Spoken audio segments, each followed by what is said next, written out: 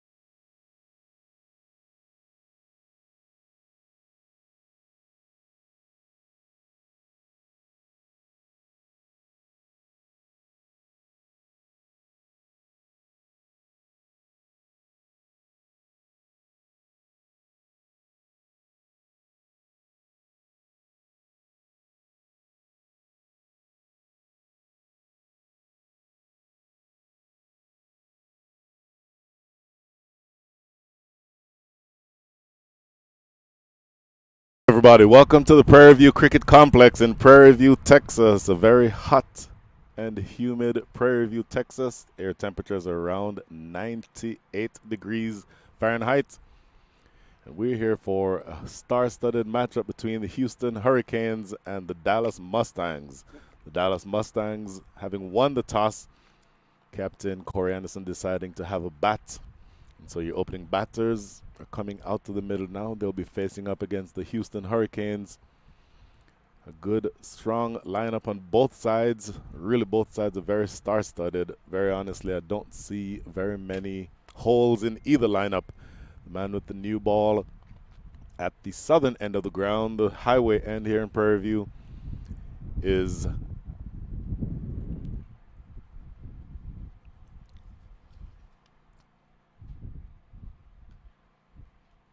Usman Ashraf. Usman Ashraf taking the new ball coming from the southern end. And the batters for Dallas, we'll be identifying them as soon as we can. It's a little bit difficult. You can probably hear the wind that is blowing. It's a little bit difficult conditions here in Prairie View. Hot, humid, sticky. But we'll get all the principals together as soon as we can. By the way, this is Brian Walters. Happy to be joining you here from the wonderful Prairie View Cricket Complex. It will never be comfortable in Houston or in the Houston area this time of the year, but these two teams are going to give it all they have. I believe that the opening batters are going to be Nauman Anwar and in all likelihood Andreas Haus. Both of those batters featured very heavily in the recently completed Major League Cricket tournament in Grand Prairie, Texas, about 250 miles away from where we are right now. Very successful first season for that tournament. And as of right now, we're back to minor leagues, and we're looking for a really truncated season because of the length of the Major League season. The minor league season was sort of cut in half this year. So we have a whole lot of action in a really short period of time. So umpires for the day are Sadiq Koja and Myron James. And we're just taking a little bit of time to get started here. Usman Shinwari bowling from the southern end of the ground again. This is the highway end, Highway 290, one of the major arteries in this part of the state that connects the major cities of Houston and Austin. Shinwari, a left arm express bowler, very quick, former Pakistan international, and he will be, I think, a fairly challenging opponent here for the Dallas team. But of course, this Dallas team bats very deep. They're very well stacked. Usman Shinwari bowls quickly, but Andreas Haus likes the ball coming onto the bat, as does Nauman Anwar. And so it's going to be a really delicious matchup. First up, a lot of activity that you're going to see up front, especially during the power play overs. During the power play overs, of course, that's the first 6 overs of the innings, the first 36 legal deliveries, and only 6 fields are allowed outside of that 30-yard circle. So with Usman Shinwari bowling at genuine pace,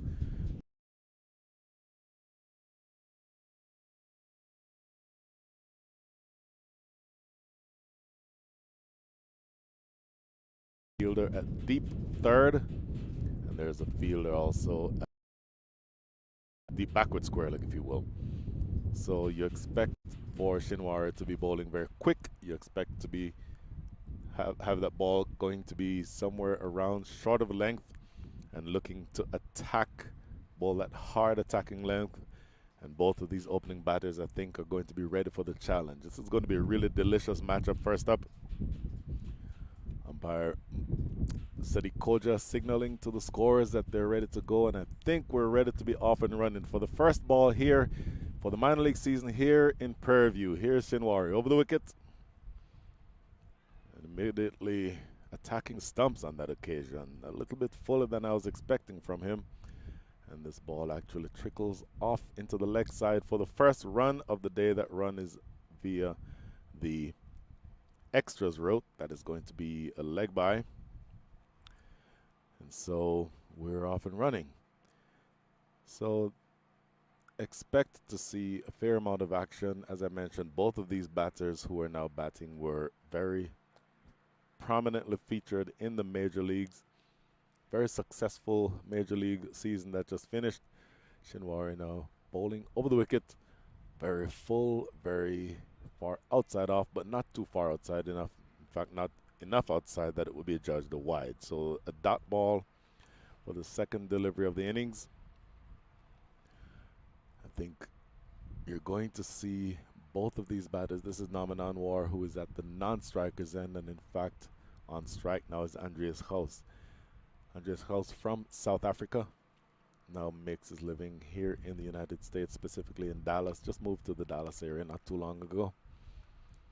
And he's a tremendous wicket-keeper batter. I don't know that he's playing as a keeper in this match because, he may be playing as a keeper actually, because I think that's probably what he does best when he's in the field. But as an opening batter, he's a genuine striker of the ball, clean striker of the ball, packs a powerful punch, and as I mentioned, likes the ball coming onto the bat.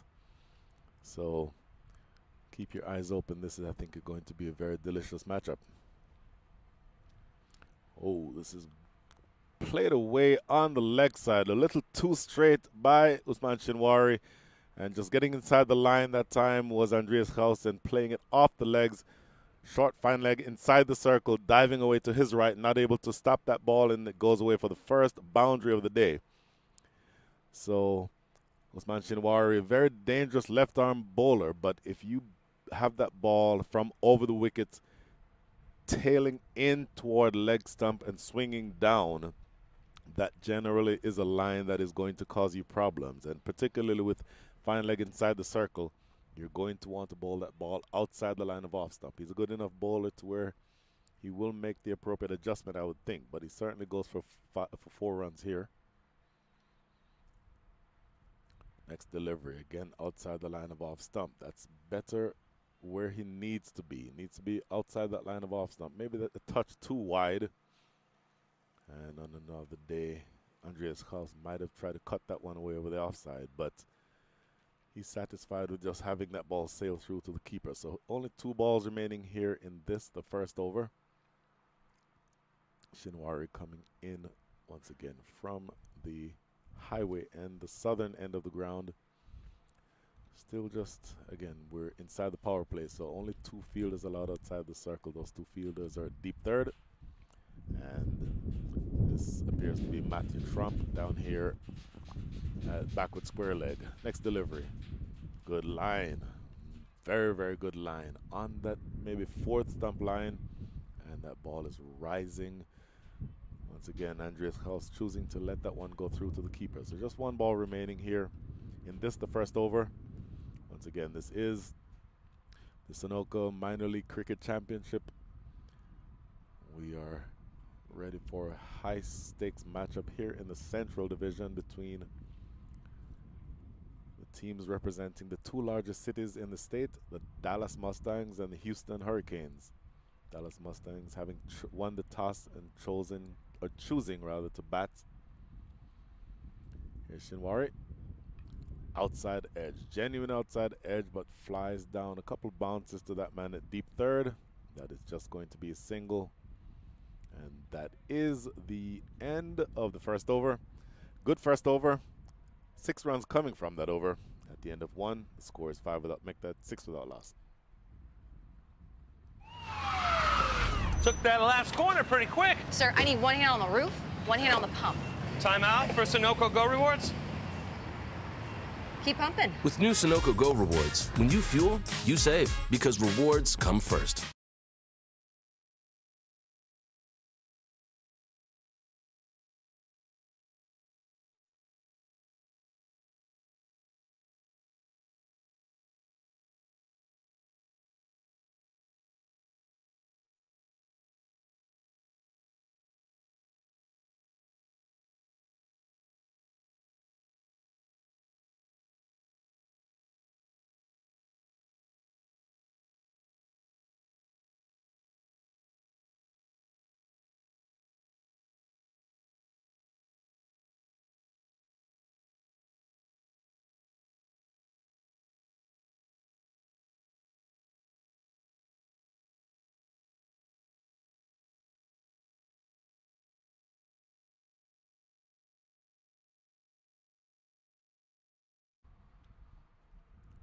Six without loss is the score after 1 over.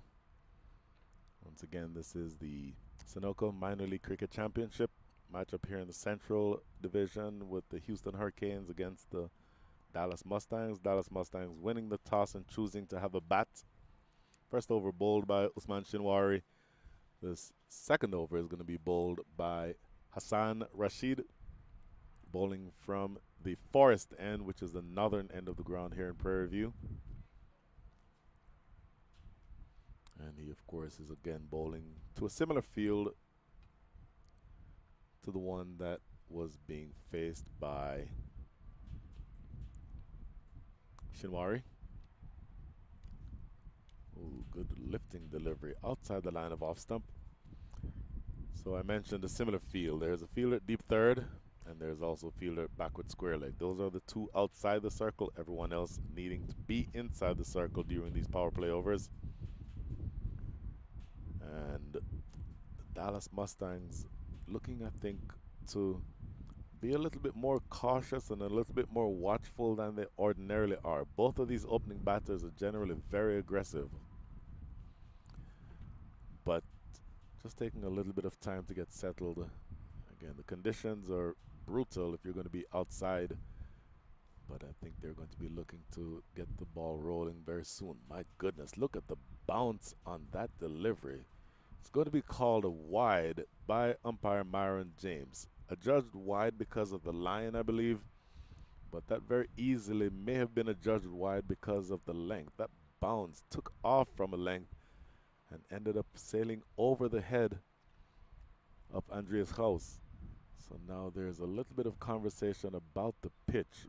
Both batters are in the middle inspecting the pitch, not really happy with the way that that ball bounced. In taking a look at the wicket before we started, I didn't see very much evidence of there being a problem. And now this is bouncing almost the second time before it gets to the keeper. Similar length ball.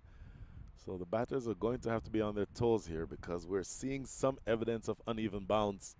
And that's going to be something to watch as we go through the rest of this match. Andreas Haus, 5 from 6 with a boundary. Norman Anwar has only faced 1 ball so far, and he has yet to get off the mark. Very full outside the line of off. Good diving stop there taken by Saklen Hader, keeper. And so 2 wides already in this over. 3 wides total. So 8 runs on the board, and 3 of them are wides. You're going to want to make sure that you clean that up if you're the Houston Hurricanes. The Dallas Mustangs are a very strong batting side. You don't need to help them by giving them free runs. Attempted cut is missed.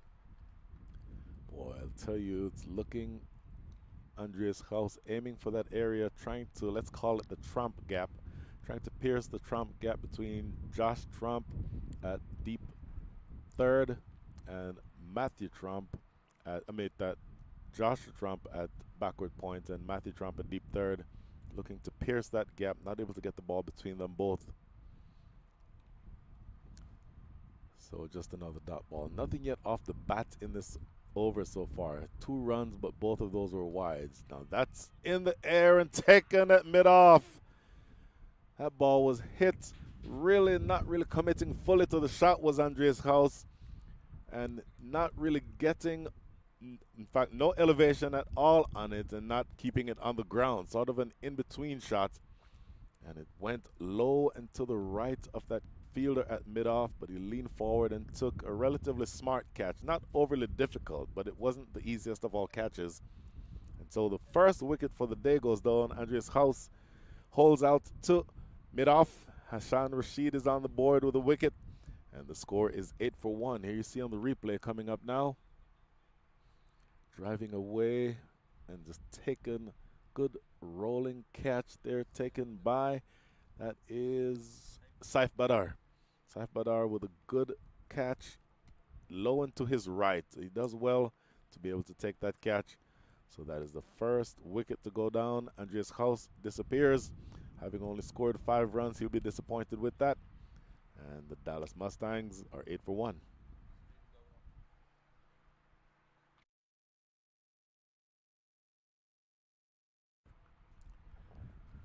So 8-1, and Sujith Gowda is the batter who has the responsibility of replacing wicketkeeper batter Andreas House.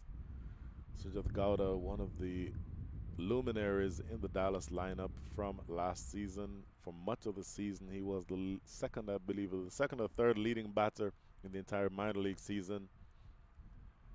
He is also a stroke maker, somebody who likes the ball coming onto the bat. But it's never easy to come in and get started at the fall of a wicket. It's always going to be something that will buoy the efforts of the batting side, or the bowling side rather. And then the batters are going to have to make sure that they're able to steady the ship. You're certainly not going to want to lose wickets.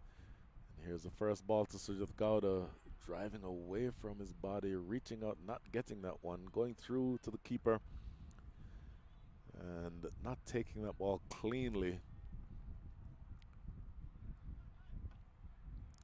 But I'll tell you what, this is going to be an interesting matchup. I've already expected that it was going to be an interesting game. Again, both of these teams very heavily stacked.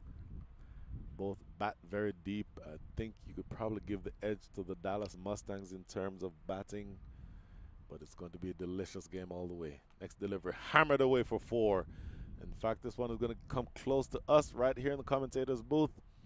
This is going to be Matthew Trump, who has the job of retrieving a ball that was too far outside off stump, cut away by Sujith Gowda for 4. So a positive end to the over, but an over in which a wicket falls. 6 runs coming from the over. The score is 12-1.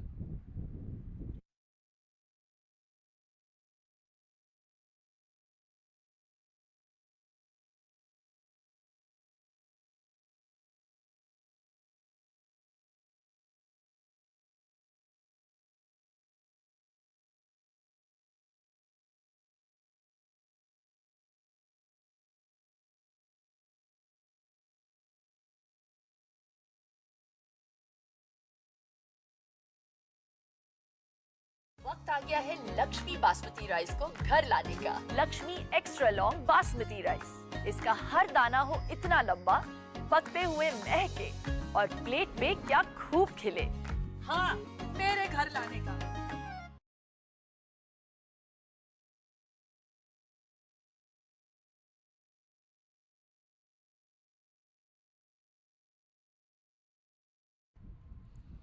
Two overs done. The score is 12-1. Usman Shinwari back into the attack to start his second over. Oh, great delivery boy, was that an inside edge. That may have been an edge. Either way, that excited the fielders. Ball not carrying all the way through to the keeper. And diving away to his right to be able to prevent that one from getting away to the boundary. But I want to see a replay on that. That may just have been an inside edge.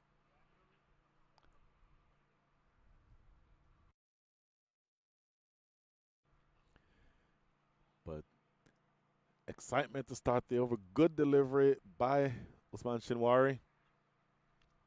Now facing up to Naman Anwar. Naman Anwar still not yet off the mark. Now he's off the mark. Oh, I'll tell you what, that's a good piece of fielding at mid-off. Only going to be a single. He saved 3 runs there, definitely. That was struck powerfully by Naman Anwar. And it sailed away.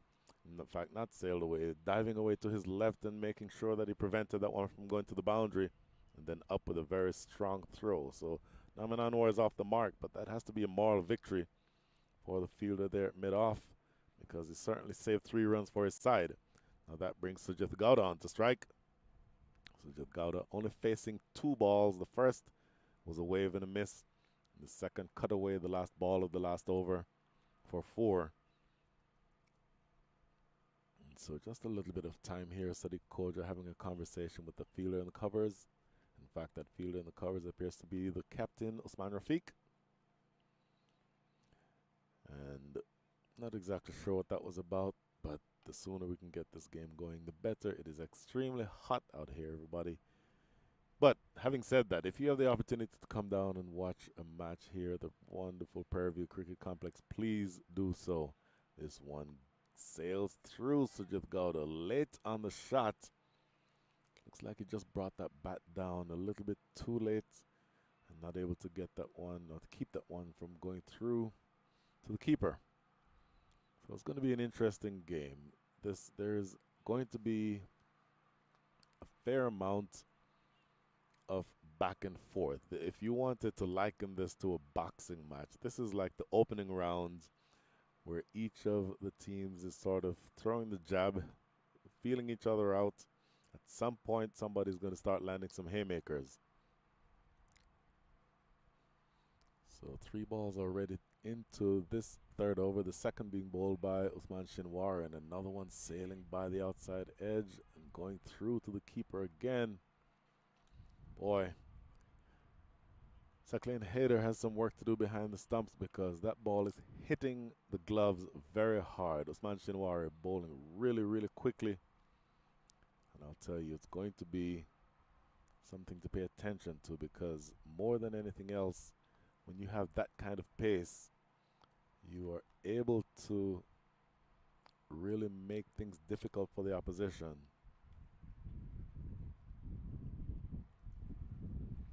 Here we are again.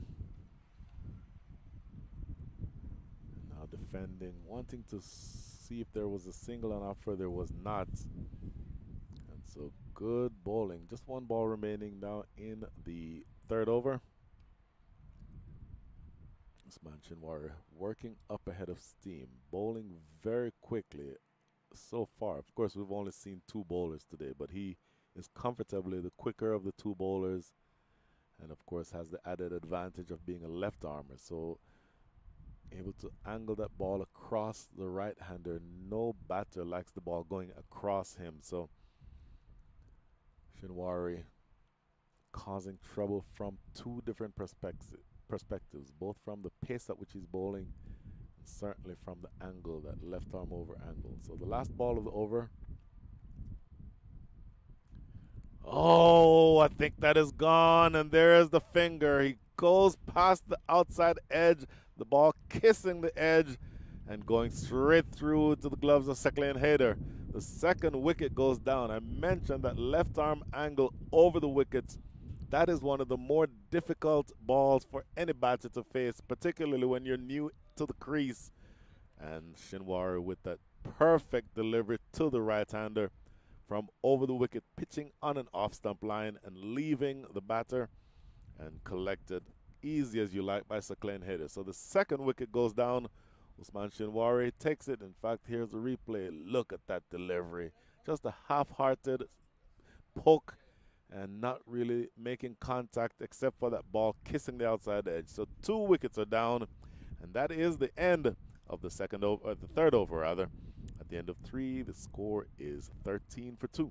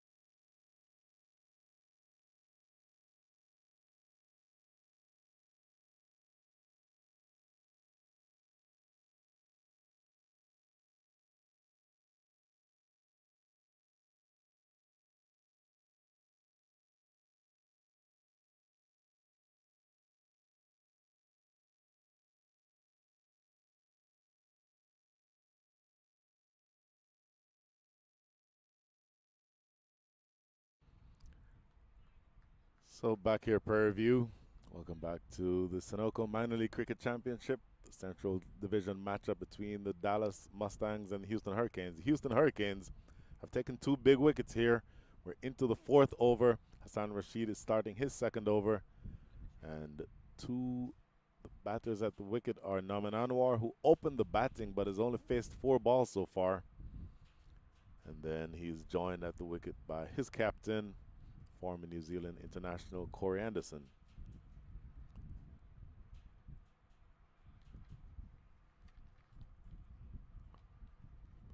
Oh, thick outside edge, flies over the top of slips. Naman Anwar is lucky. A fortuitous boundary, looking to go much squarer than that. And it took off over the top of slips. And luckily, at least as far as the Dallas Mustangs are concerned, that one evaded the slip fielder and went all the way for 4. So asking a lot of questions here, these 2 opening bowlers for the Houston Hurricanes. And you'll take the moral victory of going by the outside edge a number of times, and then on that last occasion getting the top edge. But you're going to want some of those to stick. Next delivery, outside off. Oh, this is going to be a wide. Adjudged wide by umpire Myron James. So, kind of a streaky start. The Dallas Mustangs, I've said it a few times already, they're a very strong team, and you expect that they would be able to bat very deep. But for the most part, Houston's bowling has been very good so far, and those 2 wickets will make a big difference. This is Hassan Rashid continuing. Oh, half-hearted poke at that one, not really making any contact. And it goes through to wicketkeeper Secklin Hader.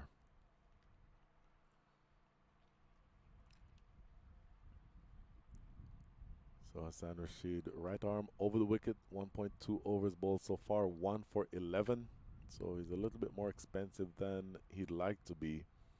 Bowler from the other end, Usman Shinwari, 2 overs, 1 for 6. So he's bowled accurately and has taken a wicket.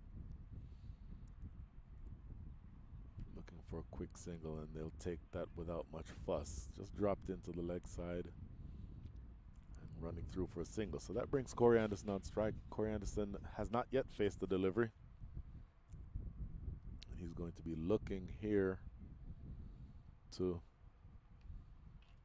sort of steady the ship, make sure that things happen the way that they need to for his side, because much of what has happened so far would have been against the plans that they had set up at the beginning of his innings. Corey Anderson, left arm or left-hander, left-handed all-rounder, bats generally around number 4, number 5. And obviously a former international player. So at one time, and I think this is still the case, held a record for the fastest century in a in a 50 over match. There's evidence of that right there, just driving right through the line, pitched up delivery, and just hammered straight, just past with mid on and mid off inside the circle. That was passed and to the right of mid on, and a couple of bounces and sails all the way to the boundary for 4. So here you see Corey Anderson just hammered. Very elegant looking on drive, probably more in the air than he would have been comfortable with, but well wide of that fielder at mid on. So an easy 4 runs to the captain. Corey Anderson gets off the mark from the first ball faced with that boundary. Short, top edge, and it's going to sail away a couple of bounces and goes for 4. Over to deep third. Certainly not where Corey Anderson intended for that ball to go. Looking to pull that one on the onside. Looking to pull that one to mid-wicket, I believe. And so full credit to Hassan Rashid, because he actually beat Corey Anderson for pace there. But at the end result, it's 2 consecutive 4s. Corey Anderson definitely, there you see on the replay, after having played that shot, he was looking away on the onside, but it certainly took the top edge and sailed down to deep third for the second of 2 consecutive boundaries for Corey Anderson. He's up to 8 from 2, striking it at 400.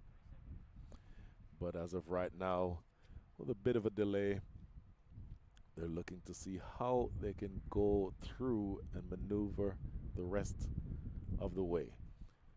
So 27 for 2. This is a relatively quick start, and in fact, that is the end of the over. My apologies, I missed that when it happened. So the end of the over, 27 for 2.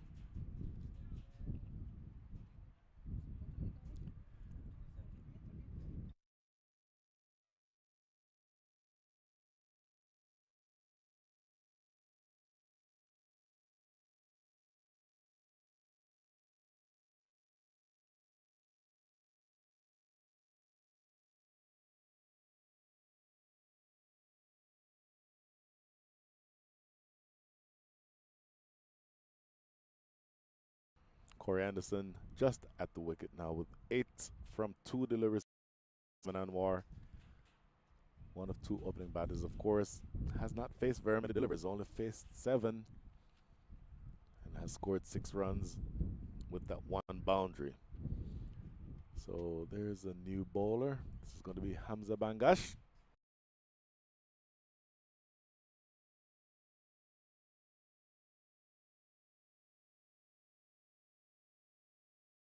In the end, it's Kartik Gatipali doing the fielding, running across from mid-on. Hamza Bangash is a very capable all-rounder.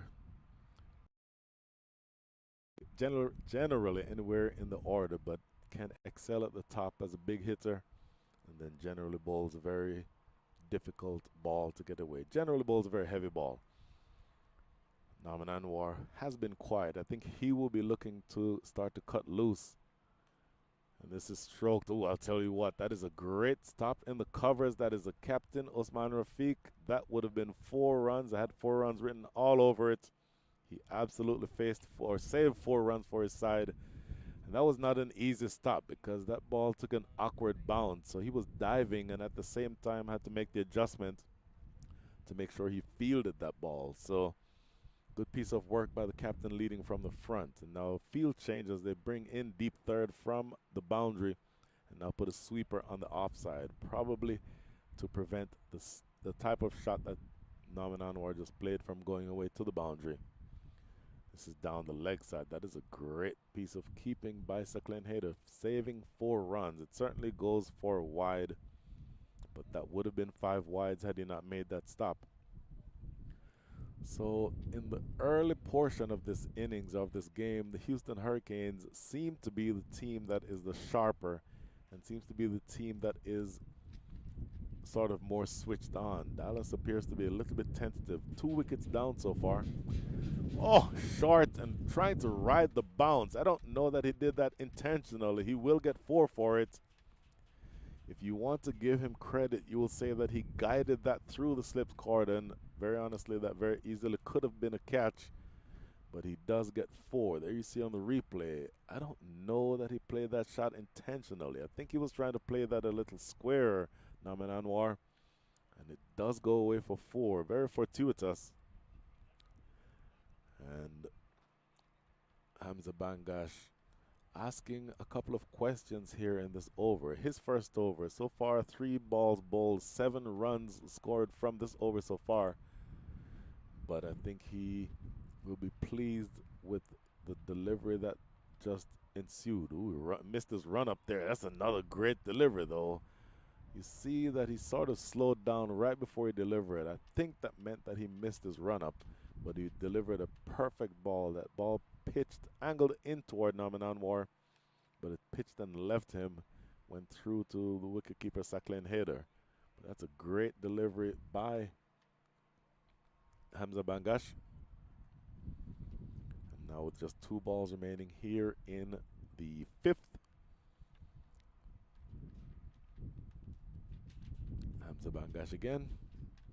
Another great ball. He is bowling a perfect length and a perfect line. So 2 consecutive balls.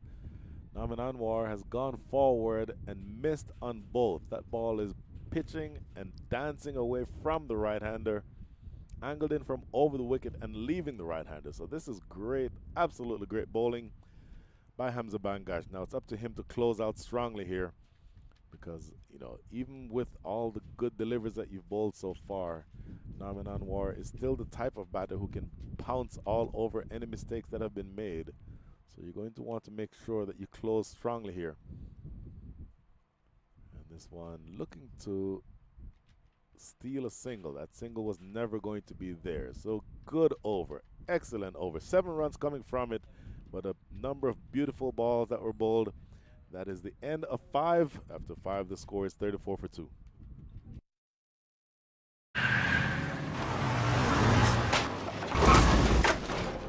What's up, Doug? What got into you?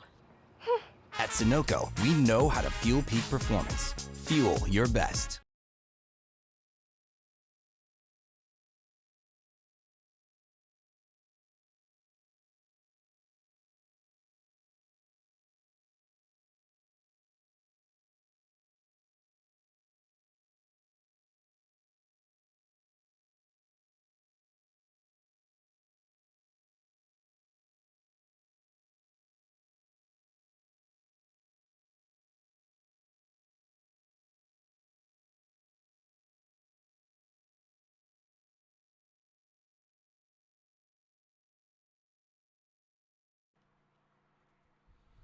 $34 for 2 after 5, and another bowling change. Coming now from the forest end of the ground is the young all-rounder Matthew Trump.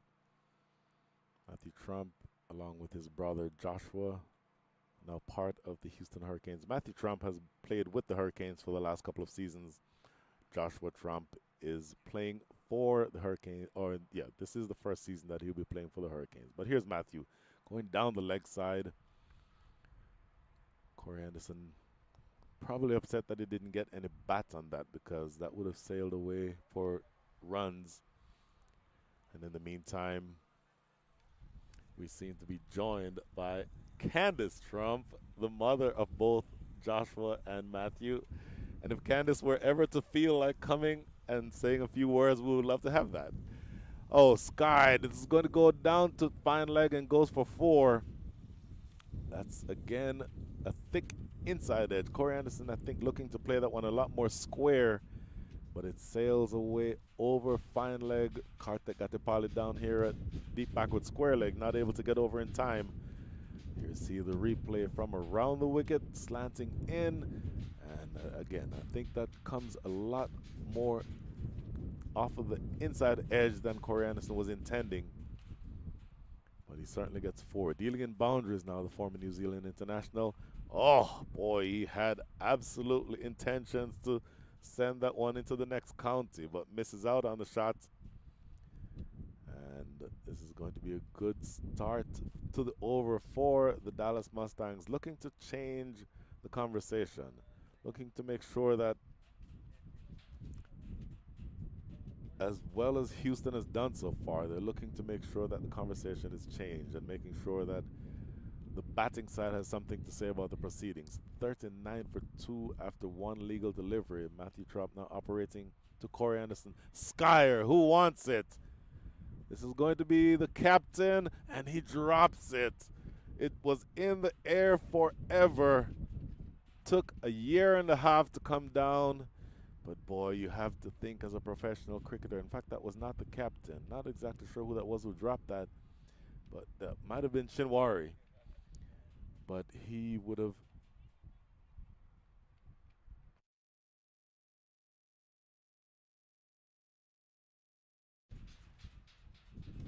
wanted to have taken that catch. You cannot drop batters like Corey Anderson. You do not want to give any of them those chances. And that ball stayed in the air for an eternity. Yes, the wind is blowing a little bit, it's swirling, but you would expect a professional cricketer to take that catch. And Matthew Trump, after having conceded a boundary, really would have wanted to take the wicket of Corey Anderson. A thick outside edge, just going to run away for 4. Short third, inside the circle. Norman Anwar playing that one, I think, looking to play that a little squarer. And it goes off the inside edge through the slips cordon for 4. So when it rains, it pours. Here's Matthew Trump. Good delivery. Could have taken a wicket with 2 consecutive balls, Matthew Trump. One pretty straightforward catch, even though it was a very high catch that was put down. And then the second, had there been a slip fielder there, that would have been another wicket. So the end of all of that, it's still 5, make that 10 runs from the over so far. And that would have had a debilitating impact on the mentality of Matthew Trump.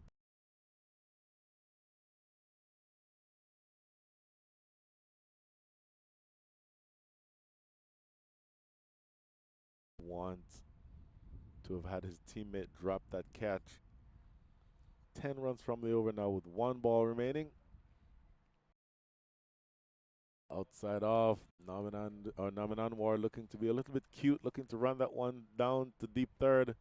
Misses out on the shot, but 10 runs from the over where there should have been at least 1 wicket. Matthew Trump will not be happy with that. And that is the end of the power play. After 6, the score is 44 for 2.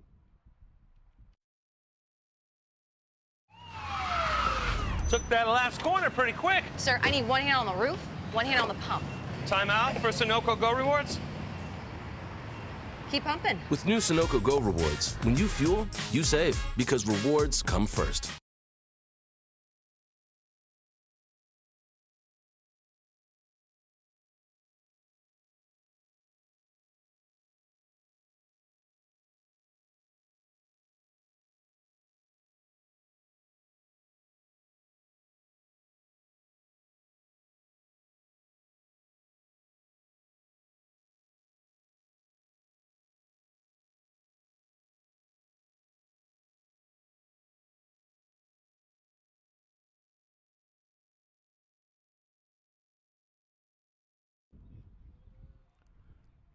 So the power play is done. 44 for 2 is the score.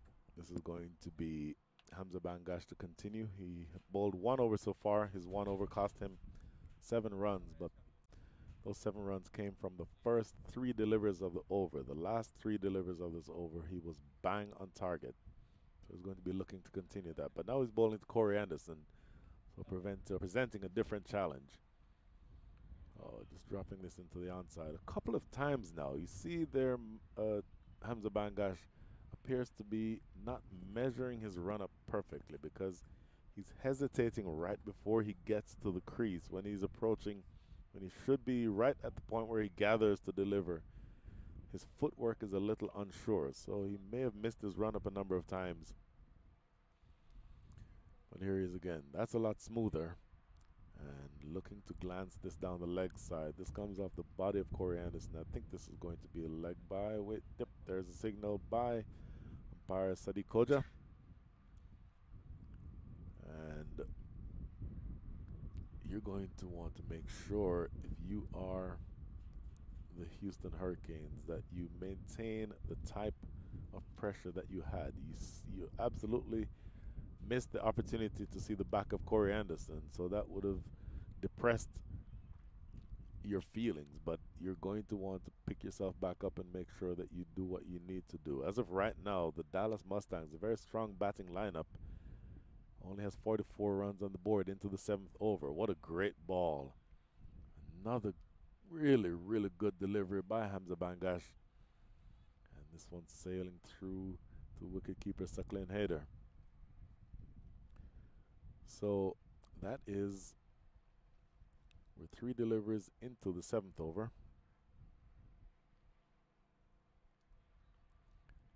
Currently, with the score of 4-5, that projects to a score of 138. So I started saying a second ago, if you're Houston, you have to sort of put yourself in the mindset of thinking, look, this is a strong batting lineup, and we have them again. Oh, look at this. He missed his run-up, but there at the last second, tried to flick the ball back onto the stumps for a run-out at the non-striker's end. That would have been an absolutely infuriating way for Corey Anderson to have gotten out. So here's Hamza Bangash again. Yes, missing his run-up a number of times. Looking to advance down the wicket is Naman Anwar, because he himself has now been there for 17 deliveries, has 16 runs. But if you know anything about Naman Anwar, he strikes it at a much higher rate than in fact, he's striking it now at just under 100. He's striking it at 94. He's usually up around a 140, 150 strike rate. So he's going to be itching to accelerate the pace.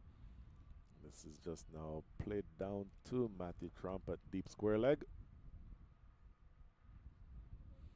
So just 2 balls remaining now here in the 7th.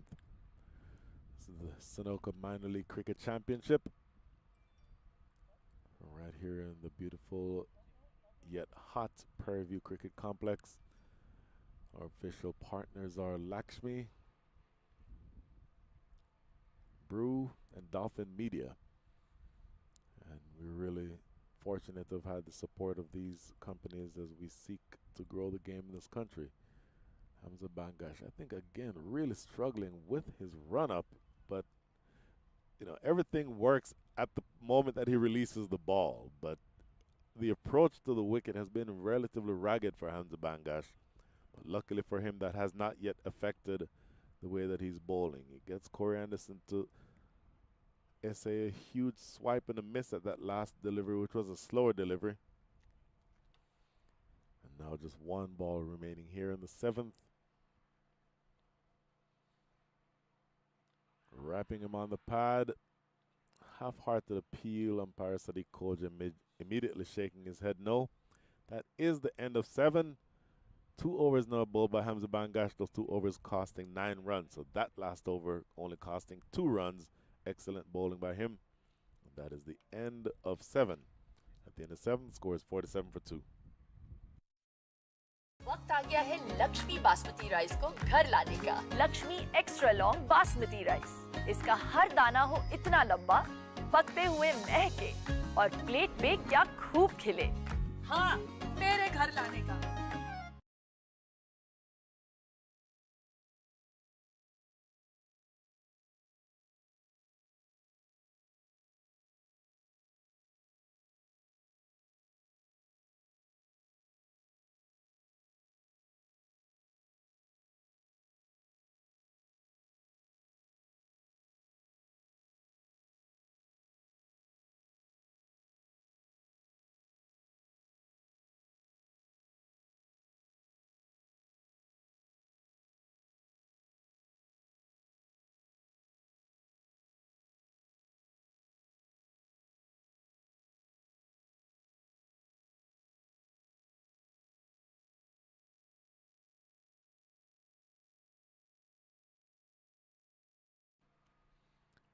$47 for 2 after 7.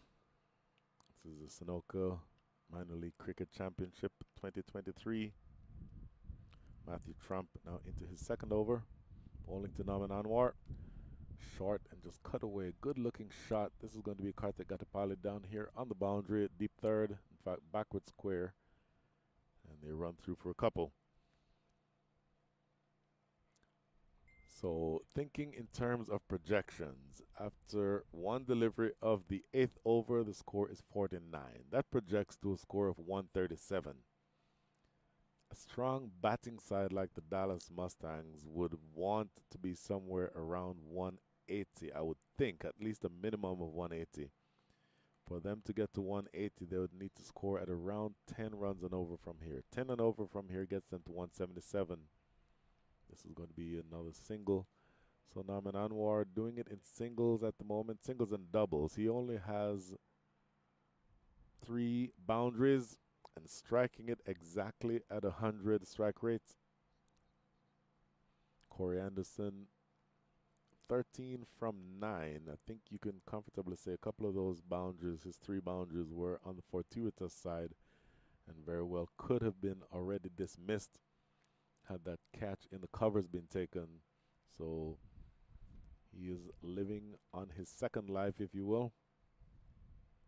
But again, for somebody who scored 100 against the West Indies in about 40 balls, he is somebody who can turn it on at any time. And he's a powerful striker of the cricket ball. So you're going to see, I think, a game of cat and mouse here. Matthew Trump might be thinking to himself that he should have already dismissed him. But Corey Anderson, the proud athlete that he is not going to want to be dismissed twice by the same bowler in the same innings. So you're going to see a really interesting matchup here. Advancing down the wicket, lofted, catchable, no. Landing just in front of Long On. I'll tell you what, for a split second, Long On seemed to have the idea to come in and try to take the catch, but seemed to pull out of that mindset at the last second and ended up just having that ball land in front of him. So more, I guess, 1s and 2s. 4 delivers already in this over and 4 runs coming from it. So you're not looking to have a team run away and hide, if you will. The Dallas Mustangs would have expected at this point that they would have many more runs on the board than they do. Cuts away for 4. This one is just a little too wide by Matthew Trump. And Naman Anwar not really throwing the kitchen sink on it, more guiding that one through that vacant gully area. Just opening the face, and it went through the gully area in the air. Here you see on the replay, it's a little wide and not really throwing the bat at it, more just opening the face. But once it beat that fielder at backward point, that's Karthik Gatipale at backward point. Once it beat him, no, it's in fact there's a different fielder at backward point that appears to be Mukhtar Ahmed. Once it beat him, it went away for 4 easily. So you're looking to change the conversation here if you're Dallas. Very full, Yorker length delivery and defended into the offside for no run. That is a Captain Usman Rafiq, exactly in that area. Dot ball to close things out here in the 8th. At the end of 8, the score is 55 for 2.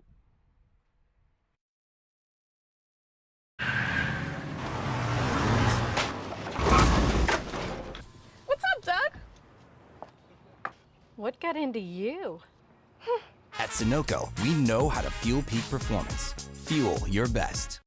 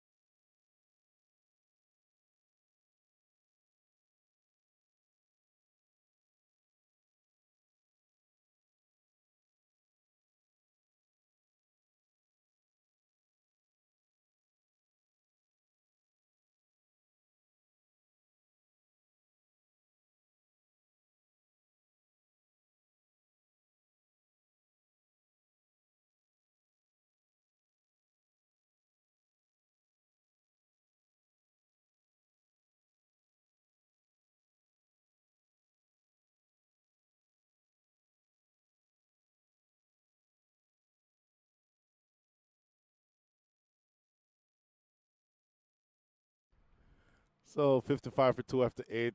And the captain, Usman Rafiq, one of the more respected cricketers from right here in the Houston area for a number of years, has brought himself on to face Corey Anderson coming from the highway end. Usman Rafiq is an off spinner and in recent years has developed a perfect doosra. So I would imagine bowling to Corey Anderson from around the wicket that he would be bowling his regulation off breaks. Corey Anderson very strong anywhere on the field, but particularly strong on the onside. So having the ball leave him, I think, would be a good idea. And look at this, lofted, looking to play the scoop shot. You don't expect somebody who hits the ball as hard as Corey Anderson does to be playing a scoop shot. But that's exactly what he did here for the first ball. Luckily for him, Corey Anderson didn't carry it all the way to that fielder. He certainly was trying to scoop it away on the leg side, but that did not go anywhere near where he was looking for it. Now lofted in the air, catchable. This is taken. This is going to be a much better result if you are the Houston Hurricanes. That is Hamza Bangash who takes that catch. I believe that is Hamza Bangash. A little bit hard to tell from a couple of 100 yards away, but more to the point, and importantly, Corey Anderson, the captain and the big hitter, lofts one, tried the slog sweep, but did not get a hold of it, and it carried all the way down to deep fine leg where it was taken comfortably. And in fact, that is confirmation. Hamza Bangash did take that catch. So Corey Anderson looking for the sweep. You see his reaction after he played that shot. He knows for sure that he did not hit it as well as he needed to. Then Hamza Bangash taking the catch cleanly and then faking going over the ropes for that split second, but comfortably taking that catch. Probably 5 yards or so inside the ropes. So another body blow landed here by the Houston Hurricanes. They have taken some big wickets. The captain, Corey Anderson, goes, and that is going to be the third wicket down, 55 for 3 after 8.2. And if you are the Dallas Mustangs, I'm assuming that with 70 balls to go, you're looking for more than 55 runs on the board. But that's exactly what has happened here. Corey Anderson dismissed 14 from 12. Norman Anwar opened the batting. He's still there, 24 from 22. And this is now going to be Hamad Azam. Boy. So the Dallas lineup is a murderer's row of good batters.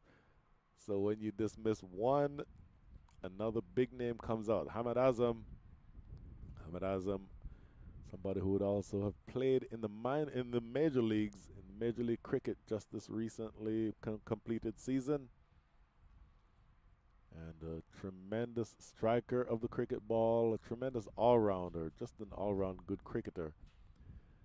But the Dallas Mustangs have to be thinking that they're in a spot of bother here, because with 3 wickets down and only 55 runs on the board, 70 delivers remaining in the innings, you would have been looking for much more runs than you already have right now. Here's the captain again, Usman Rafiq. This is driven into the outside. Ooh, diving attempt at short cover, not able to prevent that single. But it has to be said, Houston is switched on. They are looking really athletic in the field. They're generally bowling very well. The drop catch of Corey Anderson several overs ago ultimately did not hurt, because Corey Anderson was dismissed just in this over.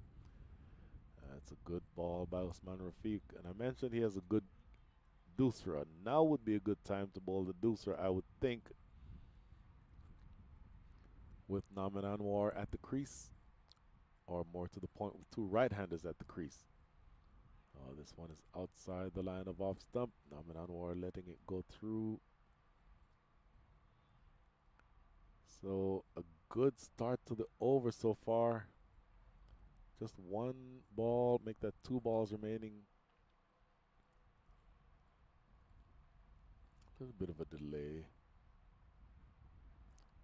Usman Rafiq, captain, bringing himself on and make that 1 ball remaining. So Usman Rafiq bringing himself on, 1 run already, and the last ball in the gap between mid-on or mid-wicket and square leg. That goes away for 4. So good over is spoiled at the end by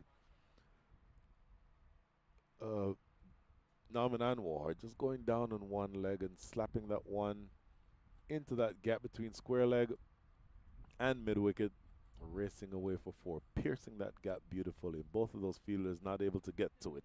So that is the end of the over. 60 for 3 is the score. 11 more overs to go. We will be right back.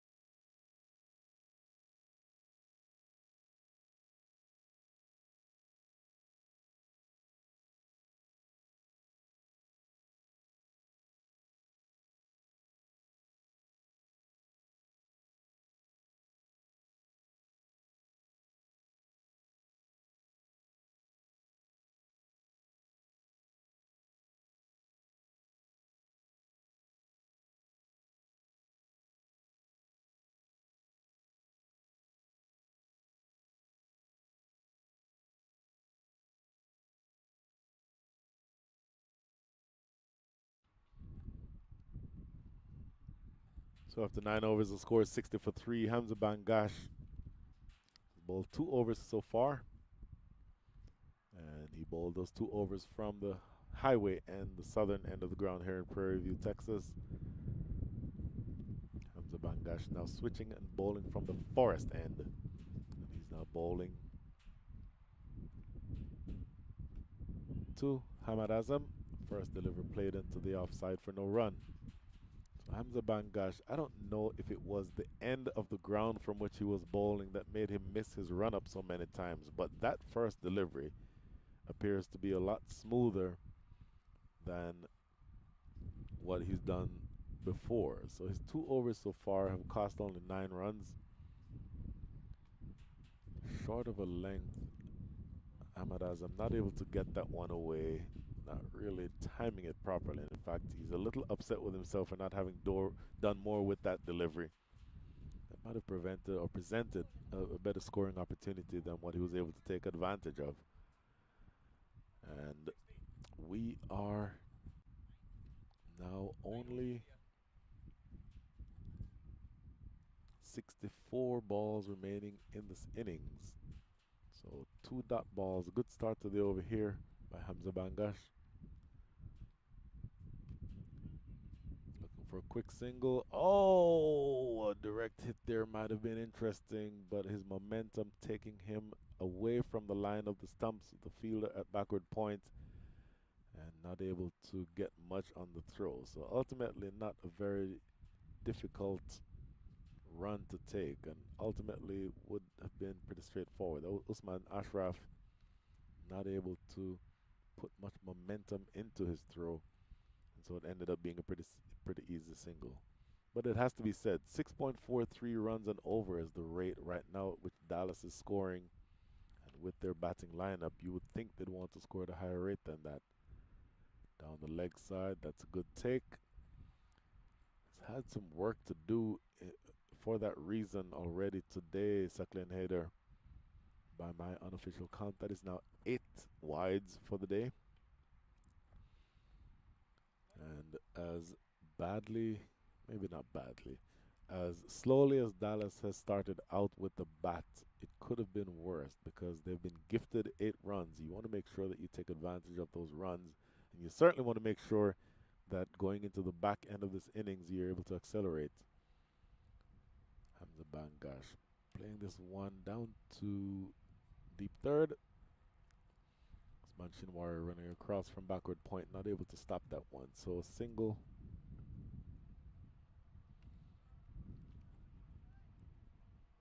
So another 62 balls remaining in this inning. 63 runs on the board means that the projected score right now is 130. If you up the scoring rate to 8, you'll be at 146. This is swept away into the deep. That is Matthew Trump on the boundary at square leg. And just another single. So doing it in ones for the most part. The last 5 overs to that same point have only yielded 30 runs. So they're literally scoring at a run a ball for the last 5 overs. And going into the back end of this innings, they're going to want to start accelerating. But there's good bowling so far by the Houston Hurricanes. Oh, run out opportunity just for a split second at the non-striker's end, but they make it in the end with no trouble. So that is the end of 10. 5 runs coming from that over. After 10, the score is 65 for 3. Took that last corner pretty quick. Sir, I need one hand on the roof, one hand on the pump. Timeout for Sunoco Go Rewards. Keep pumping. With new Sunoco Go rewards, when you fuel, you save because rewards come first.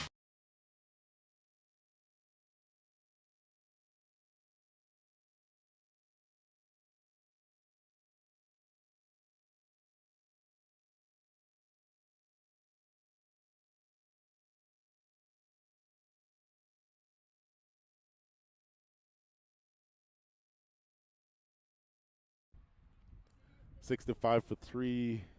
This is round 2 of the Sunoco Minor League Cricket Championship. Our sponsors are Lakshmi, official partner of Minor League. Brew, which is MILC's Cricket for the Community partner.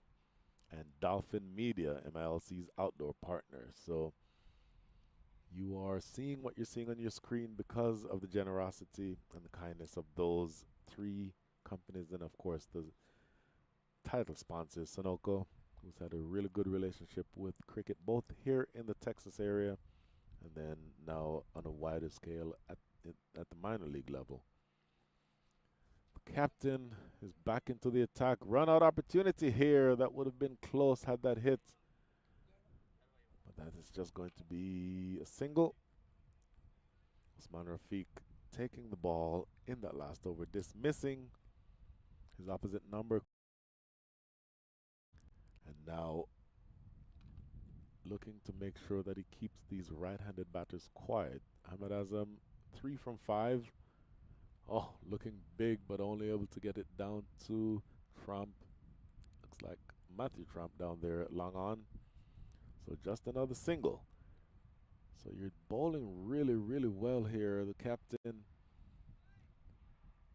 And that run rate keeps coming down. It's now at 6.48. Next delivery, lofted, catchable. Matthew Trump coming in. And he takes it easily. Look at that clean catch. Easy as you like. That ball was in the air for a really, really long time. But he came in. In fact, it was in the air for so long that he ran in from the boundary and took that catch probably right at the 30-yard circle. So he made up around 30 yards to get to that ball. And having gotten there, made that catch look so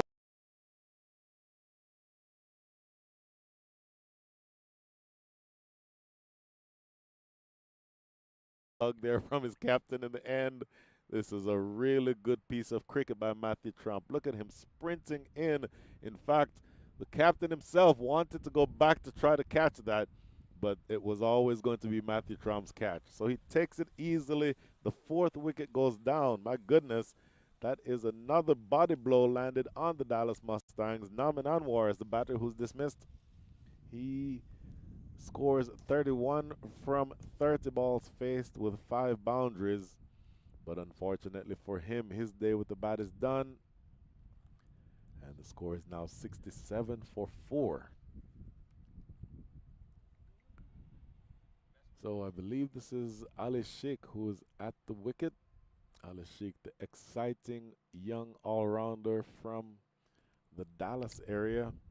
Ali Sheikh, also somebody who would have been drafted in the Major League system and played, I believe he was with the Knight Riders.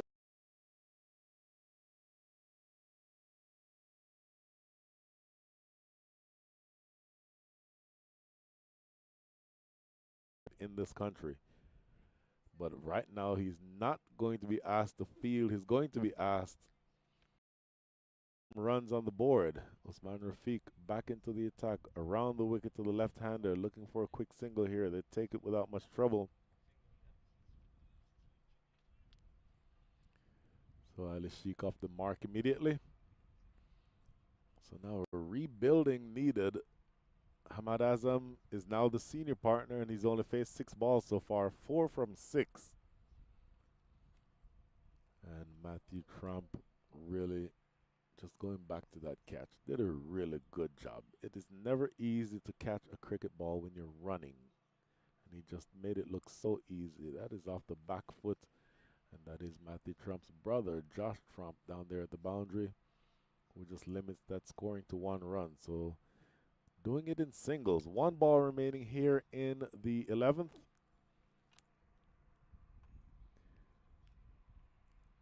And Ali Sheik back on strike. Ali Sheik only faced 1 ball, scored a single off of it. Going back and defending for no run. So that is the end of the over. At the end of 11, the score is 69 for 4. वक्त आ गया है Lakshmi basmati rice को घर लाने का। Lakshmi extra long basmati rice, इसका हर दाना हो इतना लंबा, पकते हुए महके और प्लेट पे क्या खूब खिले। हाँ, मेरे घर लाने का।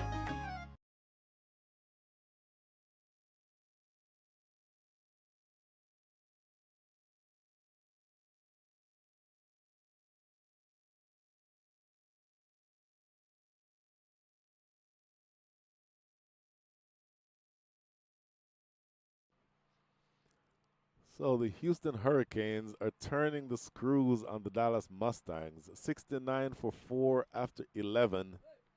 Dallas Mustangs are now scoring at the rate of 6.27 and over. That scoring rate translates to a projected score of 125.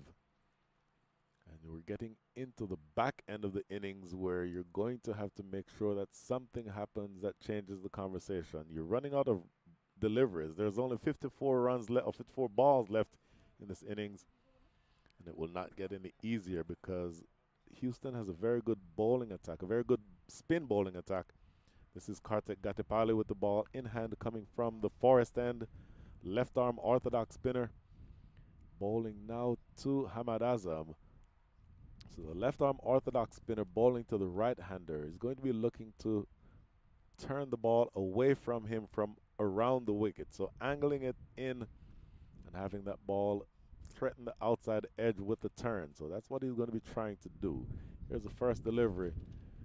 Oh, just in the air past that man at short cover, sprinting around and keeping the damage to 2 runs. That is a good piece of fielding. That fielder making some 20 or so yards to his right. It was in the air for a split second. You might have thought, if you're the captain Usman Rafiq, that he was in with a chance for a catch. Not able to get to it, but still only limiting the damage to 2 runs. Hamad Azam, a very dangerous hitter. Going to be looking to hit big here, I would think. That's a good line and a good length by Kartik Gatipali, though. Just only able to reach forward and defend it for no run. You all might be able to hear the wind is picking up just a little bit. It's coming over my left shoulder. It's coming from the southeast. Oh, looking for a quick single. Look at that. Oh, athletic effort there by Matthew Trump. Not able to get much on the throw, though. So they sneak through for a single. So that wind coming in from the southeast.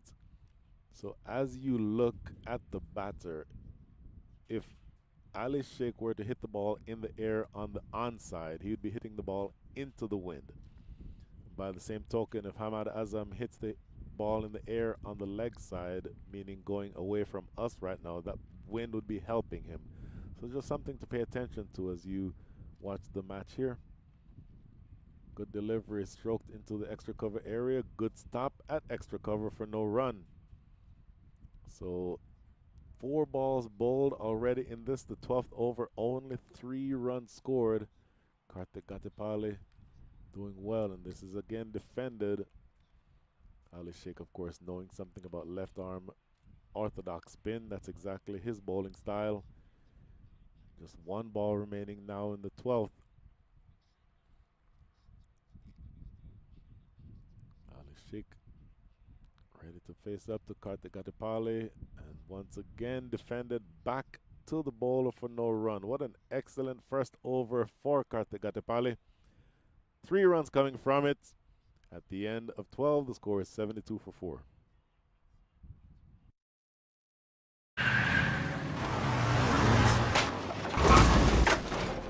What's up, Doug? What got into you? At Sunoco, we know how to fuel peak performance. Fuel your best.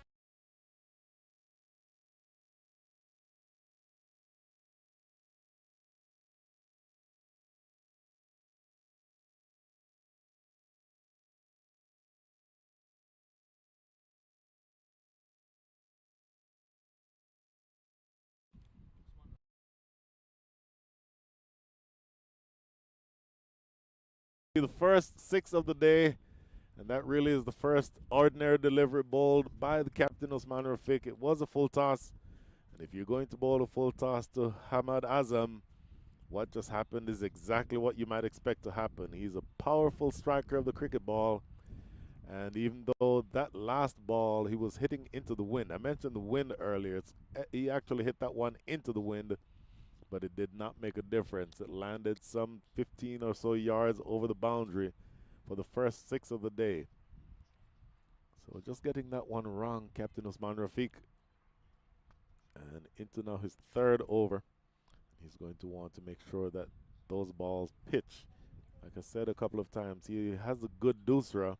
I would imagine that for a big hitter, he'd want to be using that doosra, but it doesn't matter if the ball doesn't bounce. And now making a change, making sure backward point goes back to his left a little. Now here's the captain again. Better delivery and play it right in that exact area where backward point is. And you'll absolutely accept those singles if you are the captain.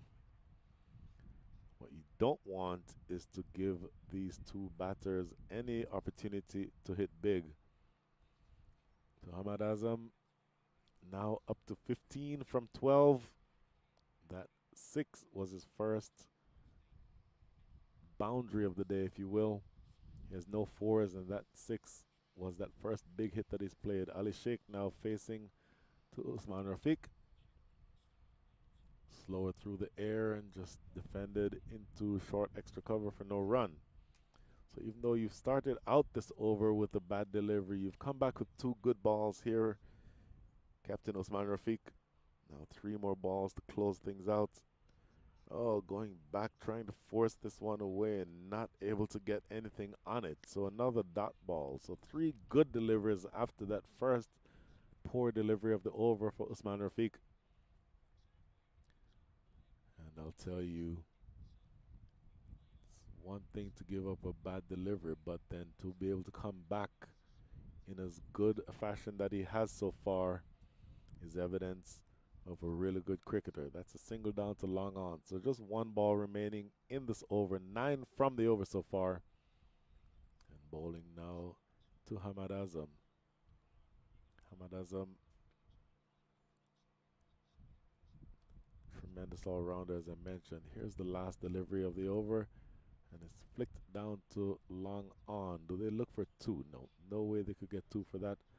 So the over starts out with a 6. But just a total of 10 runs coming from it. So good comeback by Usman Rafiq. That is the end of 13. Scores 82 for 4.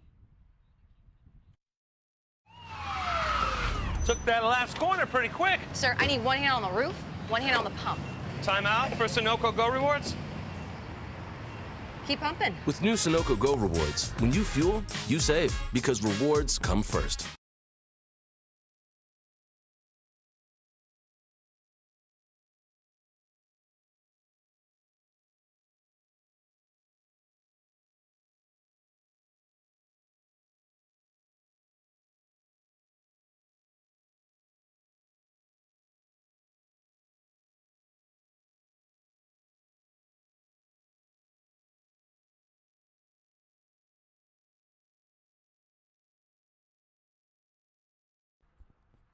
My apologies. The score is 81 for 4. 81 for 4. Kartik Gatipali to continue. Oh, huge shot being essayed here by Hamad Azam. Looking to play that one to square leg. and missing completely on the shot. So Hamad Azam definitely got the memo. It's time to score runs. It's time to get aggressive. And it's going to require a calm head by these bowlers. In the air, down the ground to long on. This should just be one. Oh, a split second there. Ali Sheikh thought about coming back for the second, but it was a good piece of fielding. Clean pickup at long on. And there's no opportunity for anything other than just that one run.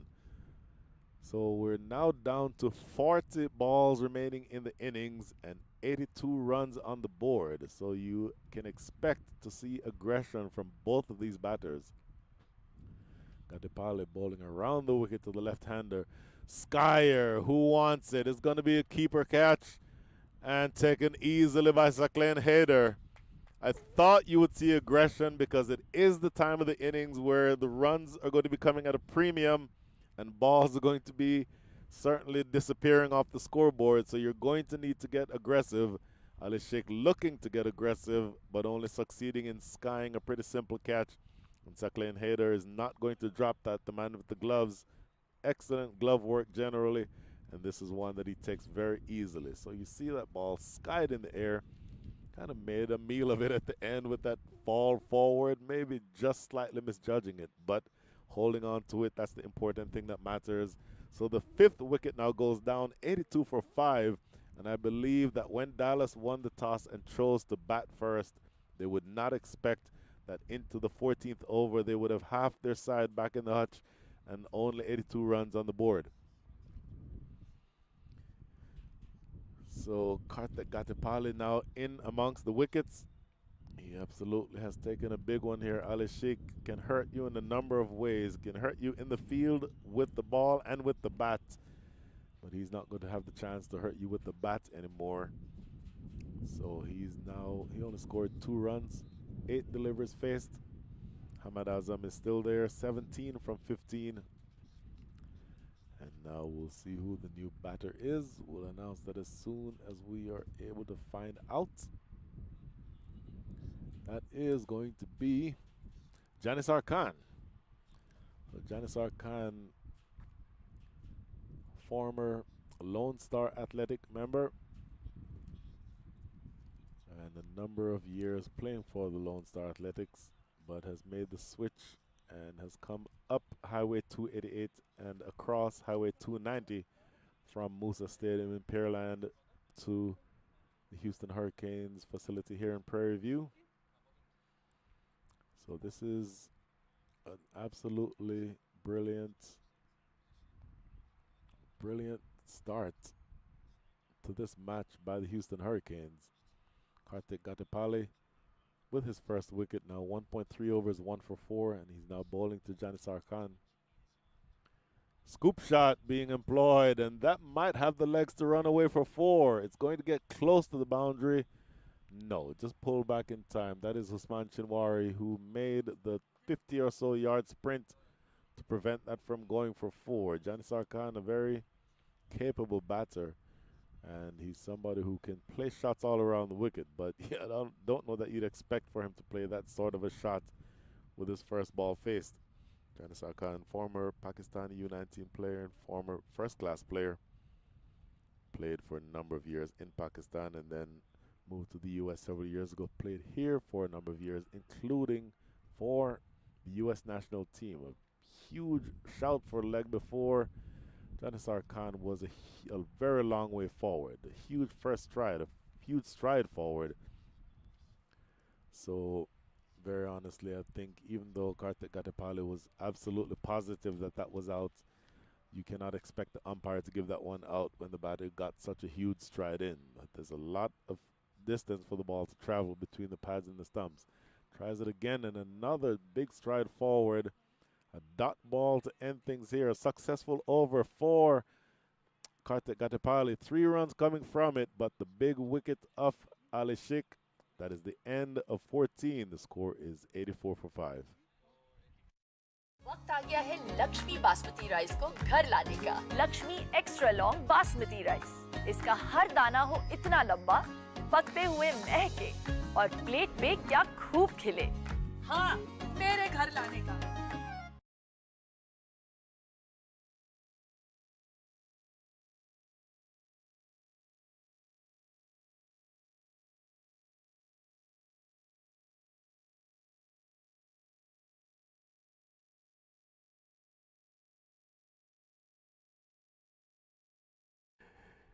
'84 for 5, and Captain Usman Rafiq will be bowling his last over. His figures so far are 3 overs, 2 for 18. Oh, going back and trying to play that late cut is Hamad Azam. 17 from 15. I think he was trying to pierce that gap between short third and backward point. Hammered. This might be 4. Oh my goodness. Usman Shinwari only had about 10 yards to run, but he could not get there in time. That ball was absolutely blasted by Hamad Azam. I'll tell you what, if you have the power to play that shot, it makes you wonder why he was playing that little cute late cut, the last ball, bowling around the wicket, so trying to limit the leverage, but he dragged that from outside off. And once again, Usman Shinwari down here at Cow Corner only had about 10 yards to go to his left, but could not get there in time. That is a great strike by Hamad Azam. So you get the sense that he may be the difference between a respectable score and a below par score. This is outside the line of off, and he allows it to go by. A precious dot ball. Hamad Azam, I think, was expecting for that to have been adjudged a wide. He's not happy with the decision by umpire Sadiq Koja. I'm not sure why he's showing his frustration. His job is to bat the umpire's decision. Our job is to make his decision. Next delivery, defending it into the cover area for just a single. So 4 balls bowled in this over, only 5 runs coming from it. The overall run rate, if you can believe it, is down to 6.07. And now a couple of spectators apparently not aware that you cannot stand under the side screen while the bowler is about to bowl. You would think that that would be pretty much common knowledge at a cricket ground, but not everybody knows that. Anyway, here's the captain again, bowling to Janisar Khan. Full toss. Oh, that's going to be struck away for 4. Once it beat that man in the covers, nobody out there in the deep. So 2 full tosses bowled here by the captain. The first one, which was the first delivery of his previous over, went for 6. And an equivalent amount of punishment for this full toss struck through the covers by Janisar Khan for 4. So Usman Rafiq has taken 2 wickets, but he'll be disappointed with the 2 full tosses. Those 2 full tosses have conceded 10 of the 23 runs that have been scored off of him. So this should be his last ball of his spell.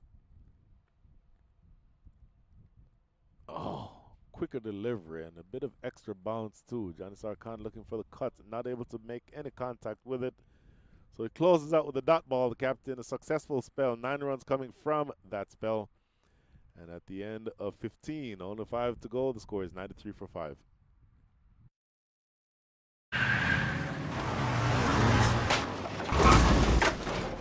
What's up, Doug?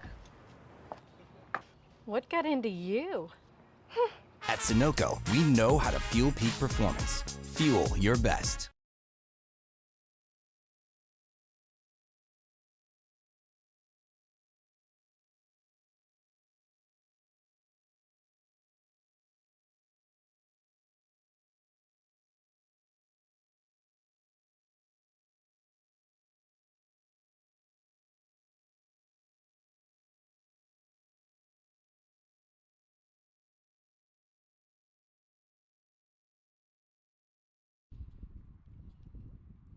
Karthik Gatipali about to start his 3rd over. His 2 overs so far have only cost 6 runs. So he's bowling really well and has taken a wicket to boot. So he's being very difficult to score off of, and having taken a wicket, that's a very nice bonus.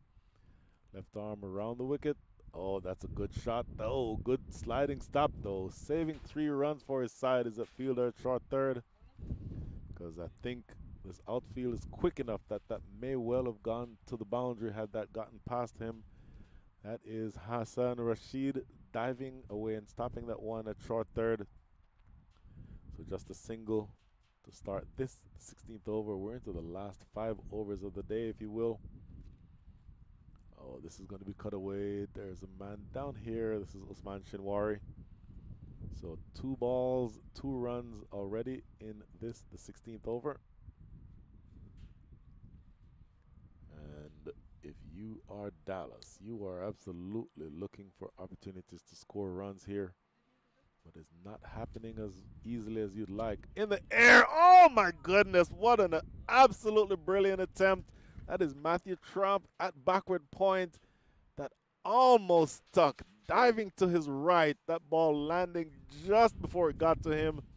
One-handed attempt. If you see here on the replay, this ball was cut away and Matthew Trump diving away to his right. There, the cut and just there, landing just in front of him. That would have been a spectacular catch had he been able to pull it off. But as it is, not only does it not go to hand, but it ricochets away far enough that they're able to run 2 runs for it. So 97 for 5. 3 balls remaining in this, the 16th over. Just 27 balls remaining in the innings. Said it a few times. This Dallas team is a very heavy or very strong batting side, but they've been stymied so far by good bowling. This is too far outside the line of off stump. I put, as we would say, the jinx on Karthik Gatipale as that ball is a little too far outside the line of off for the liking of umpire Myron James.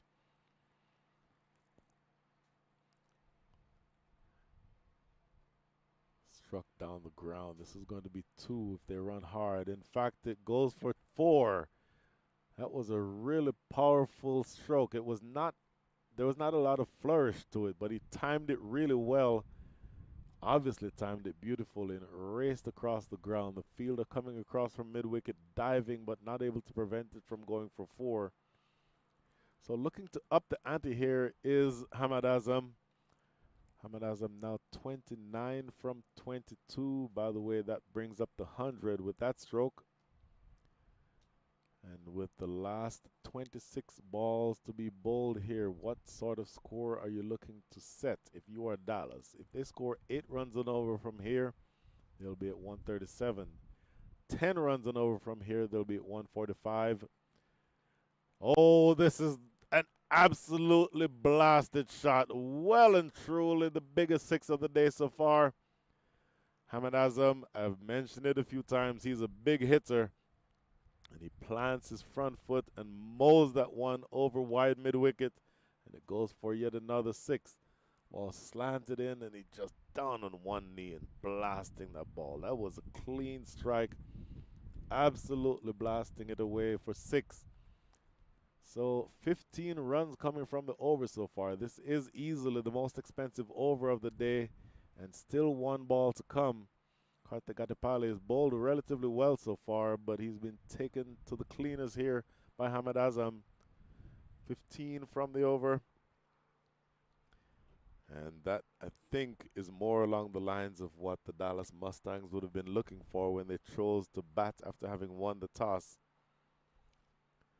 So 108 for 5 is the score, and I'll tell you, a little bit of a delay while we retrieve the ball. That ball was hit easily into, let's just say, we call those sometimes in the Houston area snake balls. You hit it that far into the forest. This time of the year, you may see something that you are not prepared to see when you go to pick up a cricket ball. But 1 ball remaining, and Karthik Gatipale has to bowl a ball that does not go for a boundary or 6. And that, of course, Hamad Azam has thoughts of repeating that dosage. So this is going to be an interesting matchup because psychologically, if you're Karthik Gatipale, you want to close this over out strongly.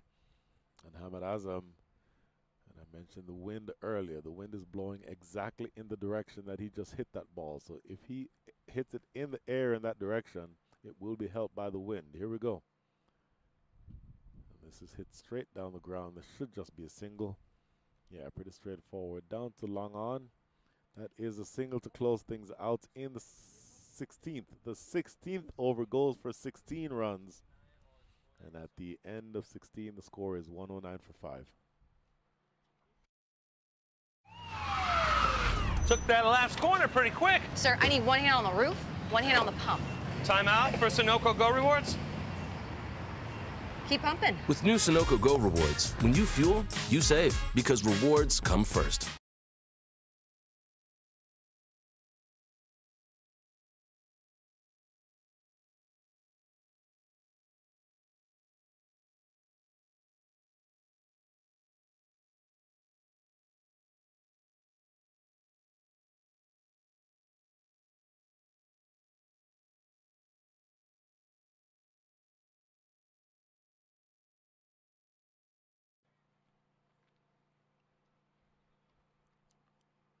$109 for 5, and you get the sense that we are at a turning point in this match, because if Hamad Azam keeps doing what he's been doing for the last several balls, then the Dallas Mustangs can put a respectable score on the board. They're right now at 109, scoring at the rate of 6.81. So that run rate has gone up by almost an entire run in the last couple of overs.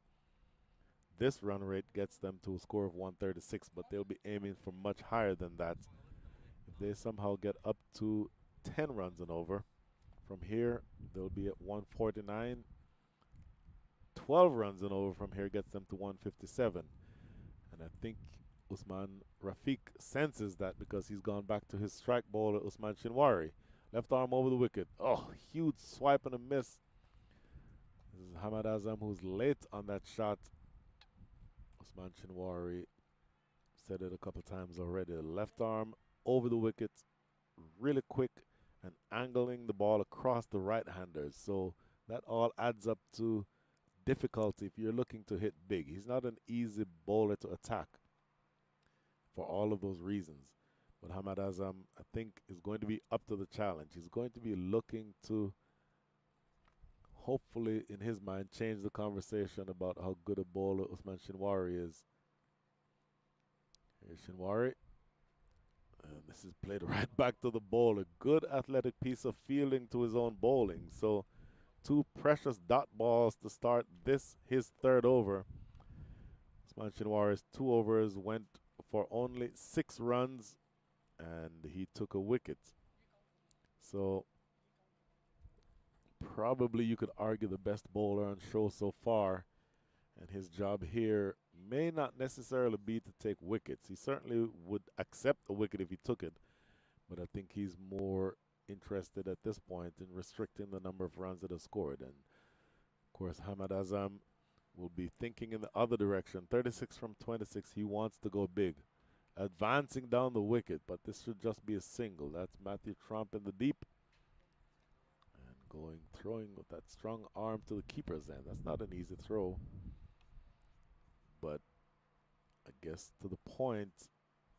3 balls already bowled in the 17th over have only cost 1 run. So that's why you bring your strike bowler back. If you get a wicket from him, wonderful. You'll accept the wicket. But the main priority is to be able to have the runs restricted, and that's exactly what's happening here. Now, a bit of a delay. Looks like Shinwari needs to have a, maybe he had a wardrobe malfunction. Looks like he has to change his shoes. And that probably gives us time to go through a little bit of the details of the scorecard. 110 for 5 is the score. The run rate is 6.67. They've been 14 fours, make that 13 fours hit and 2 sixes. You have 9 extras, so 58% of the runs are coming in 4s and 6s. 8% of the runs coming in extras. And in the meantime, there have been 52 dot balls, which has been half of the balls bowled in the innings.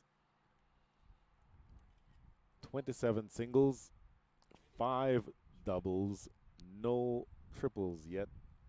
13 fours and 2 sixes. So the fact that the Dallas Mustangs will look back on the scorecard later and see that there have been 52 dot balls. I think that will be something that they will identify as a potential opportunity to take some remedial action, because that's a lot of deliveries that you did not score off of. And as we are right now, just Usman Shinwari, once again, not an easy bowler to score off of. Certainly not an easy bowler to attack. He's now facing up Janisar Khan. Now, just checking in the middle of his run up there and now starting over again. The wind is picking up. You may be able to hear it in the mic. Once again, blowing in the direction of Janisar Khan's offside. So if he hits it in this way, it'll be in the air. This is played to backward point. Oh my goodness, that was a run out opportunity. Not exactly sure why the fielder at backward point did not throw the ball. A direct hit would have seen the back of Hamad Azam. You see a little bit of frustration there between the two runners because they were unsure as to whether or not there was a run opportunity there. And once again, had that throw been made and the stumps hit, that absolutely would have been the end of Hamad Azam. But as it is, he is back on strike. Hamad Azam, 37 from 27 with 2 4s and 2 6s. Facing up to the man who I think is most difficult to attack, Usman Shinwari. Short, slow delivery, and it's pulled down to deep backward square. Make that deep fine leg for a single. It's a good delivery. Went pace off and also short. So that can sometimes be the best way of confusing a batter. If he's accustomed to you bowling at 90 miles an hour and you bowl a slower ball, slower bouncer at 70, that can sometimes be a good way of throwing off the timing of the shot. So 1 ball remaining now in the 17th. Shinwari off the long run. I don't think this is going to be another slower delivery. Oh, this is going to go away for 4. That is off the outside edge. And a diving attempt by keeper Sakhalin Hader, not able to get his glove to it. And it races to backward, or in fact, races away behind the keeper for 4. Here you see left arm over the wicket. There's that angle, and there's the edge, kissing the outside edge and rushing all the way down to the boundary for 4. Maybe again a moral victory for the bowler because he found the outside edge, but Dallas will take the 4 runs. That is the end of 17. The score is 116 for 5.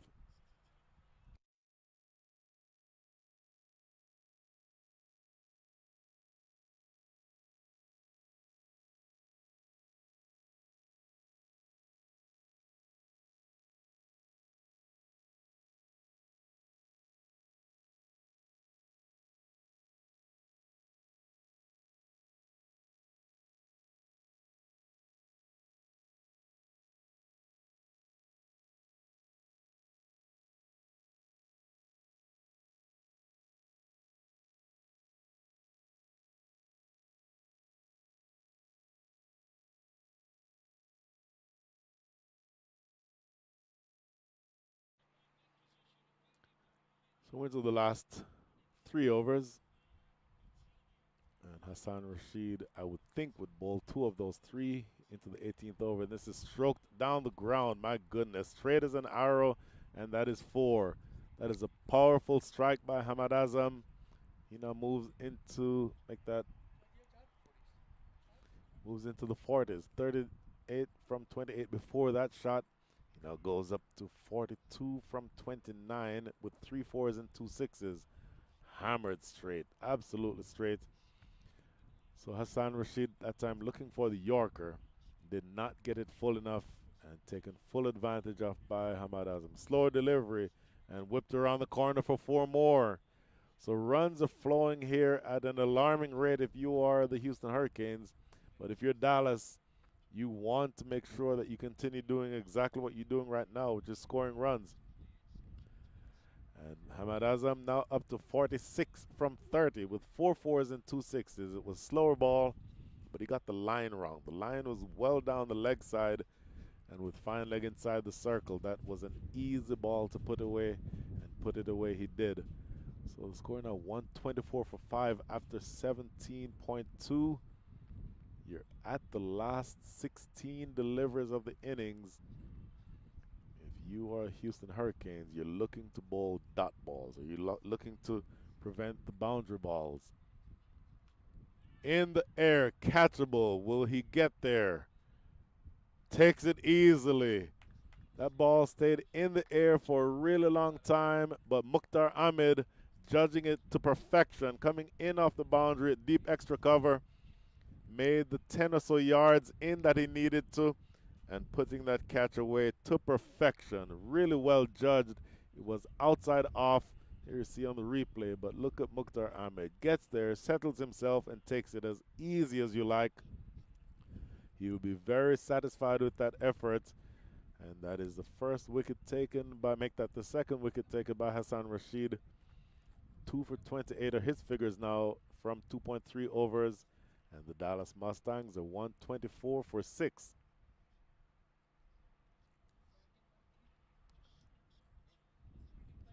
That was really well judged. So Mukhtar Ahmed had a long time to think about it. Those balls that go high in the air, yes, as a professional, you expect for him to take those catches. But I mentioned a number of times that the wind is starting to pick up a little bit coming in from the southeast.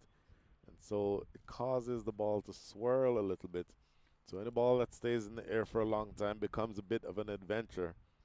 Mukhtar Ahmed judging it to perfection, first of all, and then putting it away really easily. So that is the end of Hamad Azam.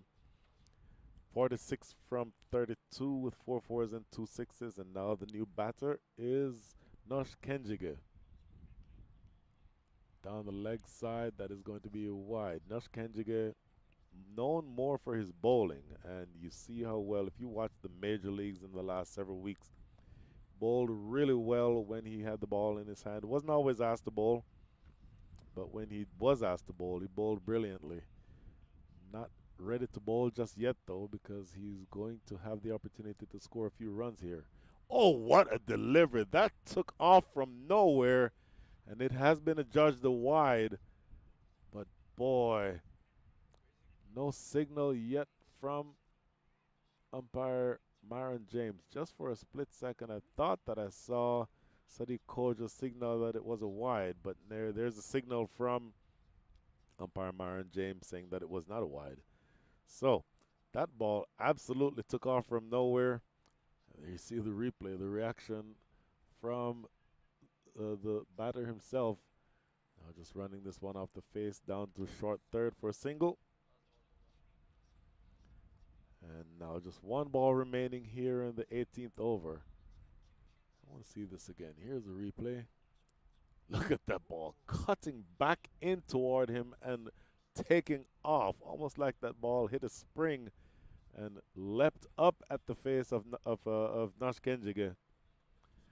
Nosh Kenjige, who will always be one of the fittest people on any cricket team that he plays for.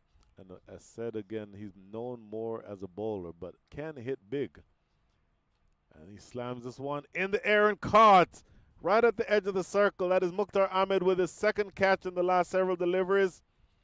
Nosh Kenjige was looking to go over the top of Mukhtar Ahmed, but not able to clear him. That went straight to extra cover. And that is the second wicket in the over. Second wicket in 4 and 3 balls. Here we see the replay again. Advancing down the wicket was Nosh Kenjige, but right at the edge of the circle is Mukhtar Ahmed. Swallowing that one up easy as you like. Another wicket goes down.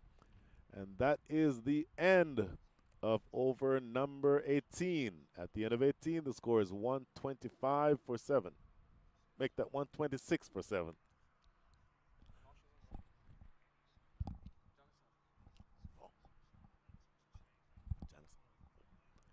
Okay, so my apologies. That's Janisar.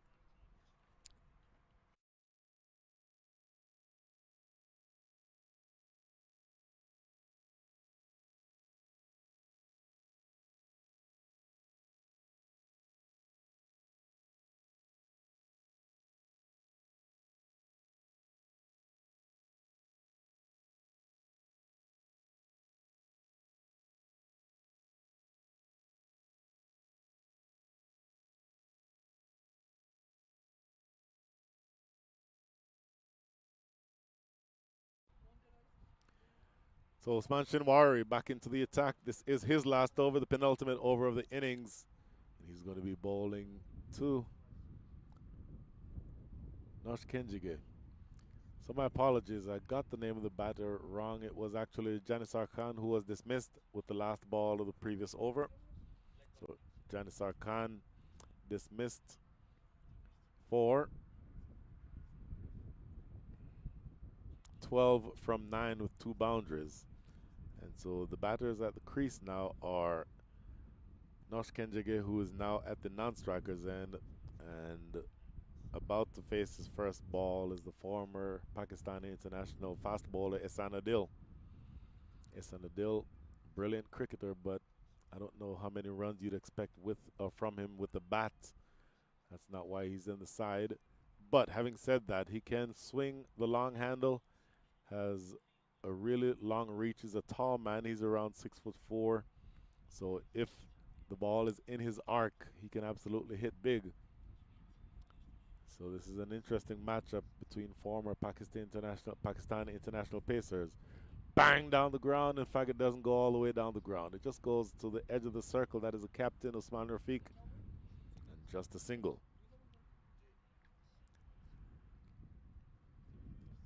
So we're now at the back end of the innings.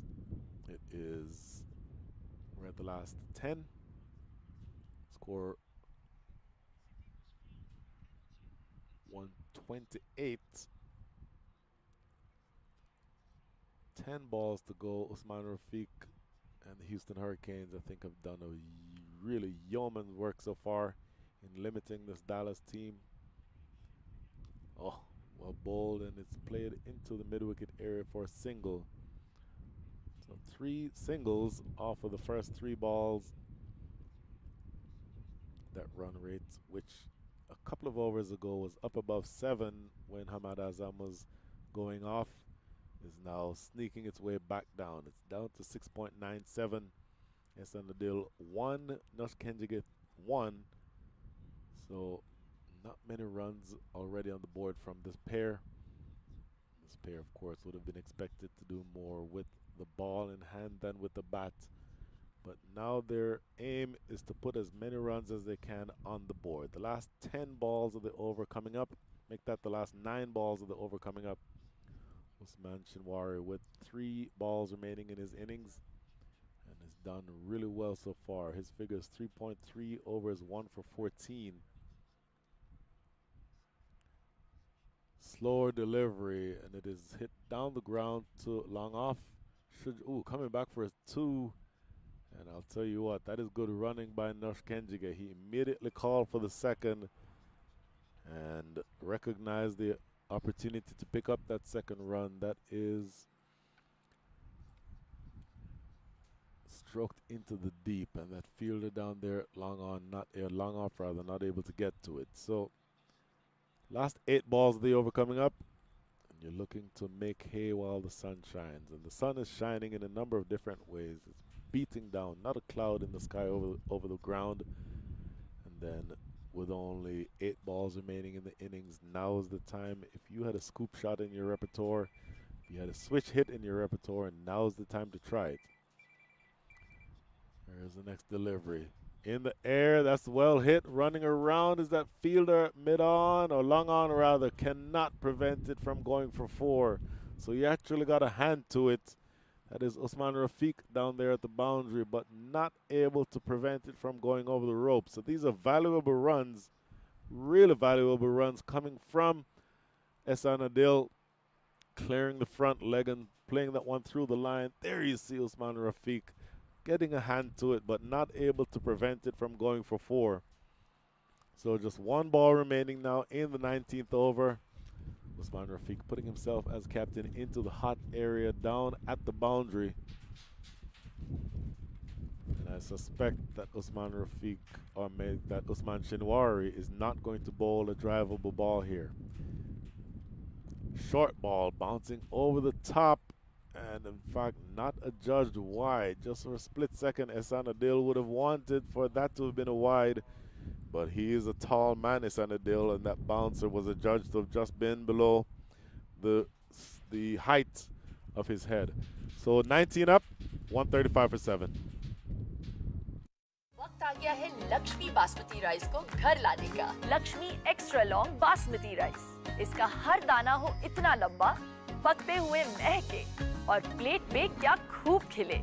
हाँ, मेरे घर लाने का।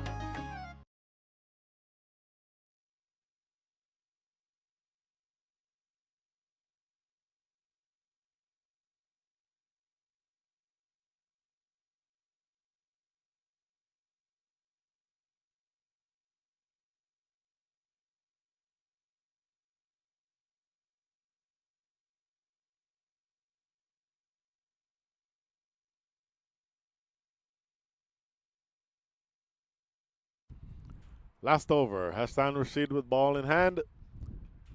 Down to deep square leg goes Nosh Kenjige. They get one, and that's all they'll get. Good piece of fielding.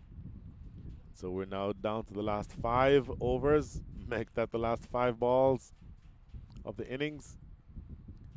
Nosh Kenjige has been there for a number of balls. He's faced 4 deliveries, 2 without loss. Make that 2. He's faced 5 deliveries, and he has 3 runs against his name. Hassan Adil 7 from 4 with that boundary, which came from the second to last ball of the last over that you just saw. And so in 5 balls, you're going to try to do as much as you can to inflict damage. This is stroked down the ground. Should just be a single. Mukhtar Ahmed doing the work down there to keep that at 1. So 2 singles from the first 2 balls of this, the last over of the innings. 137 runs on the board. Once again, as a reminder, this toss was won by Dallas, and they chose to bat. So when you do that, you're looking to put runs on the board and put the opposition under pressure. Swipe and a miss. No run there. So when you choose to bat, and then you have 137 runs to your name with 3 balls to go in the innings, I think that you'll feel that that was an undercooked effort. But there is a saying that runs on the board or runs on the board. So you already have 137 runs, and even though you're not quite finished yet, 3 more balls are remaining. But you're going to want to start putting yourself in the mindset that says whatever runs are on the board, we need to defend. Next delivery. Oh, cutaway down to deep third. Matthew Trump after it, not able to get there. That goes for 4. And once again, valuable runs here at the back end of this innings by the Dallas team.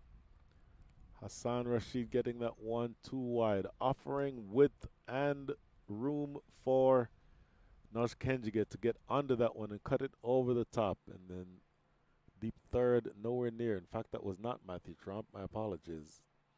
Looks like Hamad. Well, we'll see exactly who that was in a second. But either way, it goes for 4. So just 2 balls remaining here in the innings. Down the ground, and it goes for 6.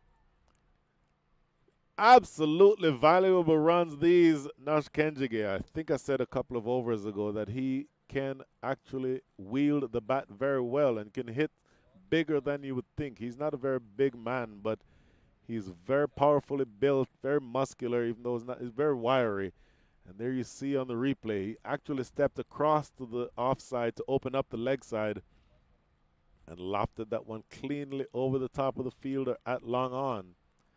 So 12 runs from the over so far with the last ball coming up. So Dallas has actually gotten all the way up to 147, which is tremendous on their part, because what they have done is pull themselves up from what appeared to be or have been around a 120 target. They're now on the cusp of 150. Swing and a miss. This is going to be a run out, or is it? No. They go for a bye. Choosing to not throw that ball was Hassan Rashid, so they sneak a bye at the end of the innings. So a good fight back for Dallas. They were in the doldrums for a very long time, but they've come all the way back to score 148 for 7.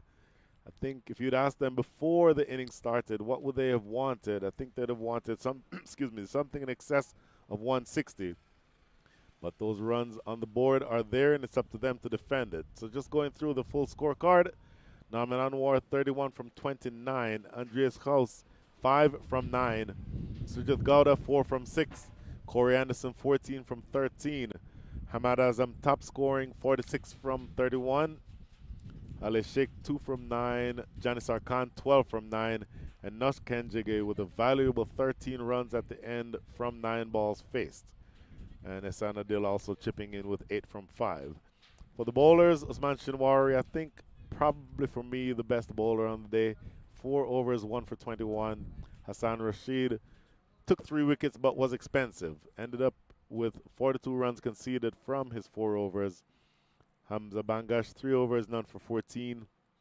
Matthew Trump 2 overs, none for 18.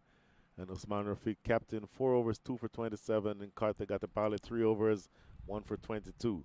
So the target is 149. The Dallas Mustangs will be looking to restrict the Houston team to less runs or fewer runs than that. Will they be able to do that? That question will be answered for us in about 15 minutes. We'll be back on the air by then. Bye for now.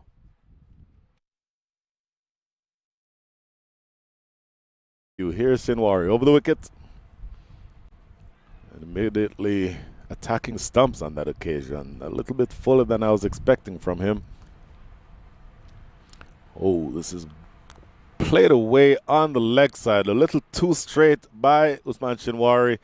And just getting inside the line that time was Andreas Haus. Over so far. 2 runs, but both of those were wides. Now that's in the air and taken at mid-off. That ball was hit. Really not really committing fully to the shot was Andreas Haus. But it's going to be a delicious game all the way. Next delivery hammered away for 4. In fact, this one is going to come close to us right here in the commentator's booth. This is going to be Matthew Trump, who has... Oh, I think that is gone, and there is the finger. He goes past the outside edge, the ball kissing the edge. Oh, thick outside edge, flies over the top of slips. Naman Anwar is lucky. The fastest century in a in a 50 over match. There's evidence of that right there, just driving right through the line. Pitched up delivery. Short, top edge, and it's going to sail away a couple of bounces and goes for 4. Over to deep third. Certainly not where Corey Anderson intended for that ball to go. 2 wickets down so far. Oh, short and trying to ride the bounce. I don't know that he did that intentionally. He will get 4 for it. And saying a few words, we would love to have that. Oh, Sky, this is going to go down to fine leg and goes for 4. That's again wanted to take the wicket of Corey Anderson. Thick outside edge, just going to run away for 4. Short third, inside the circle. Naman Anwar playing that runs on the board than they do. Cuts away for 4. This one is just a little too wide by Matthew Trump.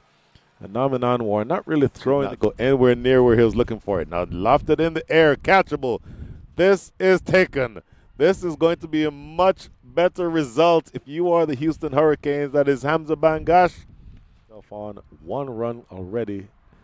And the last ball in the gap between mid-on or mid-wicket and square.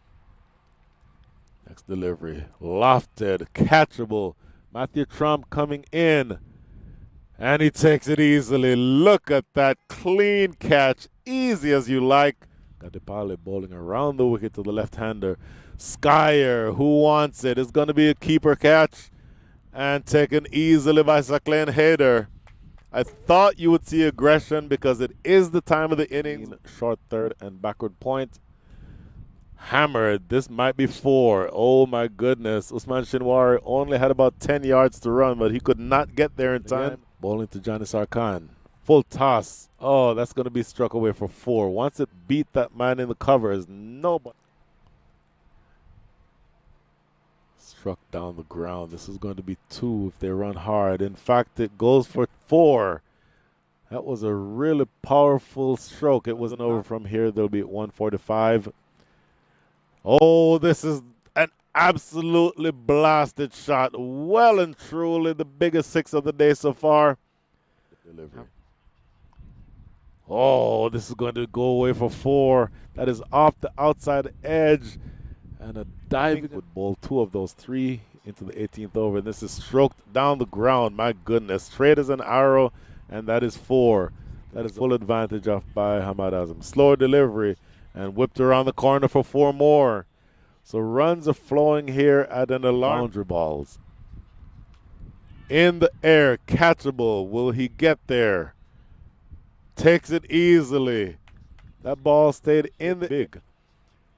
And he slams this one in the air and caught right at the edge of the circle. That is Mukhtar Ahmed with his second catch in the last several deliveries.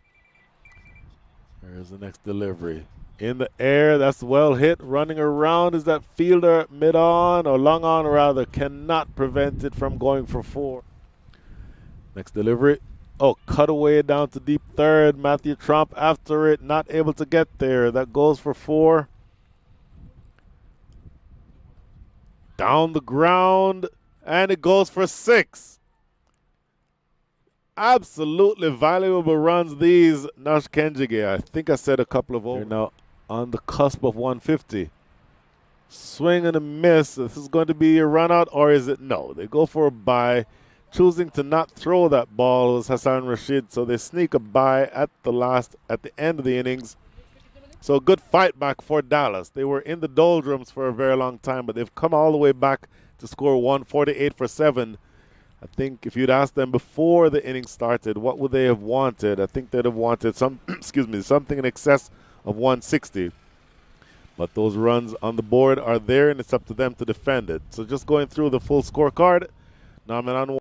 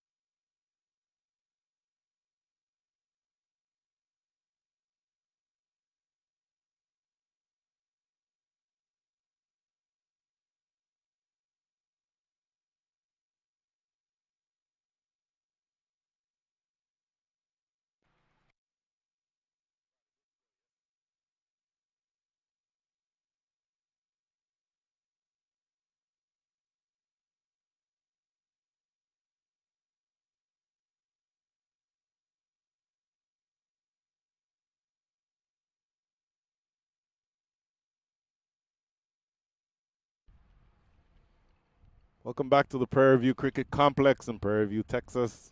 We're about 40 miles west of downtown Houston, fourth largest city in the country. And we're having a bit of a matchup here. The Central Division features two really strong teams, the Houston Hurricanes and the Dallas Mustangs. And this really feels like a heavyweight clash. The Dallas Mustangs, after having won the toss, chose to bat, and they scored, well, I would say a middling type of score. 148 for 7 was what they ended up with, but they had to accelerate towards the back end of the innings to get to that score. For much of the innings, they appeared to be aimed at a target somewhere or a score around 120. As it is a flourish toward the back end of the innings by Hamad Azam, and some useful contributions in the last couple overs by Esana Dil and Nosh Kenjige dragged that total up to 148. So the target is 149. I think they will feel that 149 will represent the lower end of what they would have been looking for when they chose to bat first. But that is behind them now. What they have to do is defend the runs that are on the board. And interestingly, the captain has taken the ball. The new ball in hand will be leading from the front. Corey Anderson, left arm over the wicket, going to be bowling to Mukhtar Ahmed. And I believe that's Hamza Bangash at the non-strikers end. So this is going to be an interesting matchup. Mukhtar Ahmed is an extremely aggressive batter at the top of the order. Corey Anderson is going to be looking to take the attack to him. So right off the bat, here we go. Corey Anderson aborting the run up here, but it's going to be an interesting start to this innings. The Houston team, I would think, would be very satisfied with how they bowled. I think they did very well in being able to restrict a very power-packed batting lineup for the Dallas Mustangs. And now they would think that they just have to go out there and score the 7.45 runs and over to win this match. So Corey Anderson starting the bowling, left arm over the wicket, first delivery defended into the offside for no run by Mukhtar Ahmed. Mukhtar Ahmed was drafted and played in the major leagues, just recently completed in the Grand Prairie, Texas. Hopefully you all were able to watch that. And Mukhtar Ahmed joined at the wicket by his partner Hamza Bangash, who came in bowling first change, but as said earlier, is a powerful hitter of the cricket ball. This is defended. No run there, and it goes through, trickling behind to wicketkeeper Andreas Haus. Once again inside the power play overs, the first 6 overs, the first 36 legal deliveries of the innings. Fielding side is restricted from having more than 2 fielders outside of the 30-yard circle. So only 2 allowed outside. Those 2 right now are at deep third and backward square leg. So 3 dot balls on the trot to start here by Corey Anderson. Mukhtar Ahmed not yet in any sort of rush. He is the type of batter who can score very quickly. So they're not chasing 190 or 200, so you think he can take a little bit of time to get settled. Having said that, you don't necessarily want to take a whole lot of time. So 3 deliveries so far and 3 dot balls. Oh, there he goes. Lofted down the ground. That may get to the boundary. No, pulled back in time. That's a good piece of fielding. That may be Nosh Kenjige, who ran all the way back from mid-on. I think he just pulled that back in time. So 2 runs. So off the mark this time is Mukhtar Ahmed. So the first 2 runs of the innings. Once again, the target is 149. So they, as of right now, with that 2 runs, need to score at the rate of 7.6 runs and over. So it's not necessarily easy, but it's not a really challenging total at the same time. So interestingly, the long on fielder is now in position, dropping back from mid-on, looking to see that if they can restrict that type of shot. That is glanced off the hips by Mukhtar Ahmed. deep backward square is in position to prevent anything other than the single that they just took. So just one ball remaining now in the first over. 7.62 runs. Keep an eye on, well, maybe you can't keep an eye on it because it's not on the screen, but I'll try to keep you informed about both the required rate and the actual run rate. So 3 runs and over, they'll make that 3.6 runs and over is the rate at which they're scoring. Now they need to score at the rate of 7.6. Here's the last ball of the over. Lofted down the ground. That is a huge hit. That's going to go all the way for 6. That is a lovely shot. And he actually played that off the back foot, Hamza Bangash. He's a brilliant striker of the cricket ball. I've said that a number of times. And look at him here. Plays the shot off the back foot. There, leaning back and crunching it down the ground. That is actually a powerful, powerful stroke. That is all muscle, taking it down the ground for 6. And so after 1 over, an over that started out very sedately, ends up with 9 runs to the good for the Houston Hurricanes. 9 without loss.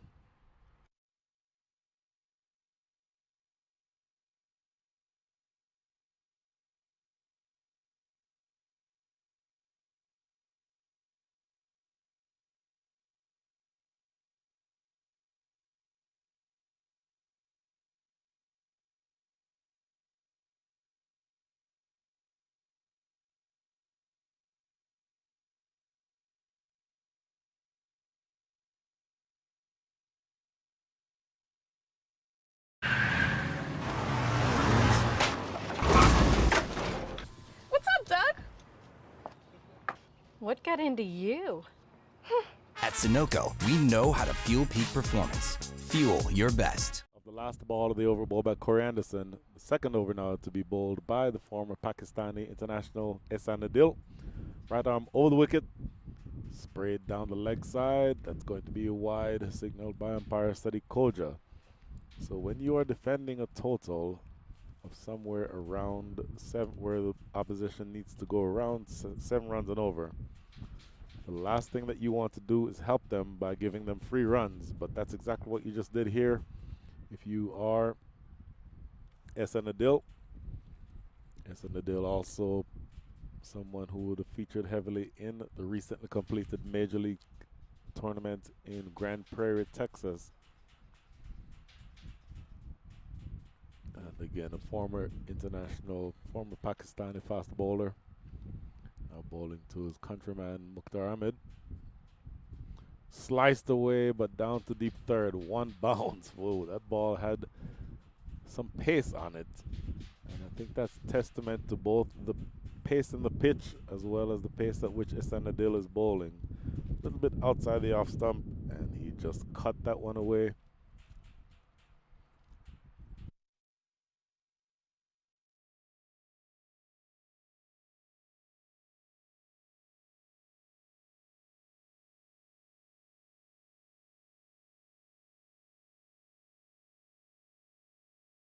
Strike.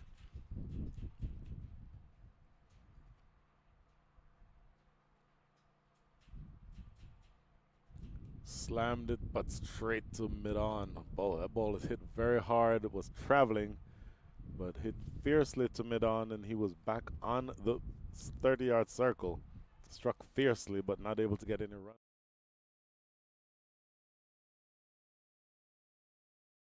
Ball. So looking at where the fielders outside the circle are, one is at backward square, and in fact, backward square is now being brought in front of square. And there's a fielder down at deep third. So at some point, you get the sense that Ehsan Adil is going to test the middle of the pitch. Hamza Bangash, not the type to back away from a challenge, though. That would be an interesting eventuality. Full toss. Boy, that could have been hit anywhere by Hamza Bangash. I cannot think that he would have been expecting a full toss. He forces it away for 1 run, but I think he'll tell you that he should have done better with that ball. In fact, the fielder down here at deep backward square leg who just fielded that ball is Ali Sheikh. So I mentioned that he, for me, is the best fielder in the country. You expect to see him where the ball is most likely to be hit. So you would have to think that Isanadil is going to at some point bowl a short ball to see what either of these batters will do with it. So Mukhtar Ahmed is now on strike, facing up to, again, his countryman. Full driven to mid-on. Shy at the stumps at the non-striker's end. Mukhtar Ahmed taking a little bit of time to get down the wicket. So this probably is not the best of times to be casual. So he's going to have to be a little bit more urgent running between the wickets. Luckily for him, that was not a direct hit. So just 2 balls now remaining in this, the second over. 13 runs on the board. They need another 136 from 110 balls. So Dallas, once again, I think with an undercooked score, but not only are they a good batting side, they're also a very good bowling side. So it's going to be a close match, I think, all the way down. Very full and stroked again into the covers for no run. That's Captain Corey Anderson holding down that extra cover, short extra cover. Both captains, I think, prefer to field at that short extra cover position. That's where the majority of the innings is where Usman Rafiq spent when he was in the field.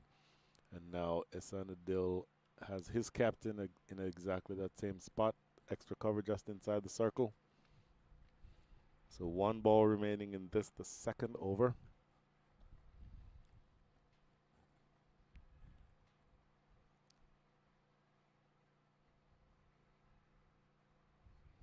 There's the short ball we were looking for, and it gets absolutely hammered. What a strike by Hamza Bangash. The short ball brought out by Isanadil and absolutely blasted. Ali Sheikh would have needed to have been about 30 feet tall to be able to catch that one. You put him in the position to where the ball is expected to be, but nobody's catching that one. 6 of the best. Isanadil in with the short delivery, and Hamza Bangash just mowing it over square leg for the first 6 of the innings. Make that the second 6 of the innings. Both overs in this inning so far have ended with a 6. So after 2, the score is 19 without loss.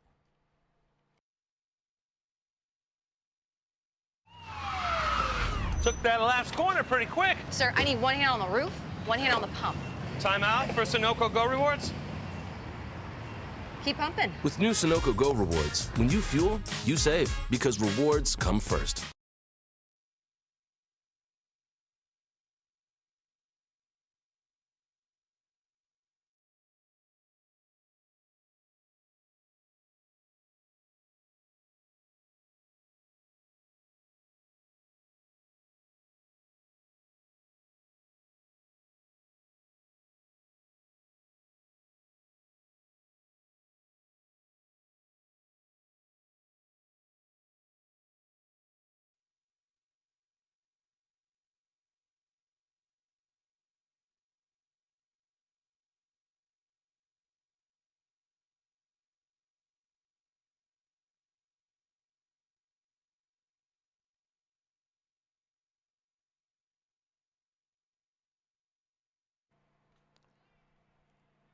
So new bowler into the attack, bowling from the forest end. Rushil Ugarkar, right arm over the wickets.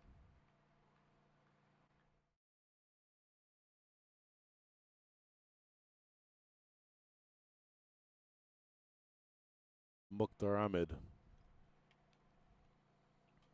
Stroked to extra cover, run out opportunity. That's a direct hit, and he is gone, I believe. Umpire Myron James. In fact, Myron James did not give it out. Boy, that was a direct hit. The fielding side was celebrating as though that were out, but umpire Myron James decides that that did not out. Boy, looking at the replay, here we see driven to extra cover, the direct hit. And boy, the umpire only gets 1 look at it. And we have the benefit of seeing multiple replays. But for me, it looks very much like Mr. Hamza Banga should have been on his way back to the shed. But anyway, it's a single. And this is played down to deep fine leg for a boundary. So compounding the misery for the Dallas Mustangs as that ball goes away for 4. Okay, so that first ball, my apologies, went for 2 runs. And just a little bad. Straying in line that time was Rochelle Ugarka going down the leg side. And what very easily could have been a run out ends up being a double and then a 4. Oh, good delivery. That bounced and a good piece of aggressive running by Hamza Bangash. Immediately noticing that there was an opportunity for a run there and capitalized on that. So 20.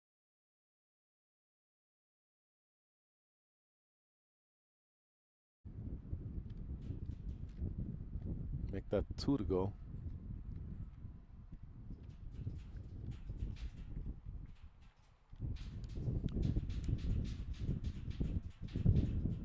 Wind again picking up just a little bit. Might be able to hear it through the mic. And I'll tell you, with these weather conditions, that wind feels like it's the heater. That stroke down the ground to long on. So just 1 ball remaining here in the 3rd. So Rashilu Garker bowling right arm over the wicket. Decent pace.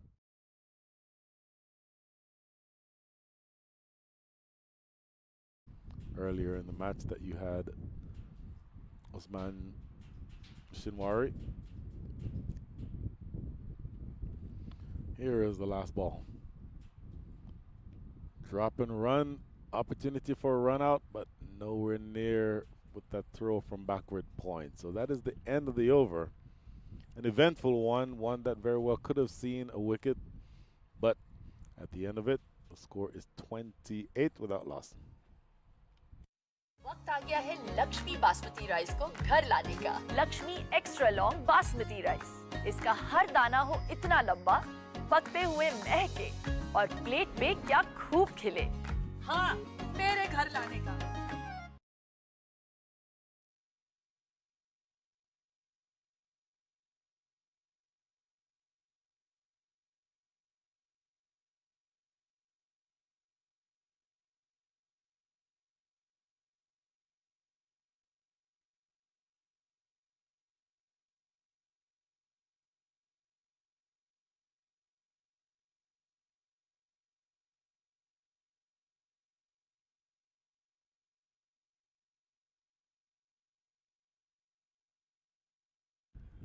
So 28 without loss after 3.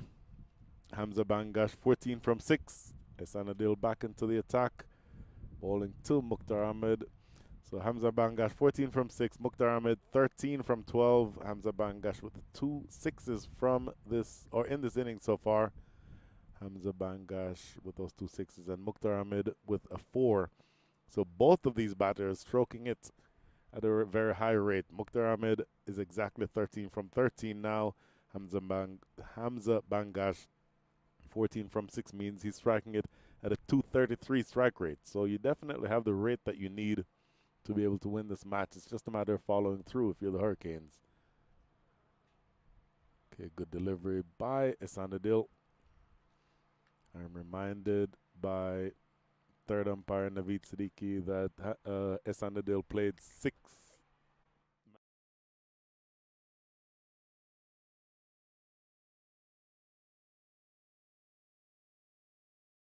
So a brilliant bowler, somebody who can hit the deck hard, bowls with real pace, and more than anything else, particularly for the minor leagues, one of the more difficult bowlers to get away.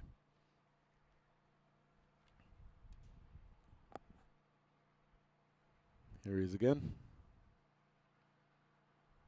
3 dot balls on the trot. So good bowling thus far. Now the first over started out in similar fashion, and then they accelerated towards the back end of that over, ended up with 9. So just because they've started out well, you cannot take your foot off of the gas. If you're Ehsan Adil, you have to do what you can to make sure to close out this over in a fashion that allows you to restrict the runs. Paying attention to what the actual run rate versus the required rate. The required rate is 7.33. The actual rate is 8. So if you're Houston, you're good with those numbers. Short ball, looking for the big hit, Mukhtar Ahmed. And I think that might have just been signaled as one for the over by umpire Sadiq Koja. So 4 dot balls on the trot. The last time Esanadil tried a short delivery, it was mowed away over backward square for 6. The biggest 6 probably that we've seen today. But he's doing well so far. 4 dot balls on the trot, and interestingly, it is now Nash Kenjige who is down at deep backward or deep square leg. Ali Sheikh has been moved. Don't exactly see where he is at this point, but you get the sense that you may not see the short ball again. Edged and taken. There is the sign from umpire Sadiq Koja. That's a really good catch by wicketkeeper Andreas House. Mukhtar Ahmed taking a long time to walk away, but now walking away dejectedly as he sees a really brilliant delivery from Esanadil, kissing the edge. And here you see the replay. This may have taken the inside edge. Here we see there, cutting back at him and coming off the inside edge. And Sadiq Koja not necessarily immediately raising the finger, but just nodding the head to probably see if the batter would have walked. There is the delivery, cutting back in, and that might have just brushed the glove. That is a great delivery. Esanadil knew it immediately. And there you see the nod by Sadiq Koja. So that is the first wicket. 1 down. The score is 28 for 1 with 1 ball remaining here in the 4th. So the Dallas Mustangs fight back.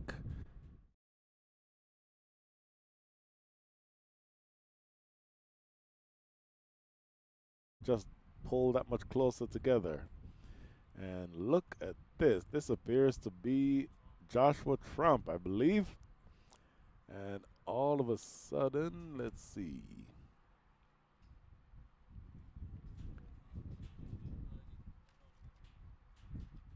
Yep, that is Joshua Trump at the wicket.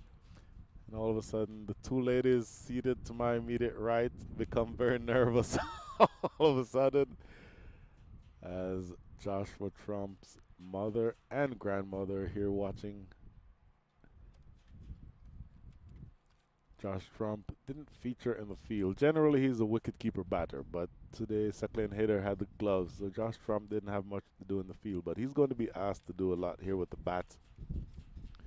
Doesn't necessarily need to strike the ball from ball 1. They're not chasing a very big total, but you also don't want to go into a shell. So let's see how he handles his innings. Here's the delivery from Esanadil. And immediately off the mark, driving that one down to short mid-on. They run through for a single. So he's off the mark immediately, Josh Trump. A successful over. 1 run coming from that over, and the big wicket of Mukhtar Ahmed. After 4, the score is 29 for 1.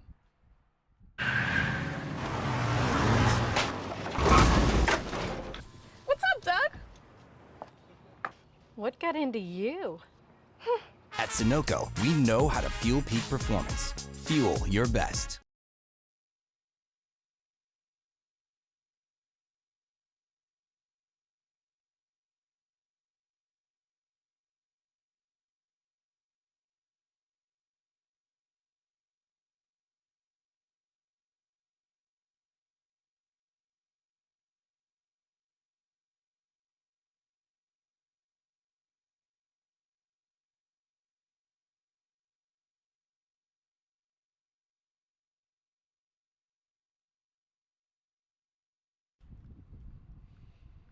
So Rochelle Garca to bowl his second over.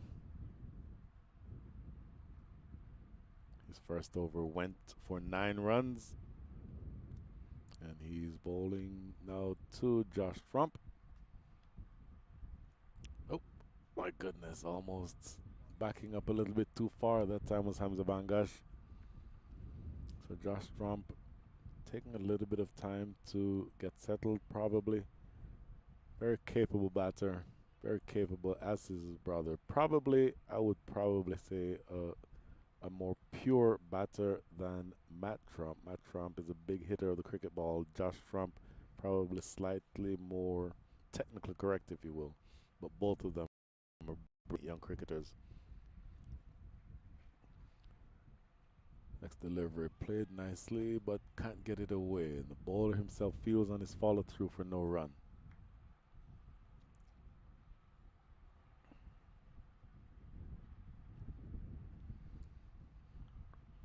Rochelle Ogarker into his second over. So Corey Anderson, the captain, opened the bowling from the Forest End. Just bowled that 1 over. That 1 over went for 9.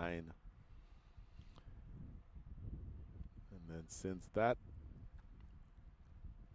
the bowling pretty much has been decent, but looking for a big hit. That didn't go where he was looking for it, but it does go away for 4. So in fact, he was looking to go over mid-wicket, I believe. It took a thick inside edge and went to a deep fine leg. Here we see on the replay. Oh my goodness, that just may have shaved the leg stump. And Josh Trump might consider himself lucky that that did not go onto the stumps. So you'll take the runs any way you get them if you are Josh Trump and the Houston Hurricanes, but it was a little bit fortuitous here. Yorker, and this is played back to the bowler for no run.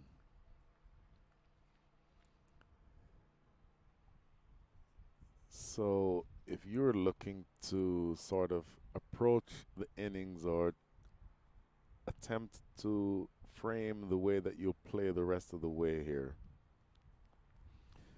what you're going to want to do if you're Joshua Trump is to take advantage of any scoring opportunities. You do not want to go into a shell, but you also don't need to take any risks. Stroking this right to mid-off, make the wide extra cover, edge of the circle, and no run. So that's a good delivery. A really good shot by Josh Trump, but couldn't pierce that field. That 4 that came off of the edge of his bat certainly was fortuitous. He's middled the 2 after that, but they've not been able to pierce the field. So the last ball now to be bowled in the 5th. We're still inside the power play. So 1 over after this one will be the last over the power play. And a quick single taken here. Play to Corey Anderson, the captain, at extra cover. A single to close things out here in the 5th. After 5, the score is 34 for 1. Took that last corner pretty quick. Sir, I need 1 hand on the roof, 1 hand on the pump. Timeout for Sunoco Go Rewards. Keep pumping. With new Sunoco Go rewards, when you fuel, you save because rewards come first.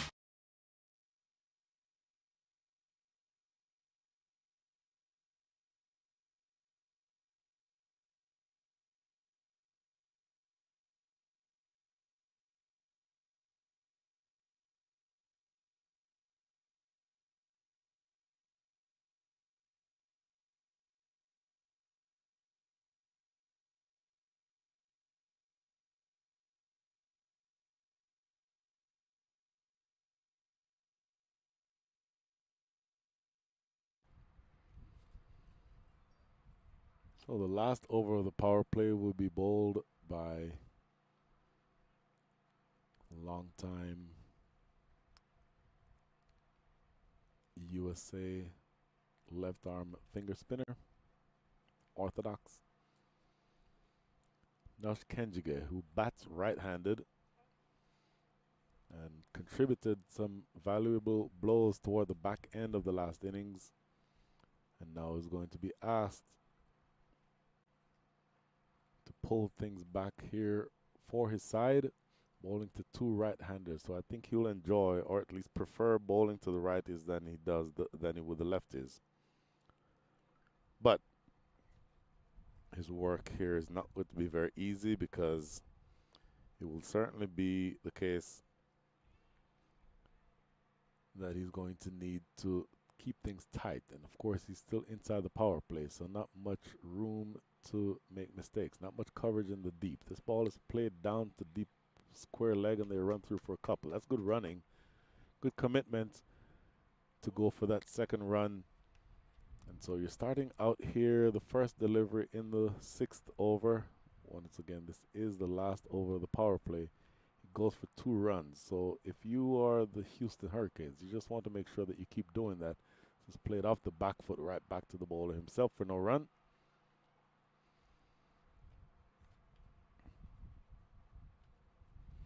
Josh Trump now up to 8 from 8. Big hit down the ground and 1 bounce fielded down there. I believe that is Mangesh Chowdhury. It does go away for 4 though. And if you are the bowling side and you have Mangesh Chowdhury fielding balls for you, that may not be Mangesh actually, but either way, it's a fan. And that's when you have fans doing the fielding for you, that generally is not a good sign. It's a powerful stroke down the ground. Oh, good ball. A very good comeback delivery. So Josh Trump has his first boundary of the day. 12 from 10, make that his second boundary of the day. Let's say the first intentional boundary. And 12 from 11 now. Going back and plays this down the ground for a single. So good batting here from Josh Trump. There's 1 ball remaining in the power play. And it will be interesting to see what Hamza Bangash's approach is here. He is a natural hitter of the cricket ball. Has never met a big shot he did not like. I would not be surprised to see him try to take on Nosh Kenjige with this last delivery. Oh, look at that bounce. That came from nowhere. Looking quizzically at the wicket is Hamza Bangash. That is a great ball by Nosh Kenjige to close things out here in the 6th. Power play is done and dusted. The score is 41 for 1. वक्त आ गया है Lakshmi basmati rice को घर लाने का। Lakshmi extra long basmati rice, इसका हर दाना हो इतना लंबा, पकते हुए महके और प्लेट पे क्या खूब खिले। हाँ, मेरे घर लाने का।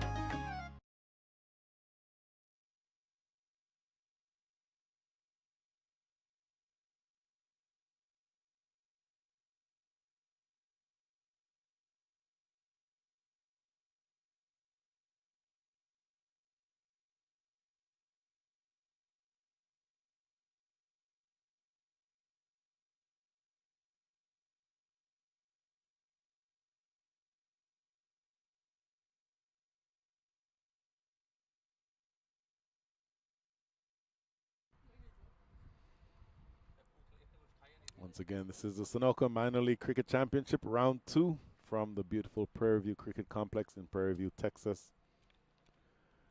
Lakshmi is our official partner of minor leagues. Minor League Cricket's Cricket for the Community partner is Brew. And Minor League Cricket's outdoor partner is Dolphin Media. This is again going to be Ali Sheikh. So a twin left arm orthodox attack here. Ali Sheikh with the ball in hand for the first time. Bowling to Josh Trump, playing this off the back foot for a single. Do they look for 2? Oh my goodness, look at this. Oh, he was almost sold down the river there, Hamza Bangash. Turned, coming, looking back for the second one, and had that been a more accurate throw coming in from Rushilu Garka, Hamza Bangash would have been walking back to the shed. Oh, you have to be careful here because you don't want to have a run out. Well, you don't ever want to be dismissed, but certainly you don't want to help the opposition get you out.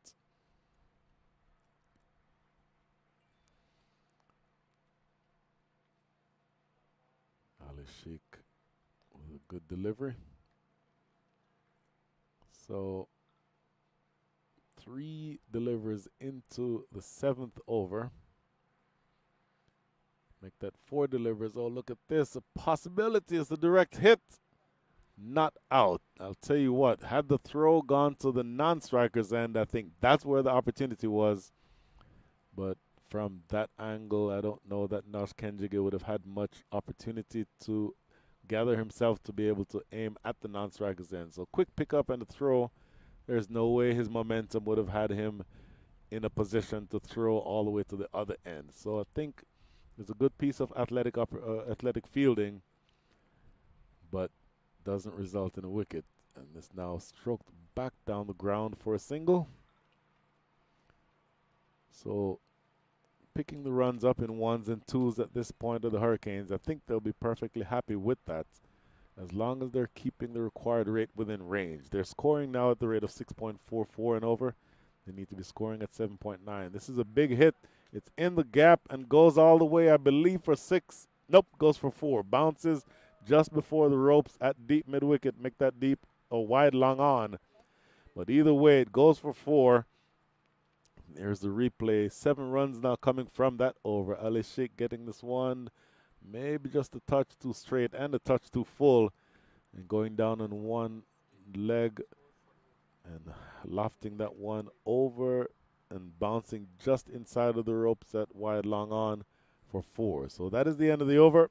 7 ball. The score is 48 for 1.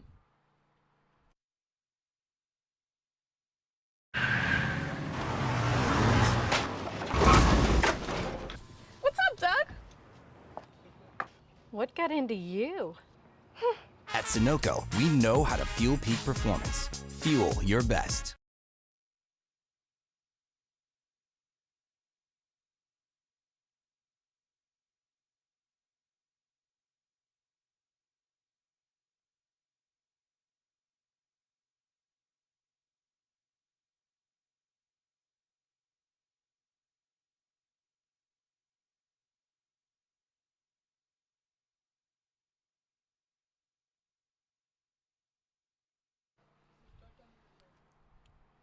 Seven overs bowled. The score is 48 for 1.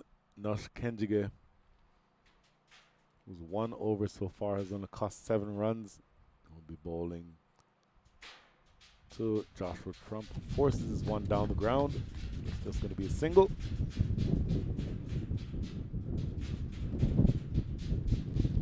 Once again, we are here in Prairie View, Texas. The name of the town probably gives you the idea that there's very much room. We're literally out on an open prairie here. And in fact, with that single, that brings up the 50. So 50 runs on the board for the Houston Hurricanes. They have reached that psychological barrier. This is stroked past the fielder, trot extra cover into the deep for another single. So really just content to do it in singles at this point, the Hurricanes. And I think that that approach will work perfectly well. There is absolutely no reason to do anything rash because the state of play essentially means that you can take the singles, and then if you need to hit big later with wickets in hand, then you always have that option. Plays this off the back foot, again doing it in singles. This is absolutely the right approach. And Corey Anderson and the Dallas Mustangs may want to think about ways that they can cut these singles off, because every single brings the the Hurricanes closer to a potential victory. Doing it again. Action replay from the last shot. So yet another single.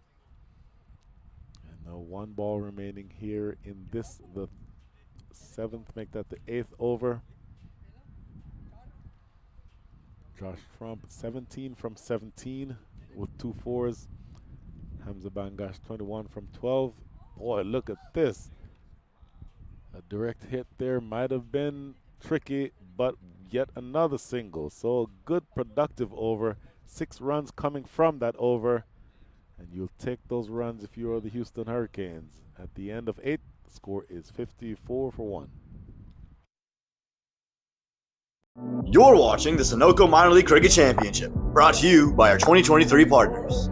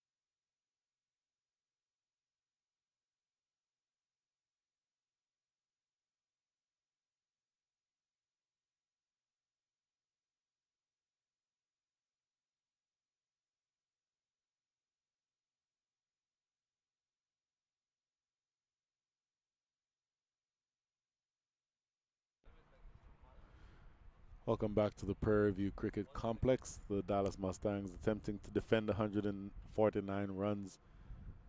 Thus far, Houston Hurricanes are 54 for 1 after 8. A bit of a delay because it appears as though Hamza Bangash has had to leave the field of play. Did not see an injury, but understanding the conditions, it is extremely hot. The current temperature is, according to my trusty phone app, says the temperature is 101. So 101 degrees Fahrenheit, or if you'd like, somewhere around 38 or 39 degrees Celsius, with very high humidity. I don't have an app that tells me the humidity, but I would guess it's at least 80 or 90. And that means that Hamza Bangash, I am not a medical professional. I will not speculate as to why he left the field of play. So the feels like temperature is 110. It is oppressive out here. So if I had to take an educated guess, and once again, I am not a medical professional, I would not be surprised to find out that the conditions are what has overcome Hamza Bangash. He had a lot of bowling to do, bowled very well in the first innings, but obviously a fast bowler having to run in and bowl, that takes a lot out of you in these conditions. And then opening the batting, that certainly puts you in the position where you're having to be very, very active. So it appears as though the new batter is going to be Saif Badar. Saif Badar is at the non-striker's end. Don't have an official designation as to how Hamza Bangash has been retired. I would think it will be retired, not out. If that's the case, he can come back and bat later in the innings. But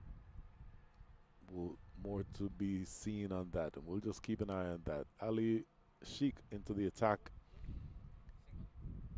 and bowling now. That first delivery to Saif Badar. Now single down the ground means that Josh Trump is back on strike. So something to pay attention to. Once again, the conditions here in the Prairie View area are truly, truly oppressive. It's extremely warm.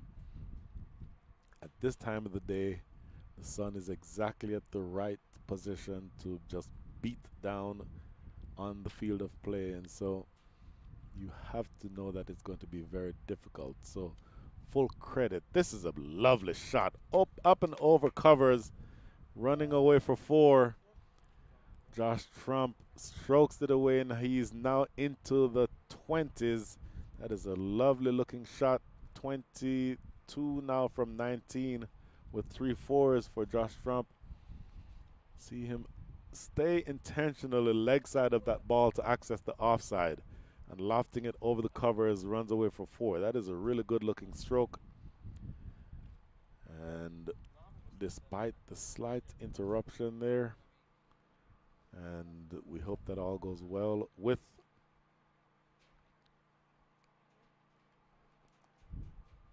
Hamza Bangash, but Josh Trump is going to try to continue along in the same way that he and Hamza were batting. This is a stroke down the ground for a single.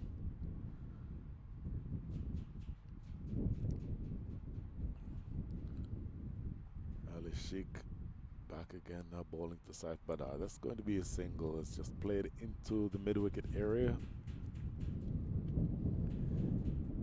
So the Houston Hurricanes, I think, having the appropriate approach, just happy to pick up singles where they present themselves and then punish the odd bad ball when they get them. And that really should be all that it would take for them to win this match. Cut away. That goes a lot finer than he was expecting, but it might just have the legs to get to the boundary. It does. Outside edge, really. He attempted to cut that square, but it comes off the outside edge. But it does not matter how it comes. It runs away for 4. That is another boundary. 11 runs from the over so far with 1 ball to come. And runs are now starting to come thick and fast. And once you don't cut the singles off, once you don't prevent them from scoring in that fashion, then that builds confidence. And there he goes over cover again. How far does that go? That goes for 6. That is a tremendous strike from Joshua Trump over extra cover. It is not easy to hit that shot over extra cover for 6, but he lofts it beautifully. For a split second, I would have thought that might have had the chance to be caught. But again, you see him stay intentionally leg side of that ball to loft it over the top of the offside. This time it goes all the way for 6. That is the end of the 9th over. 17 big runs come from that over, and the score is 71 for 1. Took that last corner pretty quick. Sir, I need one hand on the roof, one hand on the pump. Timeout for Sunoco Go Rewards. Keep pumping. With new Sunoco Go rewards, when you fuel, you save because rewards come first.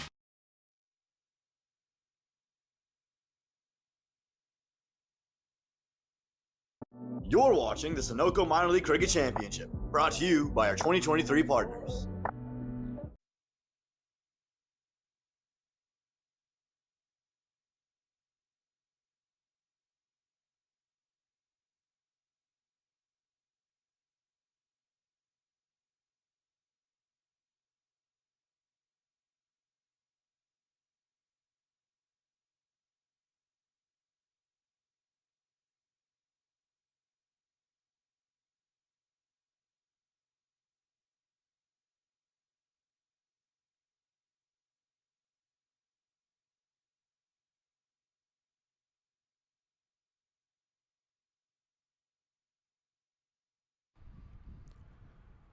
So 71 for 1 after 9. The new bowler is going to be Salman Irshad.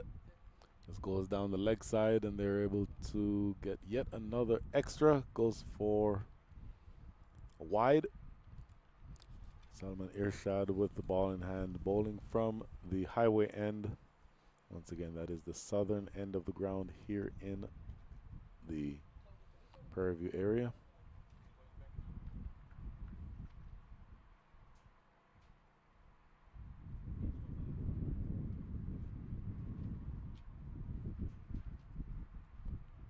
Next delivery, defended to short extra cover.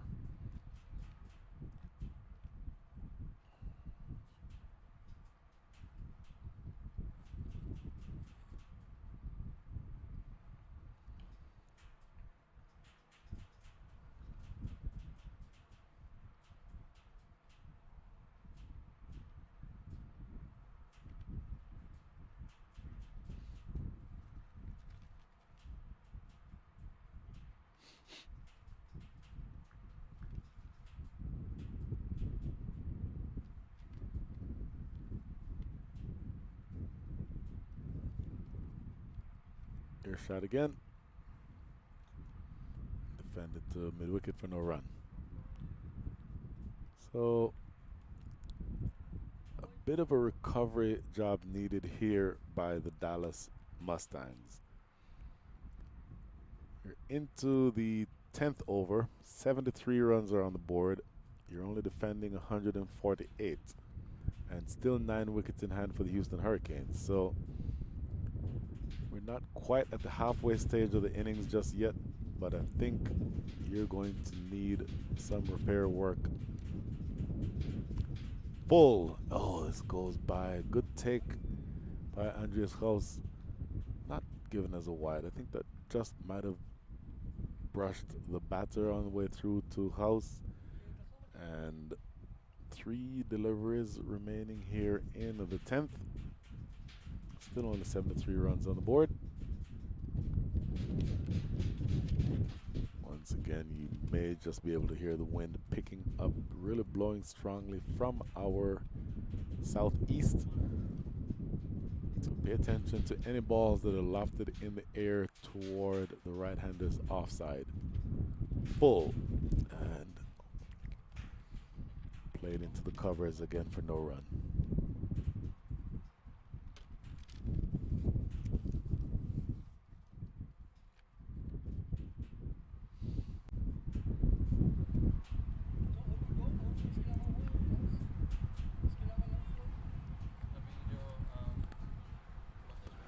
Just 2 balls remaining here in this innings. In this over. So Irshad pulled away into the deep. That may just get to. No, it's going to be stopped. That is going to be Rashil Ugarkar. 2 more runs to the total. So 1 ball remaining here in the 10th. We're almost at the halfway stage, and if we're looking to handicap things from here, if we had a win predictor, we don't quite have that in our arsenal here at the Prairie View Cricket Complex, but a win predictor for me would be about 65% for the Houston Hurricanes, because I think they've done what they needed to do in terms of being able to make a good effort to drive toward the total without losing many wickets. This is the dot ball. So that is the end of 10, halfway through the innings. Another 75, so another 74 runs to go. And the score is 75 for 1.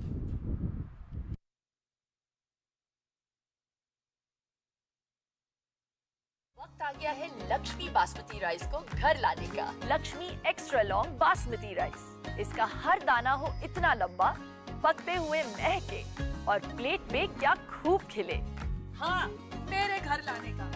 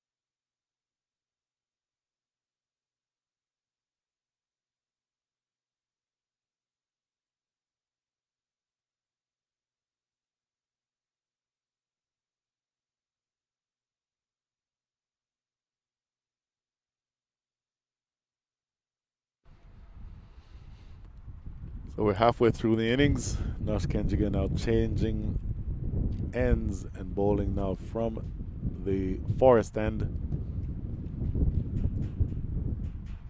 Immediately giving up a single here to Saif Badar. Saif Badar 3 from 3.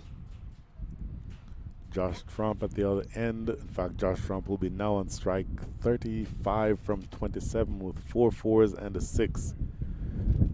So with that single, Saif Badar is now 4 from 4. Tossed up delivery, stroke back to Kenjige for him or himself, who fields for no run. So the equation now, you need 73 more runs if you are the Houston Hurricanes from the reverse sweep broken out by Josh Trump. This goes away for 4.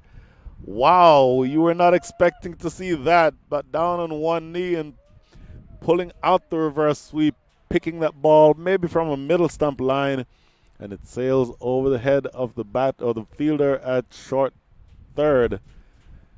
So marching onward toward the target. Here's the replay. Nash Kenjige from around the wicket, left arm into spinning away from Josh Trump, but the fact that he played the reverse sweep meant that he played that ball with the turn. And just there, reverse sweep, playing with the turn, and well and truly over the head of Ali Sheikh at backward point. And that always was going to run away for 4. So that now brings the score to 80 with 3 balls remaining here in the 11th. I started saying the equation is now that they need 80 from 69, 80 runs are scored, so they need another 69 runs.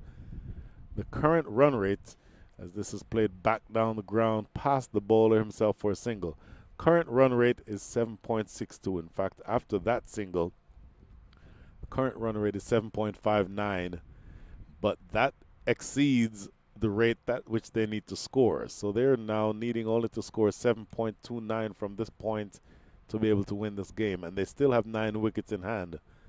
So all good signs for the Houston Hurricanes as that ball sails past the outside edge. Saif Badar not able to make contact, looking to be, I think, a little too cute, playing that little late dab when he very easily could have just punched it back down the ground. And that's good running. Just play it into the gap and take those singles. That's exactly what you need. Don't need much more than that. 7 runs from that over. Another productive over for the Hurricanes. After 11, the score is 82 for 1.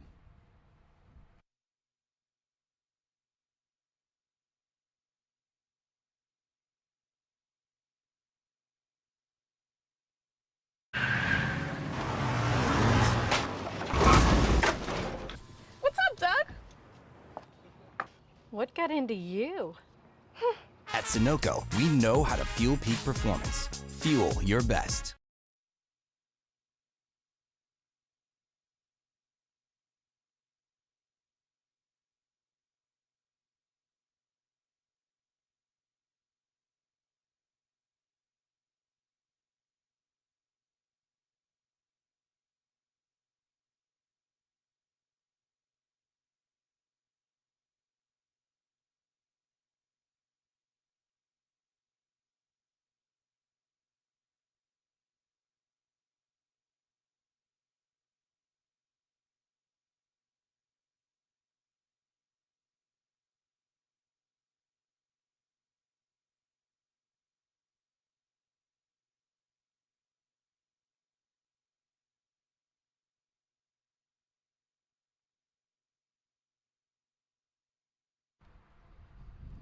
Going back to Salmon Airshad for his second over. 1 over, 4 runs so far.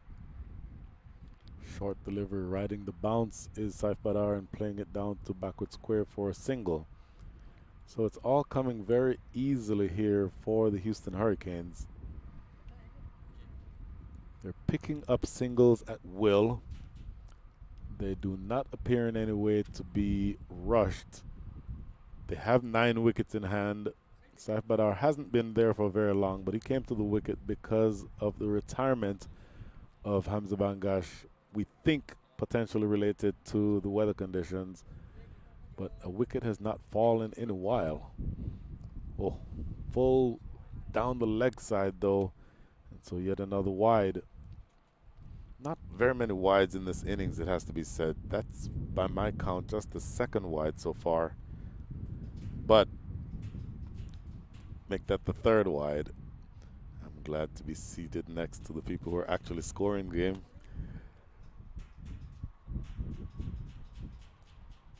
Salmon Airshad, very slingy bowling action, kind of like a Jeff Thompson or a Fidel Edwards. Full again and clipped away down to deep fine leg for a single. So the equation, you need another 64 runs and you need to score them in 52 balls if you are the Dallas Mustangs. I'm sorry, if you're the Houston Hurricanes. If you're the Dallas Mustangs, you're trying to prevent exactly that from happening. But you have to make sure that you're Dallas. You have to build pressure. And you have to build pressure by having dot balls. No dot balls in a very long time. And that means that there's no pressure being built. And that's again stroked down the ground for another single. So they're doing it essentially in ones with the odd boundary sprinkled in. And that simple formula will have you win a lot of cricket matches, particularly if the total that you're going or you're chasing after is not an overpowering one. You have another 3 balls remaining in this, the 12th over. Only another 63 runs to get in 51 balls, and maybe 25 or 30 years ago that would have been a tricky proposition. These days, especially with 9 wickets in hand, that's a pretty straightforward type of chase. Next delivery in the air, that's going to be 4. Struck fiercely and way too far in front of square for the fielder coming in from wide mid-wicket. Rashid Lugarkar not able to get anywhere near it, and that is 4 more runs to Joshua Trump. So he now moves to 45. See on the replay there, Josh Trump just stroking that one very firmly and nowhere near Nosh Kenjige at point or make that mid wicket. And now he is dropping back as we speak of Nosh Kenjige dropping back to exactly where that last ball went. So they're protecting everything in the deep on the leg side. There's acres of room inside the circle on the leg side. This next delivery.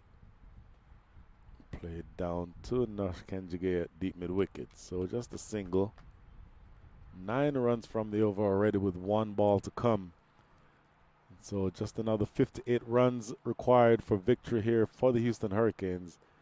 And I mentioned build this as sort of a heavyweight clash.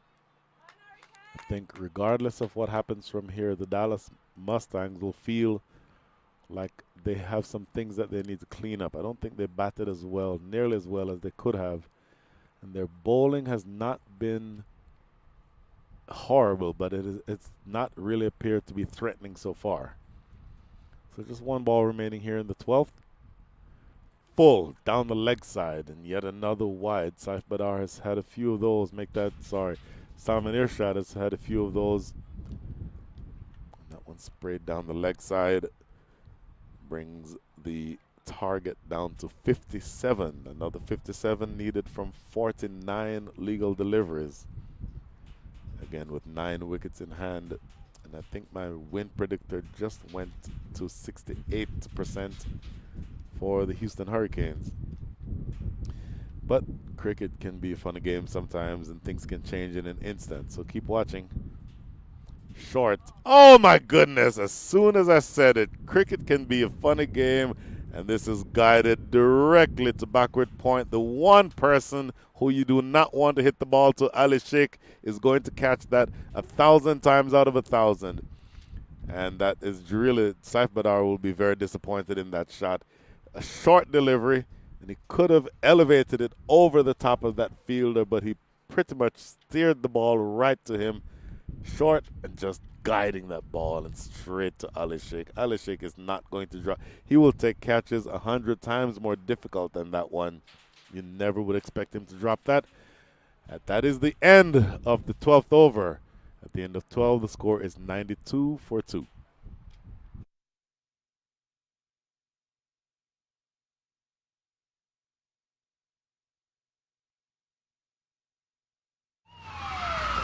Took that last corner pretty quick. Sir, I need 1 hand on the roof, 1 hand on the pump. Timeout for Sunoco Go Rewards. Keep pumping. With new Sunoco Go rewards, when you fuel, you save because rewards come first.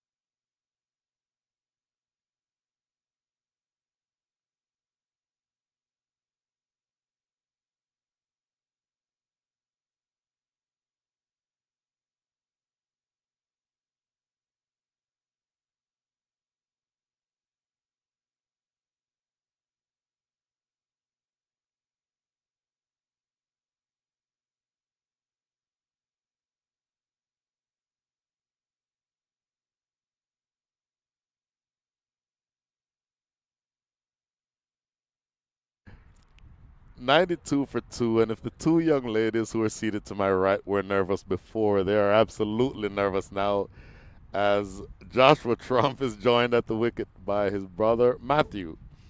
So it's an all-Trump affair at this stage. Josh is 46 from 33. Matthew yet to face a ball. And I'll tell you, things just got a little bit more interesting because Corey Anderson has the ball in hand. He's about to bowl his second over. His first over, the first over of the innings, went for 9 runs. But I think that the warrior that he is, he's going to want to break this partnership and throw a monkey wrench into this family reunion. So there is Joshua Trump on 46 from 33. 6 4s and a 6. He's batted really well. Now facing up to Corey Anderson. Slower delivery and played back to the bowler himself for no run. So looking at where we are right now, the overall run rate is 7.56. The required rate is 7.28. You need another 57 runs from 47 balls. Now, bear in mind, with that wicket just having fallen, there's 8 wickets in hand officially. This is lofted down the ground. This should be at least 2. No, it goes for 4. Lovely stroke, and that brings up Josh Trump's 50.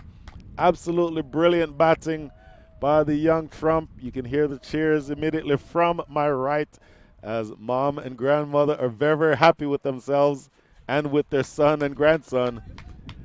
This is brilliant batting by Joshua Trump. It goes all the way for 4, and he now moves up to 50 from 35 with 7 fours and a 6. So really, really interesting and important innings being played here by Josh Trump. Now his brother Matthew will just be charged with supporting him the rest of the way. So I started saying before that shot, bear in mind that officially there are 8 wickets in hand, but Hamza Bangash did walk off not having had the opportunity to continue his innings, and I don't know what his status is. Is that him in the dugout? It does not appear to be. So he may be off the field entirely. If that's the case, then effectively there are 7 wickets in hand. Still, if you're Houston, you're in a very strong position, but just keep in mind that one potential weapon in your arsenal you will not have access to because of the loss of that wicket. Bear in mind, Josh Trump is well set.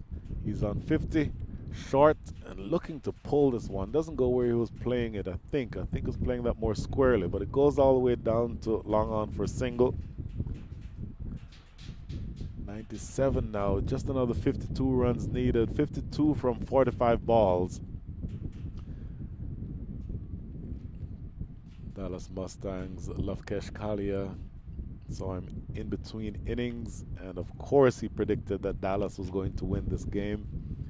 Lavkesh, I don't know if you're listening. If you are, feel free to come over here and join us on commentary since I'm here talking by myself. But it's going to be a tricky chase. It's not going to be easy, but at this point I would think that the Houston Hurricanes have themselves in front. Good awareness there. That's good batting. Just drop and run.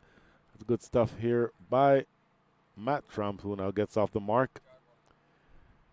And Corey Anderson now with 2 balls remaining in this, his second over. The score ticking over to 98. Just another 51 runs needed. And once again, 8 wickets, or potentially 7, effectively 7 wickets in hand. Corey Anderson now left arm bowling around the wicket. Slower delivery played through extra cover. That is Nash Kenjiga down there on the boundary. Just another single. So you're at the point in the innings where you start looking at the distance or the difference between balls remaining and runs needed. So you now need 50 from 43. If you're Dallas, you want there to be space between those numbers. If you're Houston, you want those 2 numbers to come together. This is pulled away in the deep, and that's a good piece of fielding down there at the boundary, but well fielded. But it's another 2 runs to Josh Trump. That was Matthew actually. So Matthew Trump gets a couple. He now moves up to 3. The score now with that single is above 100. 101 for 2 after 13.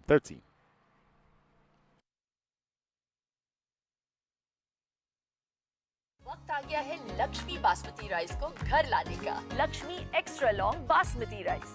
इसका हर दाना हो इतना लंबा, पकते हुए महके और plate पे क्या खूब खिले। हाँ, मेरे घर लाने का।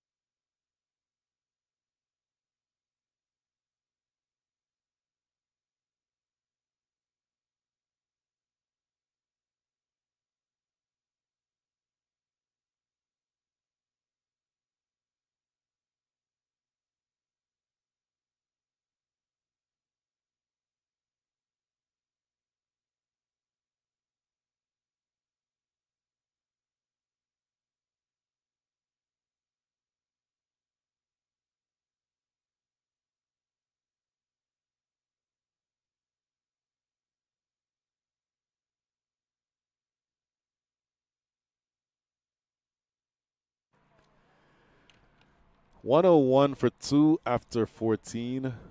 My apologies. After 13, another 48 runs are needed from 42 balls. And there was a very long conference at the highway end of the ground trying to decide who was going to bowl next. And it has officially and eventually been decided that Ali Sheikh will have the ball in hand, looking to break this Trump partnership. Ali Sheikh so far has bowled 2 overs, conceded 24 runs. Josh Trump, 52 from 37 with 7 fours and a 6. And his brother Matthew Trump at the non-strikers end. Josh will be on strike. Matthew at the non-strikers end, 3 from 2. And once again, big picture, you're looking for another 48 runs from 42 balls. So Ali Sheikh bowling to the right-handers from around the wicket. You'd think he'd be looking to angle it in and then have it turn away. Oh, he bowled him. First delivery knocks him over. Josh Trump looking a little aggressive, looking to force that through the offside. That ball might have stayed just a touch low. Need to see the replay to see whether or not that kissed the inside edge on the way to the stumps. But either way, Josh Trump has been bowled. Very good innings by Josh Trump, 52 from 38 with 7 fours and a 6. But he is dismissed to start the 14th over. And after that long conference, obviously they made the right decision. Here we see on the replay, Ali Sheikh from around the wicket spears it in. And yeah, that just might have kissed the outside edge. He ended up playing under that ball. And that kissed the edge and went on to disturb the furniture. So as well as Josh Trump played, I think he'll be disappointed in that shot. That's a ball that he could easily have played back down the wicket. And he will go to school on that shot, I think. But he did drag his team very, very close toward victory. And it is now up to Saqlain Haider, who is now at the wicket. Saqlain Haider and the rest of the Houston Hurricane batters to see things through. There is plenty of batting to come. Saqlain Haider is not only a good batter, he's a very unorthodox batter. And he plays the reverse sweep as effectively as anyone that you'll ever see. He's a left-handed batter, but he can play the reverse sweep. He can switch around completely and play the switch hit as good as you'll ever see any right-hander play a typical switch or typical drive to mid-wicket. He's absolutely powerful playing the ball. When he plays the switch hit, it's as though he's playing it as a right-handed hitter. So pay attention to him. He's very difficult to bowl at. And I think you'll see fielders in the deep on both sides of the wicket because he has the ability to score big in any direction on the cricket field. So this will be interesting to see. Looking to play the sweep, gets it to short fine leg, and he's off the mark immediately. So Saqlain Haider immediately off the mark. Josh Trump dismissed for 52. Matthew Trump is now on strike, and he will be the batter who officially is the senior partner, but I think you'd be looking for the more experienced Saqlain Haider to take charge of where things are from this stage in the innings.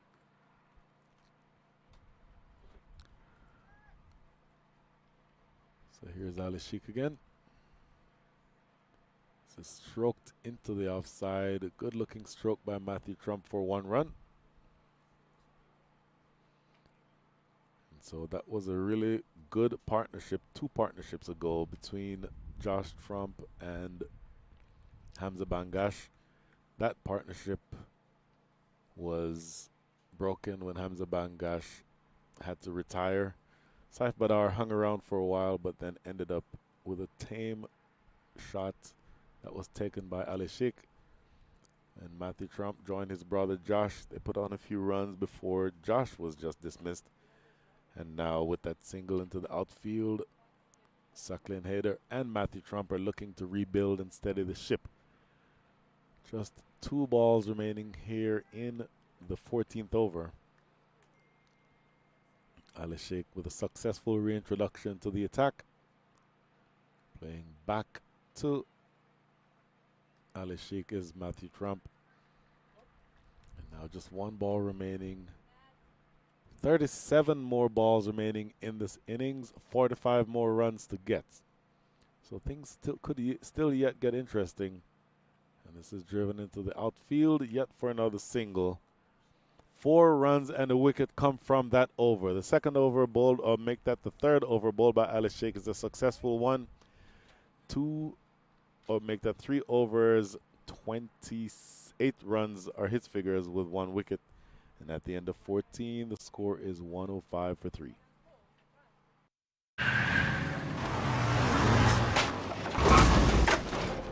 What's up, Doug? What got into you? At Sunoco, we know how to fuel peak performance. Fuel your best.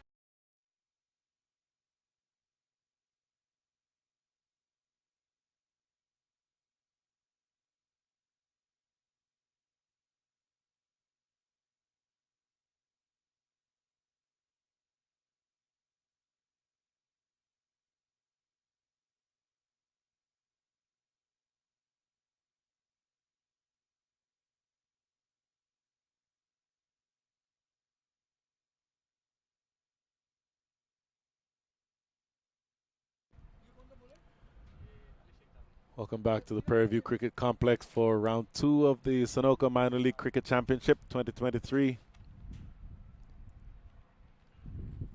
Rashil Ugarkar is the bowler who's taking the ball, bowling now from the forest end of the ground, the northern end of the ground here in Prairie View, and he'll be bowling to Matthew Trump. Matthew Trump 5 from 5, Sacklin Hayter 2 from 2. Overall score 105 for 3 means that there is another 44 runs needed in 36 balls. So it's not going to be easy, and I said a second ago that Houston Hurricanes maybe just have their heads or their noses in front, but it very much could tighten up, and it's going to require smart batting the rest of the way from Sacklin Hayter and Matthew Trump, and if either of them gets out, the batters who come afterward, batters like Usman Rafiq, I think will play a good role to see what happens here. Playing this one into the covers for no run. Captain Corey Anderson doing the cleanup work. So it is the stage of the innings where you pay attention to the required rate and the actual run rate. Run rate now 7.41. The required rate has now gone back up above the actual run rate, 7.54. So that's what you want if you're Dallas. Next delivery, full toss, driven down the ground. Should just be a single though, and collected very easily down there. I think that's Sujith Gowda on the boundary at long on. The idea is that you're looking for any scoring opportunities if you're the Hurricanes. You don't want any dot balls. Every dot ball from here makes things difficult. In fact, every single makes the required rate go up, but you'll take singles more than a dot ball. And more to the point, you want to make sure that the scoreboard keeps ticking. And now Sujith Gowda coming into the circle, looking to add some pressure. No, in fact, he was just relaying a message. Going back to his position down at long off. Watch Sacklin Hayter. Eventually, you will see the reverse sweep. Watch Adnan Haroon, who is at point, because that ball is going to sail over his head if he chooses to play the reverse sweep. And this is played back to the bowler for no run. This is good bowling so far. Just 1 ball, make that 1 run coming from 3 balls here in the 15th over. Sacklin Hayter 2 from 3. Matthew Trump 6 from 7.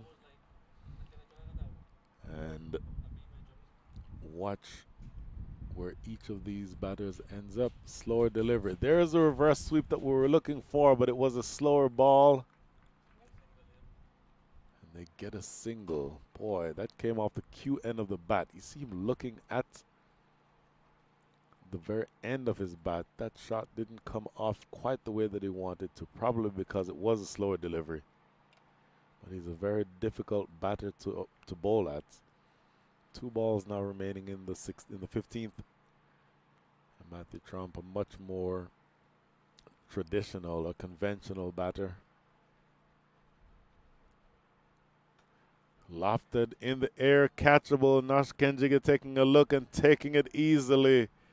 That is another wicket that goes down. Matthew Trump looking to go big, but only succeeding in finding the very safe pair of hands at deep extra cover. That's Nash Kenjiga. Played a number of years for the USA national team, and he's not going to drop that catch. So yet another wicket falls. Is there another twist in the story that is being told here today? Here you see on the replay, lofted in the air, and Nash Kenjiga judging it very well, clear of the rope by probably 5 yards, and a pretty simple catch in the end. So that's the end of Matthew Trump. He is caught by Nash Kenjiga off of the bowling of Rashil Ulgarkar. 6 from 8, and that is another wicket that falls. The score is now 107 for 4, and with 1 ball remaining here in the 15th, things may have just tightened up a little bit. That required rate is now back up above 8. So pay attention to that. They need another 42 runs. They need them in 31 balls. That is not easy. And this is now going to be a new batter at the crease. We'll see exactly who this is in a minute, but at the same time, Saqlain Haider is at the non-striker's end. Been at the wicket for 4 deliveries, scored 3 runs.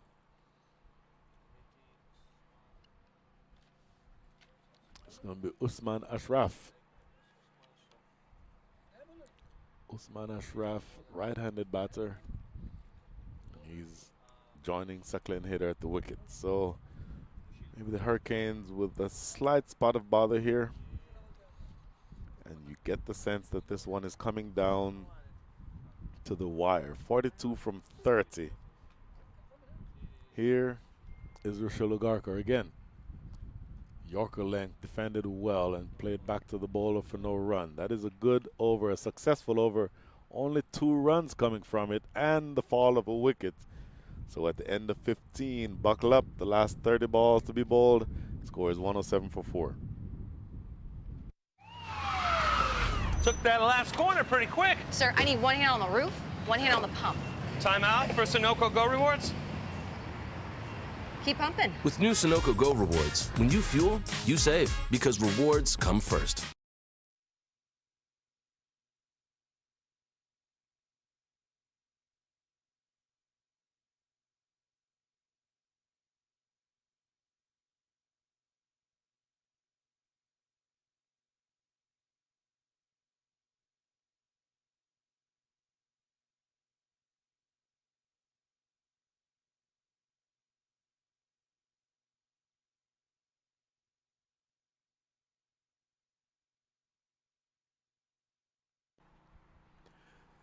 Welcome back to the Prairie View Cricket Complex. We're at the business end of this match in round 2 of the Sunoco Minor League Cricket Championship 2023.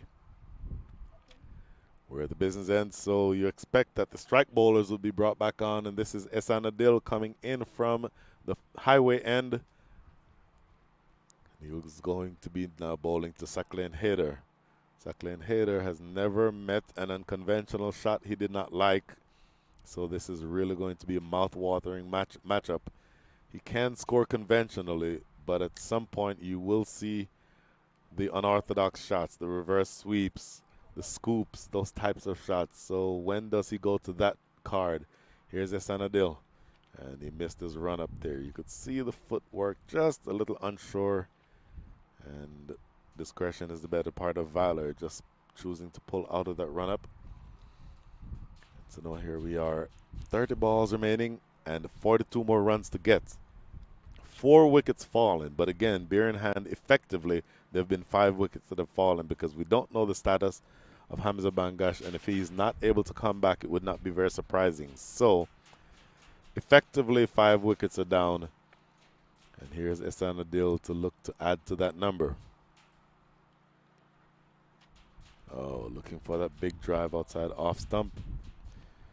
Coming up empty on that attempted drive. So again, watch these 2 numbers. 42 runs now needed from 29 balls. Ehsan Adil, 2 overs so far. 1 for 11 from his 2 overs. Oh, after that last delivery, 2.1 overs. So you'll see exactly how he approaches things from here. He does not like to be tied down, Saqlain Haider. So look for him to try to change the conversation. Struck down the ground to mid-off, and that's just going to be a quick single. I think that's Hamza, make that Hamad Azam at mid-off. So single. 41 runs needed, 28 balls to go. Things are going to be very close. Once again, it's starting to feel like a photo finish is on the cards.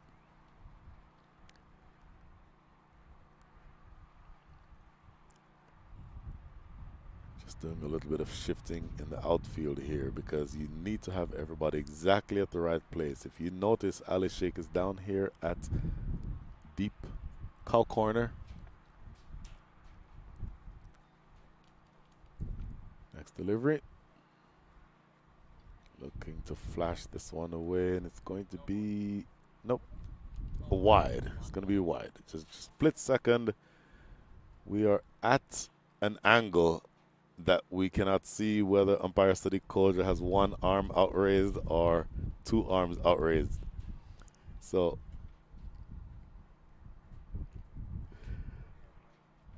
they'll take the wide. The wide is a bonus run. And Ehsan Adil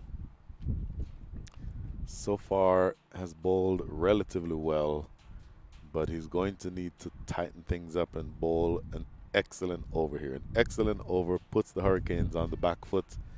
An ordinary over puts the Hurricanes back in front.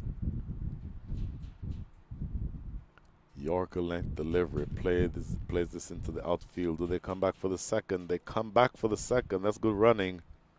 In fact, Saif Badar, make that Usman Ashraf is the one who decided immediately that there were 2 runs there. So they go for those 2 runs, almost like a bonus run opportunity because the score is now 111 for 4. You need another 38 runs in 27 balls. So once again, those 2 numbers, if you're Dallas, you want there to be distance between those 2 numbers. If you're Houston, you want those 2 numbers to converge. So here is Ehsan Adil starting that run up from well outside the 30-yard circle, somewhere around a 32 or 33-yard run up. Yorker length again, driven down. This is Ali Sheikh. Quick pickup. You're not going to test Ali Sheikh's arm. And so just a single. 26 balls remaining, 37 runs to go. That required a rate sneaking upward. 8.54 is what it is now. Saqlain Haider back on strike, and when Saqlain Haider is on strike, watch where Ali Sheikh is. Ali Sheikh is at point. So you expect, well, they are expecting, the Dallas Mustangs, that you'll see the reverse sweep at some point. You're trying to put your best fielder in the position to be able to ward off that type of shot. Here's Adil again. Oh, there's a scoop shot. It's going to sail over the head of deep backward square, and it goes away for 4. That shot is always on the cards when you're bowling to Saqlain Haider. He loves that scoop shot. Here we see just there, and just an effortless shot. That ball was actually outside the line of off stump, but he picks it up and deposits it over deep fine leg. I said backward square leg earlier, my apologies. I meant fine leg, and it sails away a couple bounces and goes for 4. So that changes things just a little bit. 33 more runs needed from 25 balls. And we'll see to what extent Ihsan Adil has a response to that shot that was just played. So watch the fielder at short fine leg. He remains inside the circle. And that does mean that that scoop shot is still on. Plays a more conventional shot this time. It's just going to be 2. Yep, they come back for the second one. Oh, it's going to be slow. Oh, my goodness. A better throw. Could have well seen the back of Jacqueline Hayder, but it kicked up off the turf and bounces awkwardly. Andreas Haus not able to control it, and it goes as a double. So 2 runs come from that delivery. 11 runs come from that over. At the end of 16, the score is 118 for 4.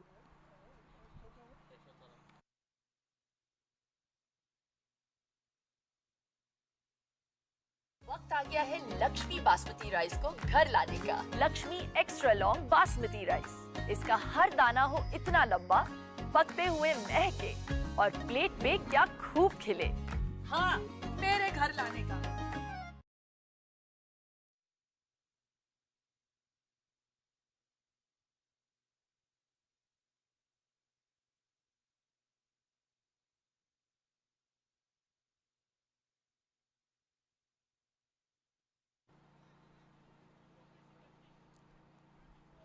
Business end of this match. 17 over, the 17th over is about to start. So 4 overs remaining, 24 balls, 31 runs needed. 118, 118, 118.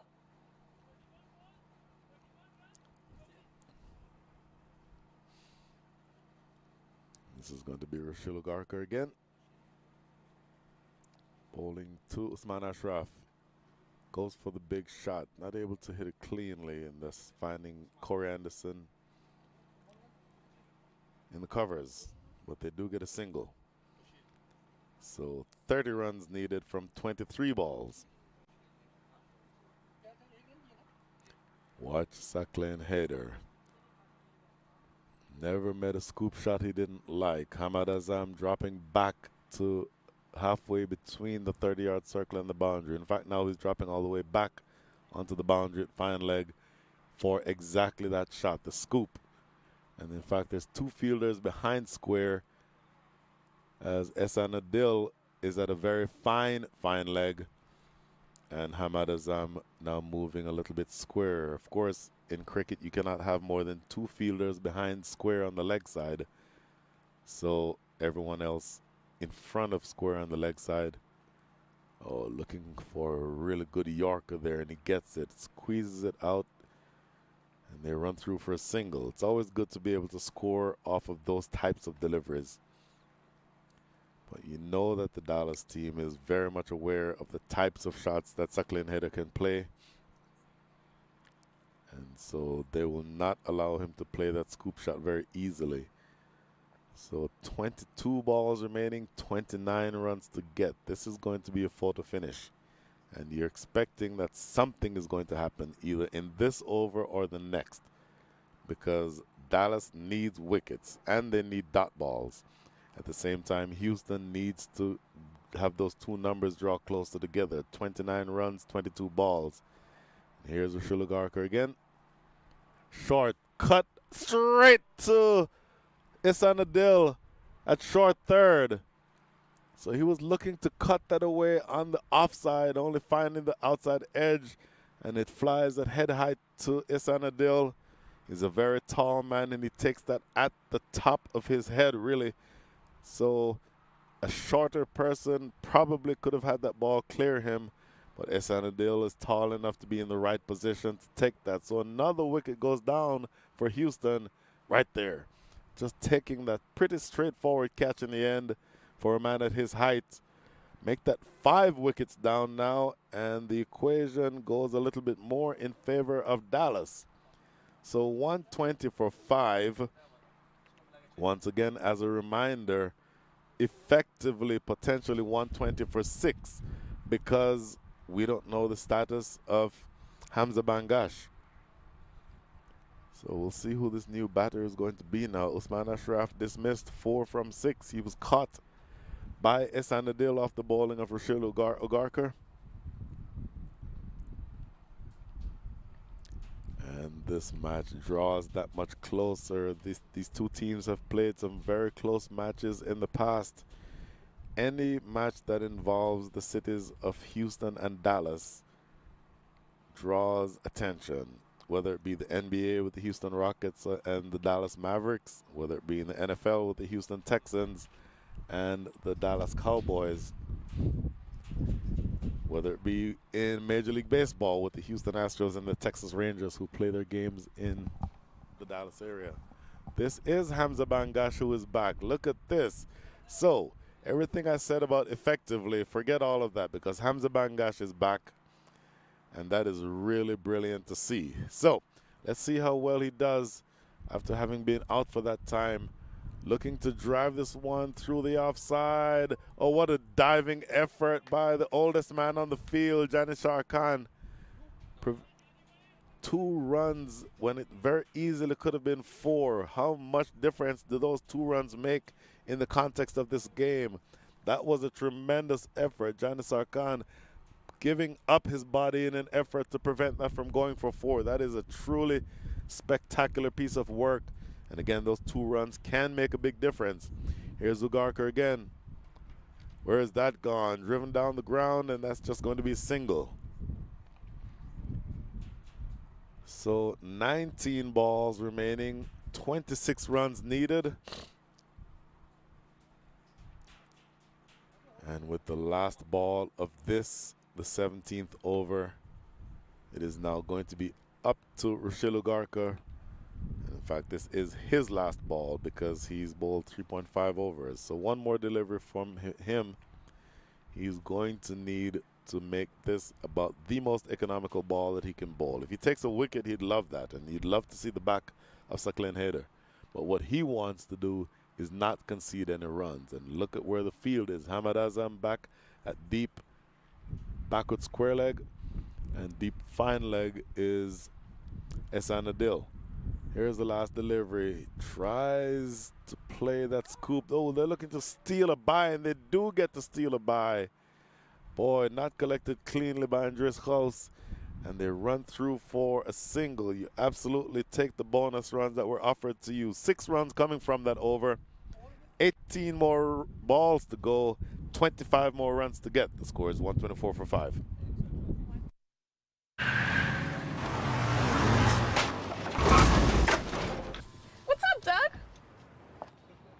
What got into you? At Sunoco, we know how to fuel peak performance. Fuel your best. You're watching the Sunoco Minor League Cricket Championship, brought to you by our 2023 partners.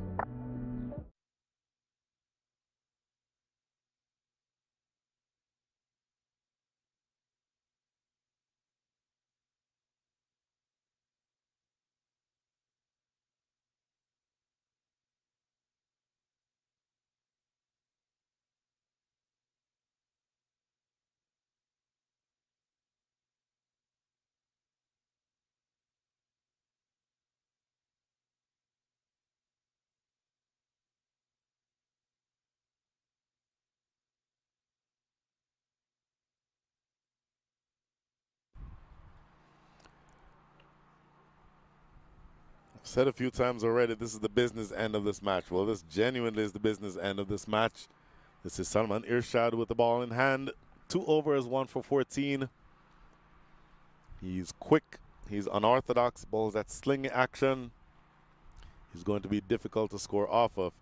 But you have an equally unorthodox batter facing up to him in the form of Saqlain Haider. What will this matchup yield? Tries the scoop shot, doesn't quite get away. Janissar Khan in position to stop this. And it's just going to be a single. Boy, maybe 3 yards to either side of Janissar Khan, and that would have gone away for 4. So now 24 runs needed from 17 balls. Hamza Bangash, 25 from 15 with 1 4 and 2 6s, but the majority of that happened earlier when he batted. He retired, he was off of the field for several overs, and is now back onto the field in an attempt to help his team go over the finish line. It will not be easy because Dallas has pulled the game back in the last several overs. Houston now needing 24 from 17 balls. And here is Salman Irshad. Oh, what a great Yorker, but well played by Saqlain Haider. Looking for 2, coming back for the second. That is good running. What great commitment, sprinting through. And again, particularly given that he was done, Hamza Bangash, by the weather earlier, at least that's what we suspect. It's good to see him back out and able to sprint through for those 2 runs. And how much of a difference does that additional run that you get make in the context of this game? So 22 runs needed from 16 balls.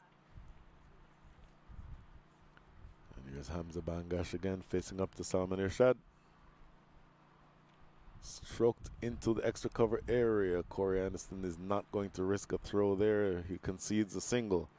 And once again, if you're facing up against a total, meaning a run rate, a required rate that is more than 6, every single makes that required rate go up. So Corey Anderson, I think, doing the right thing there, not wanting to chance an overthrow, because a single makes the overall rate that you need to score at go up. They need now 21 from 16.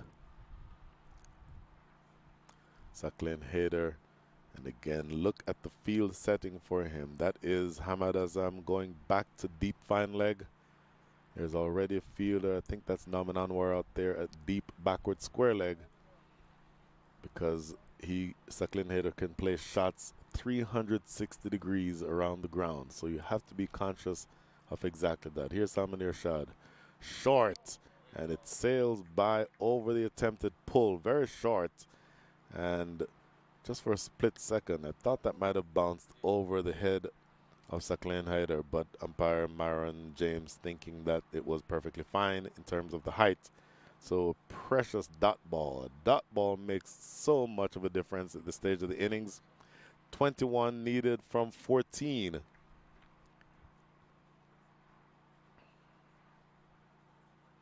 Short again, pulled, fine. Janissar Khan after it, not able to get to it. It goes away for 4.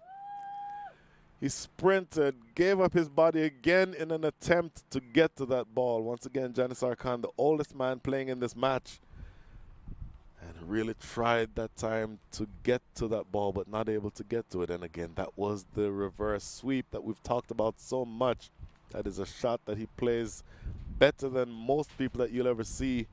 And 4 precious runs coming from that delivery. So now 1 ball remaining in this, the 18th over. 13 balls remaining, 17 runs to get. That boundary really helped the cause of the Houston Hurricanes. So now if you're Dallas, you're looking to find ways to pull things back. And you have, if you are Salman Irshad, you have to figure out a way to bowl a dot ball, or at least only concede a single from this last ball. Because anything other than that, then you're looking at 5 runs and over. The rest make that you're looking at a relatively easy chase the rest of the way. So 17 runs, 13 balls. That's the simple equation. A bit of a delay while that ball is lost, because once again, this field here at Prairie View, the topography is such that when the ball passes or escapes this field, there's a pretty steep drop off into some relatively bushy area right behind the field. So when that ball goes in that area, it can sometimes get lost, which is what that delay is. And in fact, now you see umpire Sadiq Koja saying, let's just bring some replacement balls.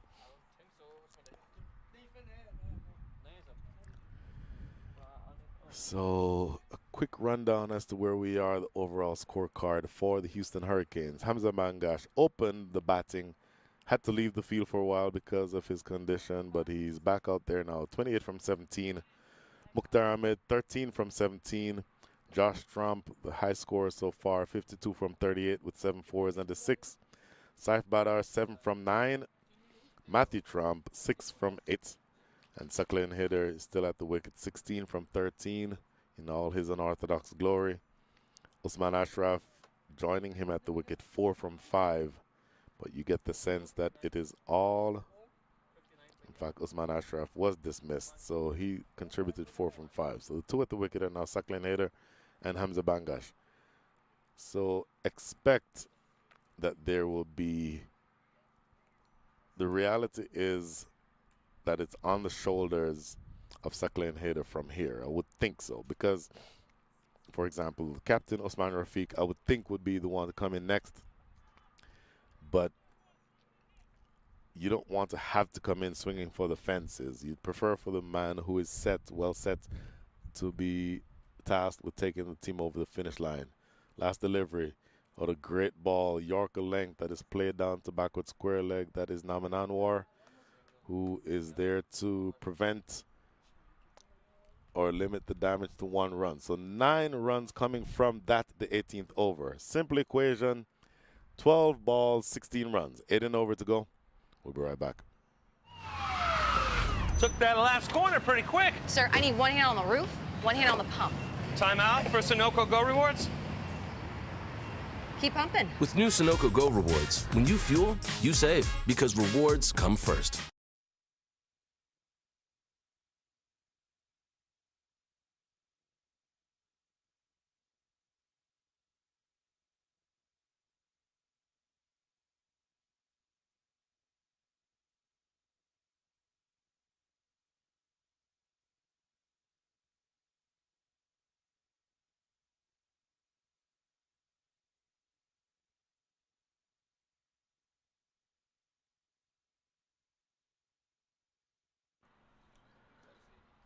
Last 2 overs of the beginning of round 2 of the Sunoco Minor League Cricket Championship for 2023 here in the Prairie View Cricket Complex. The heavyweights, Dallas Mustangs and the Houston Hurricanes, are playing in a neck-and-neck game. The Dallas Mustangs need to restrict Houston to 15 runs or fewer.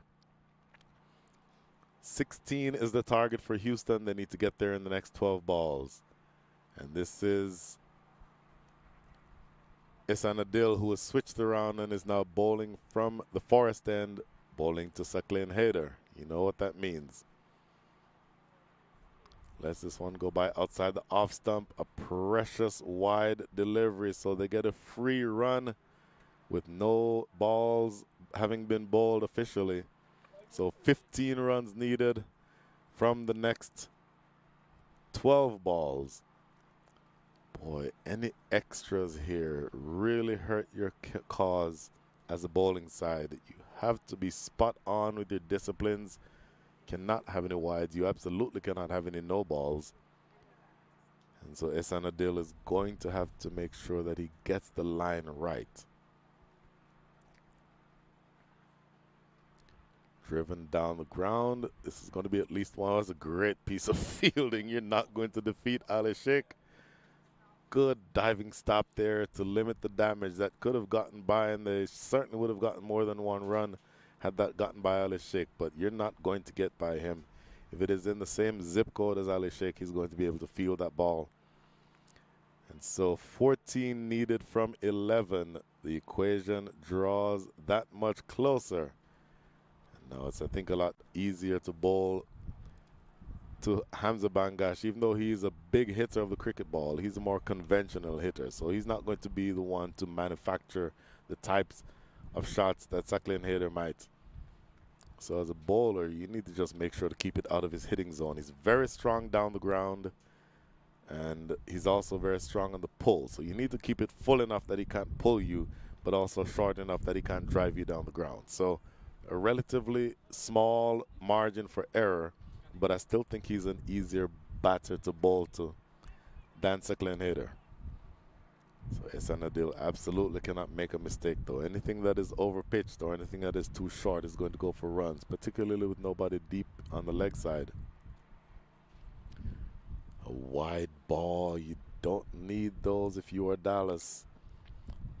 13 now needed from 11 balls, and that draws the equation that much closer in favor of the Houston Hurricanes. You need those two numbers to converge if you are Houston. You need those two numbers to diverge if you are Dallas. So now you've already gotten 2 free runs from this over, 3 runs total, and only 1 official delivery has been bowled. Sliced in the air on the offside. It should just be 1 run. This is Sujit Gowda down here at deep point. And he limits the damage to 1 run. 12 needed now from 10 balls. Could you do it in singles? Well, by definition, you cannot do it in singles. You'll need more than that. But every single draws you that much closer to victory. And if you keep getting free runs from the opposition, from the bowlers, then that makes your job easier as a batting side. Boy. Ihsan Adil, 4 balls remaining here in this, his 4th over. There is a reverse sweep again. It does not result in any run. It's in fact a dot ball. That is a precious commodity. A dot ball means that you need now 12 from 9, effectively 8 runs and over. This is a nail biter and it is coming down to the wire.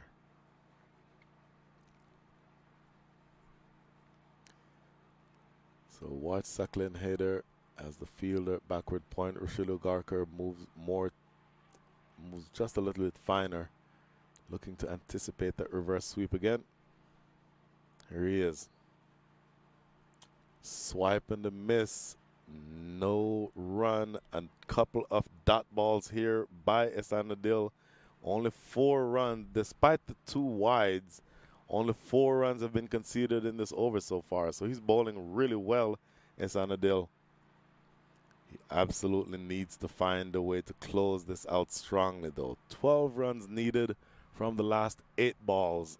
It is absolutely going to be a nail biter. And who is going to hold their nerve and stick to their disciplines and drag their team over the finish line? Is it going to be Ihsan Adil with 2 balls to go? And who do you give the next 2 overs to if you're Corey Anderson?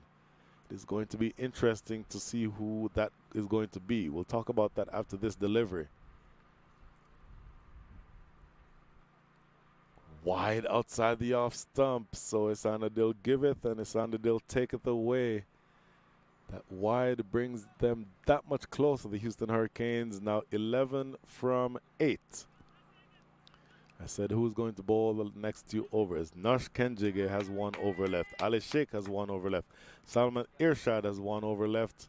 I would think Salman Irshad would be the one tasked with bowling this next over. And if he gets through that over, then I would think Corey Anderson, the captain, would bring himself on to bowl the last over if it's still there. But we're a little bit ahead of ourselves here. Let's just get through these next 2 balls. Here's Ihsan Adil again. Down the leg side, flicked away. That is Hamad Azam down there on the boundary. They get 1. So 6 runs from the over so far. 3 singles and 3 wides. And bear in mind, I said earlier, how important will the 2 runs be that Janisar Khan saved on his dive? We'll see exactly what that looks like. With 1 ball to go in this over, 10 runs are needed. Everything to play for here. This last ball of this over is going to be really consequential. It's up to Ihsan Adil to bowl a delivery that you cannot take advantage of if you're Hamza Bangash. Hamza Bangash, again, a very powerful striker of the cricket ball. And let's see how well he does up against Ihsan Adil, former Pakistani Test opening bowler. Here he is. Oh, that gets through the keeper. They run through for a bye. Is it a bye? Oh, yep, just a bye. So split second there, I thought it would have been given as a wide. It's not a wide, but you still get an extra run. So 7 runs coming from that over. Make that 1 over remaining. 9 runs to get. A pretty straightforward equation. Who is going to take this heavyweight clash? Join us in about 30 seconds. वक्त आ गया है Lakshmi basmati rice को घर लाने का। Lakshmi extra long basmati rice, इसका हर दाना हो इतना लंबा, पकते हुए महके और प्लेट पे क्या खूब खिले। हाँ, मेरे घर लाने का।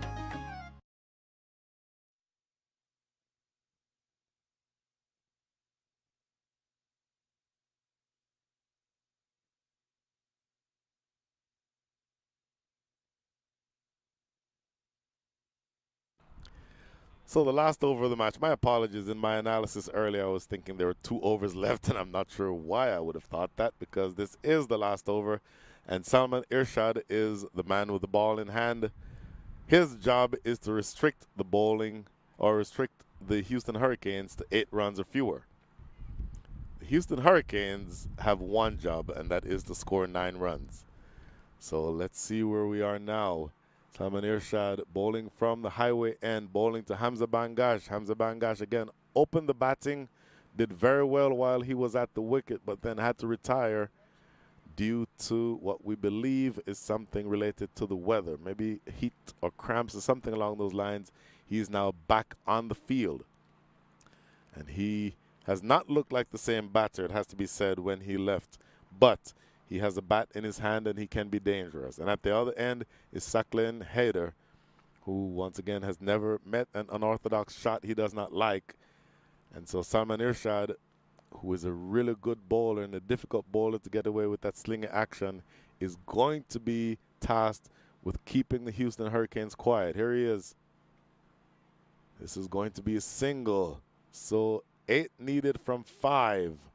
What does Saqlain Haider do here? Expect to see deep fine leg drop back to the boundary. Expect to see fielders in the deep on both sides of the wicket, because he loves the unorthodox shots and he's able to play them with tremendous brutal effectiveness. But it's now down to the final 5 balls. Equation is pretty simple. Houston needs 8 runs. Dallas needs to either restrict them to, well, you can't bowl them out, but Dallas needs to restrict them to 7 runs or fewer. Salman Irshad bowling now to Saqlain Haider. Whipped away down the leg side. There's going to be at least 2. Underhand throw. Oh no, this is going to be a run out, and that is absolutely suicidal. There were always 2 runs there had they been committed to the 2. The throw coming from the deep was an underhand throw. Nothing near as strong a throw as it needed to be. But that found Hamza Bangash halfway down, and it's really just sort of jogging without really committing to the second run, and he's run out by half the distance. I believe that's Hamza Bangash down, Hamad Azam down there coming back for that second run. In fairness, looking back at this, Saqlain Haider, had he turned and run back hard, he could have made it very easily. There, he started running and then stopped. And had he been committed to that second run, Saqlain Haider could have gotten there easily. Again, the throw coming from the deep from Hamad Azam was an underarm throw, and he would have gotten there safely had he been committed to that second run. But as it is a run out. That is the end of the day for Hamza Bangash. He did his part in 3 different areas today, bowled well, and then effectively had 2 different innings with the bat. But it is now going to be up to the captain, Usman Rafiq, coming in knowing that his team needs 7 runs and he needs to score them in 4 balls. Does he try to get his wicketkeeper batter back on strike, Saqlain Haider, or does he try to take the bull by the horns Is it one of those situations where he played himself in walking to the wicket and he's going to be ready to play shots from the very first ball? That question will be answered in the next 6 seconds. Here comes Salman Irshad. Swipe and a miss. Boy, a huge drive being essayed there by the captain Usman Rafiq, not able to make contact. So now 7 runs needed from 3 balls. The equation gets that much more difficult for the Houston Hurricanes, who seem to have the chase well under control for much of this match. But all of a sudden, it appears that the Dallas Mustangs are poised to pull victory from the jaws of defeat. Now, a quick conference in the middle between the two batters. I would imagine that part of the conversation would be Sacklane Hayter saying, I want to get back on strike. I am the more difficult batter to bowl at. I am the one who's been here longer. He is now 20 from 20 with 2 fours. Usman Rafiq only having faced 1 ball. I would have to think that the priority would be to get Sacklane Hayter back on strike. 3 balls to go.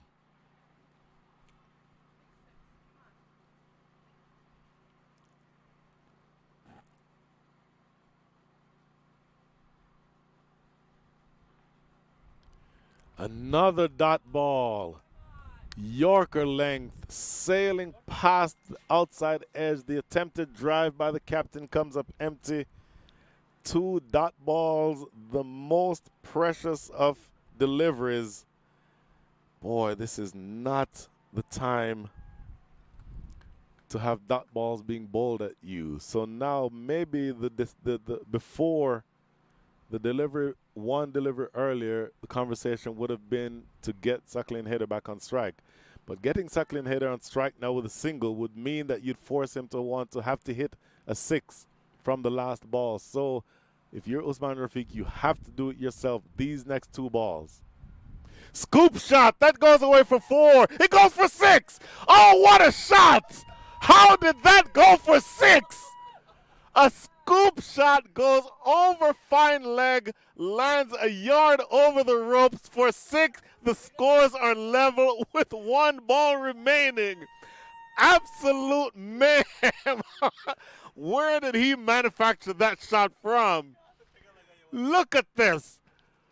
Oh my goodness. Here's a replay. Scoops it over his shoulder. It goes for 6. Absolutely stunning. He tried 2 conventional drives, missed out on both of them. He goes for the scoop shot and hits it for 6. Absolutely stunning. And now with 1 ball remaining, all the captain needs to do is put bat to ball and get a single, and the Houston Hurricanes win the game. You can now bet that everyone for Dallas will be saving 1. Oh, what an absolutely brutal shot. I still cannot believe what I just saw, and we can see that replay again if we can, because he played and missed twice. The ball outside the line of off stump. And boy, needing to do it himself because there was only 2 balls remaining. He scooped that full delivery over fine leg for 6. An absolutely unbelievable shot by the captain, Usman Rafiq. Boy, how did he do that? His scorecard right now says 6 from 3 balls faced. Those 2 faced before that last one would have had his team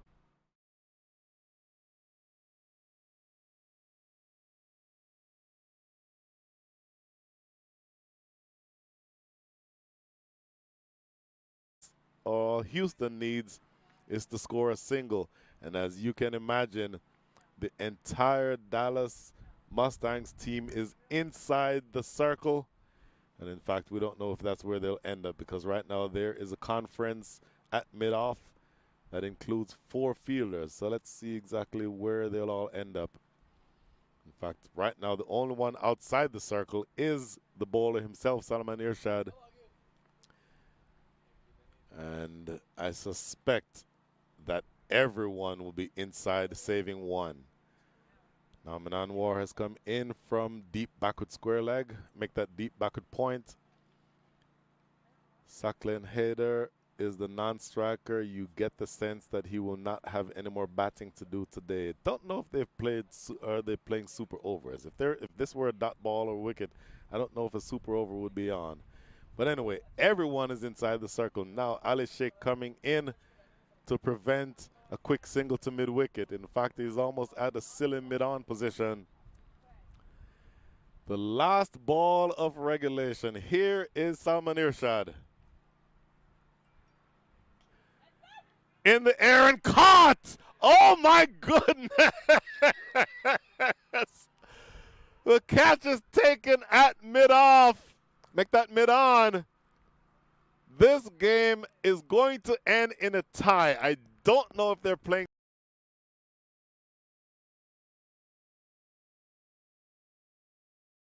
by Nush Kenjige at mid-off. Or I mean at mid-on. I keep saying mid-off. My apologies. But I believe based on the reaction of all the players, here we see on the replay, lofted and caught there. Nush Kenjige, that is the second catch that he has taken. I don't know whether or not they would play a super over. We'll wait confirmation on that. For now, the players are all walking off. And so we will get confirmation on that as soon as we have it. But for now, let's just go through the scorecard. A tremendous match so far. That might be the end of it. If it is the end, it ends in a tie between Houston and Dallas. If it's not the end, then we'll have a super over. Then we'll announce that in due time. But for now, Hamza Bangash, 30 from 20 with 1 4 and 2 sixes. Mukhtar Ahmed, 13 from 17 with a boundary. Josh Trump, 52 from 38 with 7 fours and a 6. Saif Badar, 7 from 9. Matthew Trump, 6 from 8. Okay, just had confirmation they will be playing a super over. Unbelievable. We get some bonus cricket. As I was saying, Matthew Trump, 6 from 8. Sacklin Hader, 20 from 19, 2 fours. Usman Ashraf, 4 from 5. Usman Rafiq coming in at the end, 6 from 4. The penultimate ball of this innings went for a 6, courtesy of a scoop shot.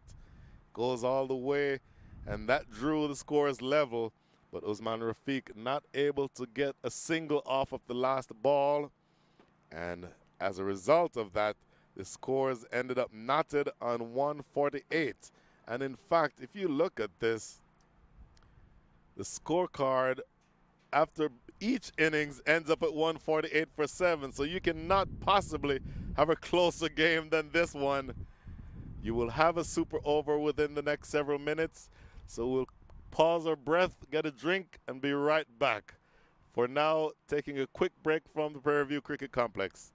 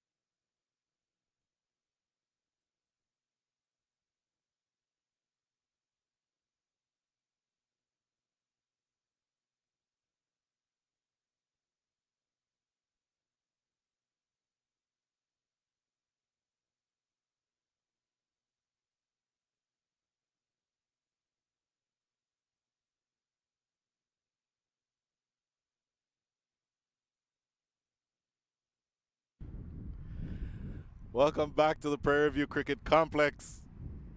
We're not quite done yet. We have bonus cricket for the day.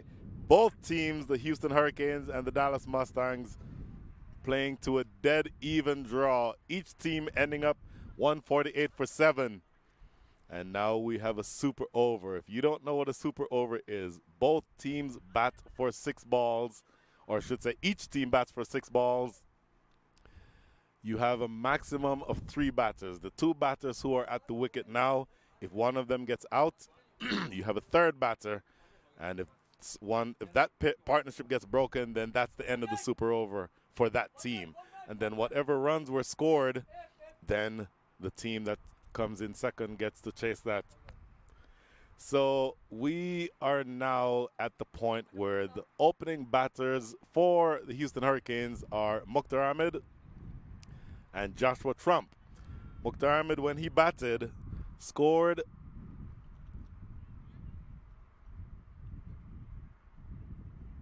13 from 17.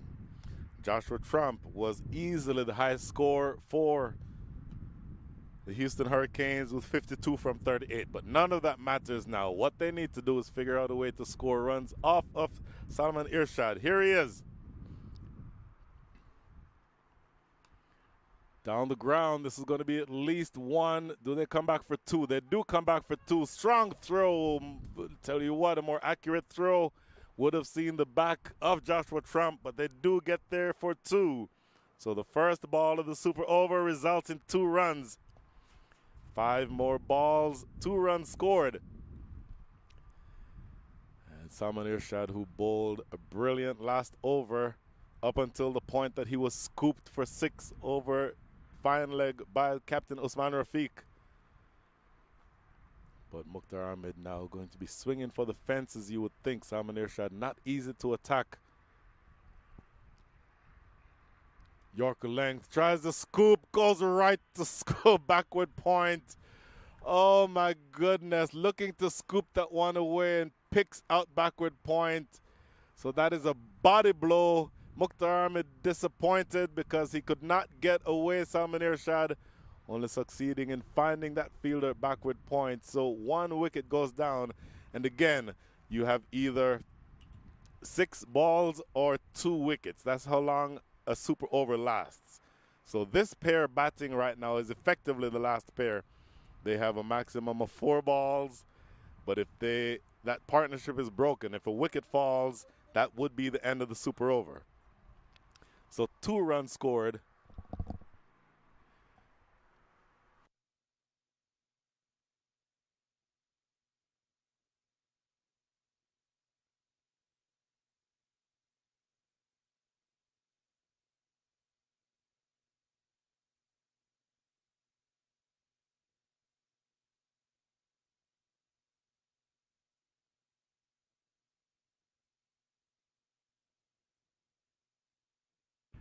Here we are again. Oh, outside edge is going to run away for 4. A fortuitous, looking to drive this through the offside. It races away for 4. In fact, this is appears to be Hamza Bangash, who is at the wicket now. So he comes in 1 down, looking to drive that through the offside. A thick outside edge, gets past short third and runs away for 4. So just a cleanup of what just happened. That catch was taken by Hamad Azam. And subsequently, the 3rd ball of the super over goes away for 4. So 6 runs already from the super over with 3 balls to come. Once again, if you are the Houston Hurricanes, you cannot lose a wicket here, because if you lose a wicket, if this pair, excuse me, one of this pair gets dismissed, then that's the end of the super over. And the last thing that you want to do is leave balls in the super over unbowled. So you have to mix aggression with conservatism. And for example, you don't want to go across the line to a straight ball. You don't want to do anything that would be likely to result in a wicket. But at the same time, you need runs. So it's a bit of a tricky situation for you to be in as a batting side, because More than anything else, you just want to make sure that you're there at the end. Boy, this came all the way down to a super over. Who would have thought that this match would have gotten all the way down to this position?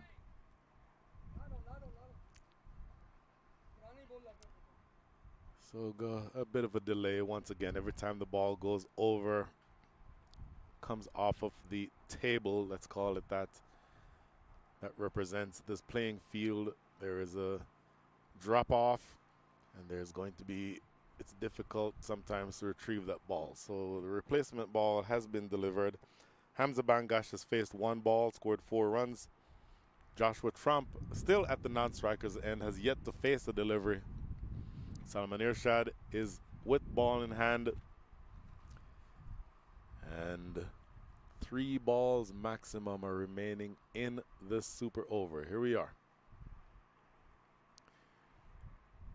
This is going to be a bye stolen. That was a short delivery well outside the line of off. Is it going to be adjudged as a wide? Not going to be a wide.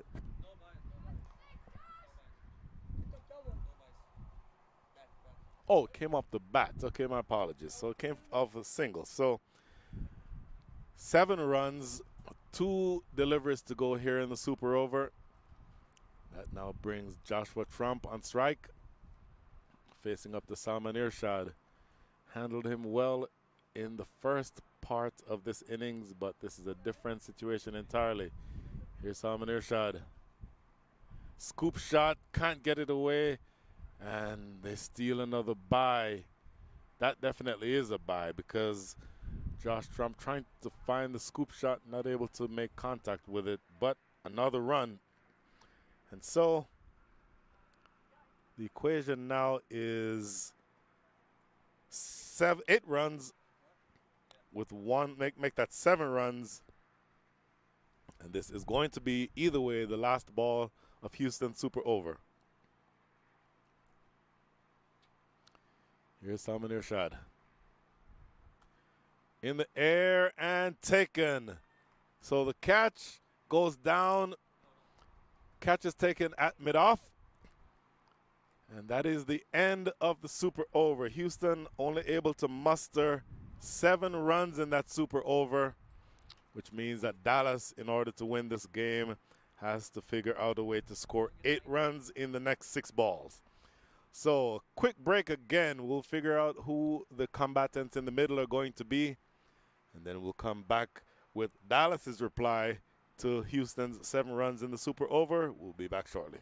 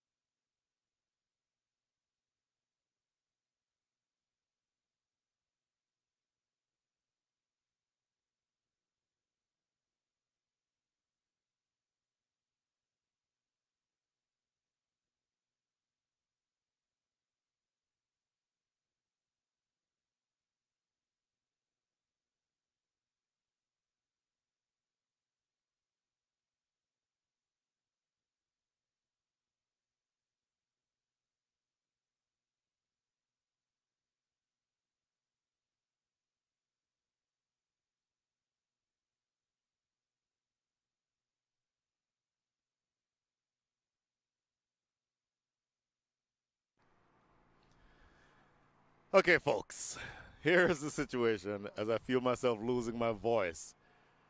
We have a maximum of 6 balls left in this match. If, for some reason, the Dallas Mustangs score exactly 7 runs, then the game ends in a tie. I guarantee you that the Dallas Mustangs will be looking to score more than 7 runs. And to that end, the batters for Dallas are going to be Corey Anderson and Hamad Azam, 2 big hitters of the cricket ball. And it also makes a difference that there's the left-right combination. If one of them gets out, it's going to be Andreas House, who comes in at 1 down. The bowler for the Houston Hurricanes is going to be Usman Shinwari. So this might be the classic case of the irresistible force against the immovable object, because Usman Shinwari is very difficult to score off of. But those 3 names I just called are very, very capable with the bat. So the Houston Hurricanes are now coming back to the field of play, knowing that they scored probably fewer runs than they would have wanted to in the Super Over, but also knowing that they have a bowler who is more than capable of restricting the batting side to 7 runs, or less than 7 runs. So that, in a nutshell, is the equation. I have never seen a closer cricket match played. Once again, I almost said the Dallas Mavericks. The Dallas Mustangs, after having won the toss and choosing to bat, scored 148 for 7. So with a target of 149, the Houston Hurricanes appeared to be out of it when they had 142, meaning they needed another 7 runs in the last 2 balls. The penultimate ball of the innings, after having missed 2 straight drives, Captain Usman Rafiq scooped Salman Irshad over deep fine leg for 6. And with the last ball, with only needing 1 ball to go, 1 run to go for victory, he holed out to Nosh Kenjige at mid-on. And so that's why we are where we are. So there is a small matter of 7 runs to defend.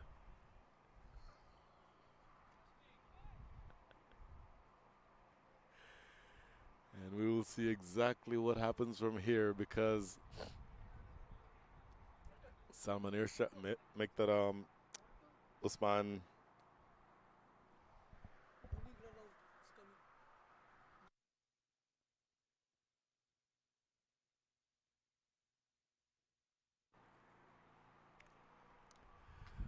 Shinwari.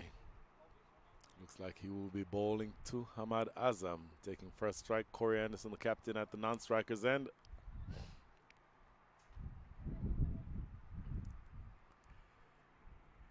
Looking at the field, of course, you can set any field that you want, provided that you have 4 inside the circle. There's no such thing as field restrictions. 4 inside the circle, and you can have 5 anywhere else. So Hamad Azam is the man on strike. Usman Shinwari with the ball in hand. He's bowling again, left arm over the wicket.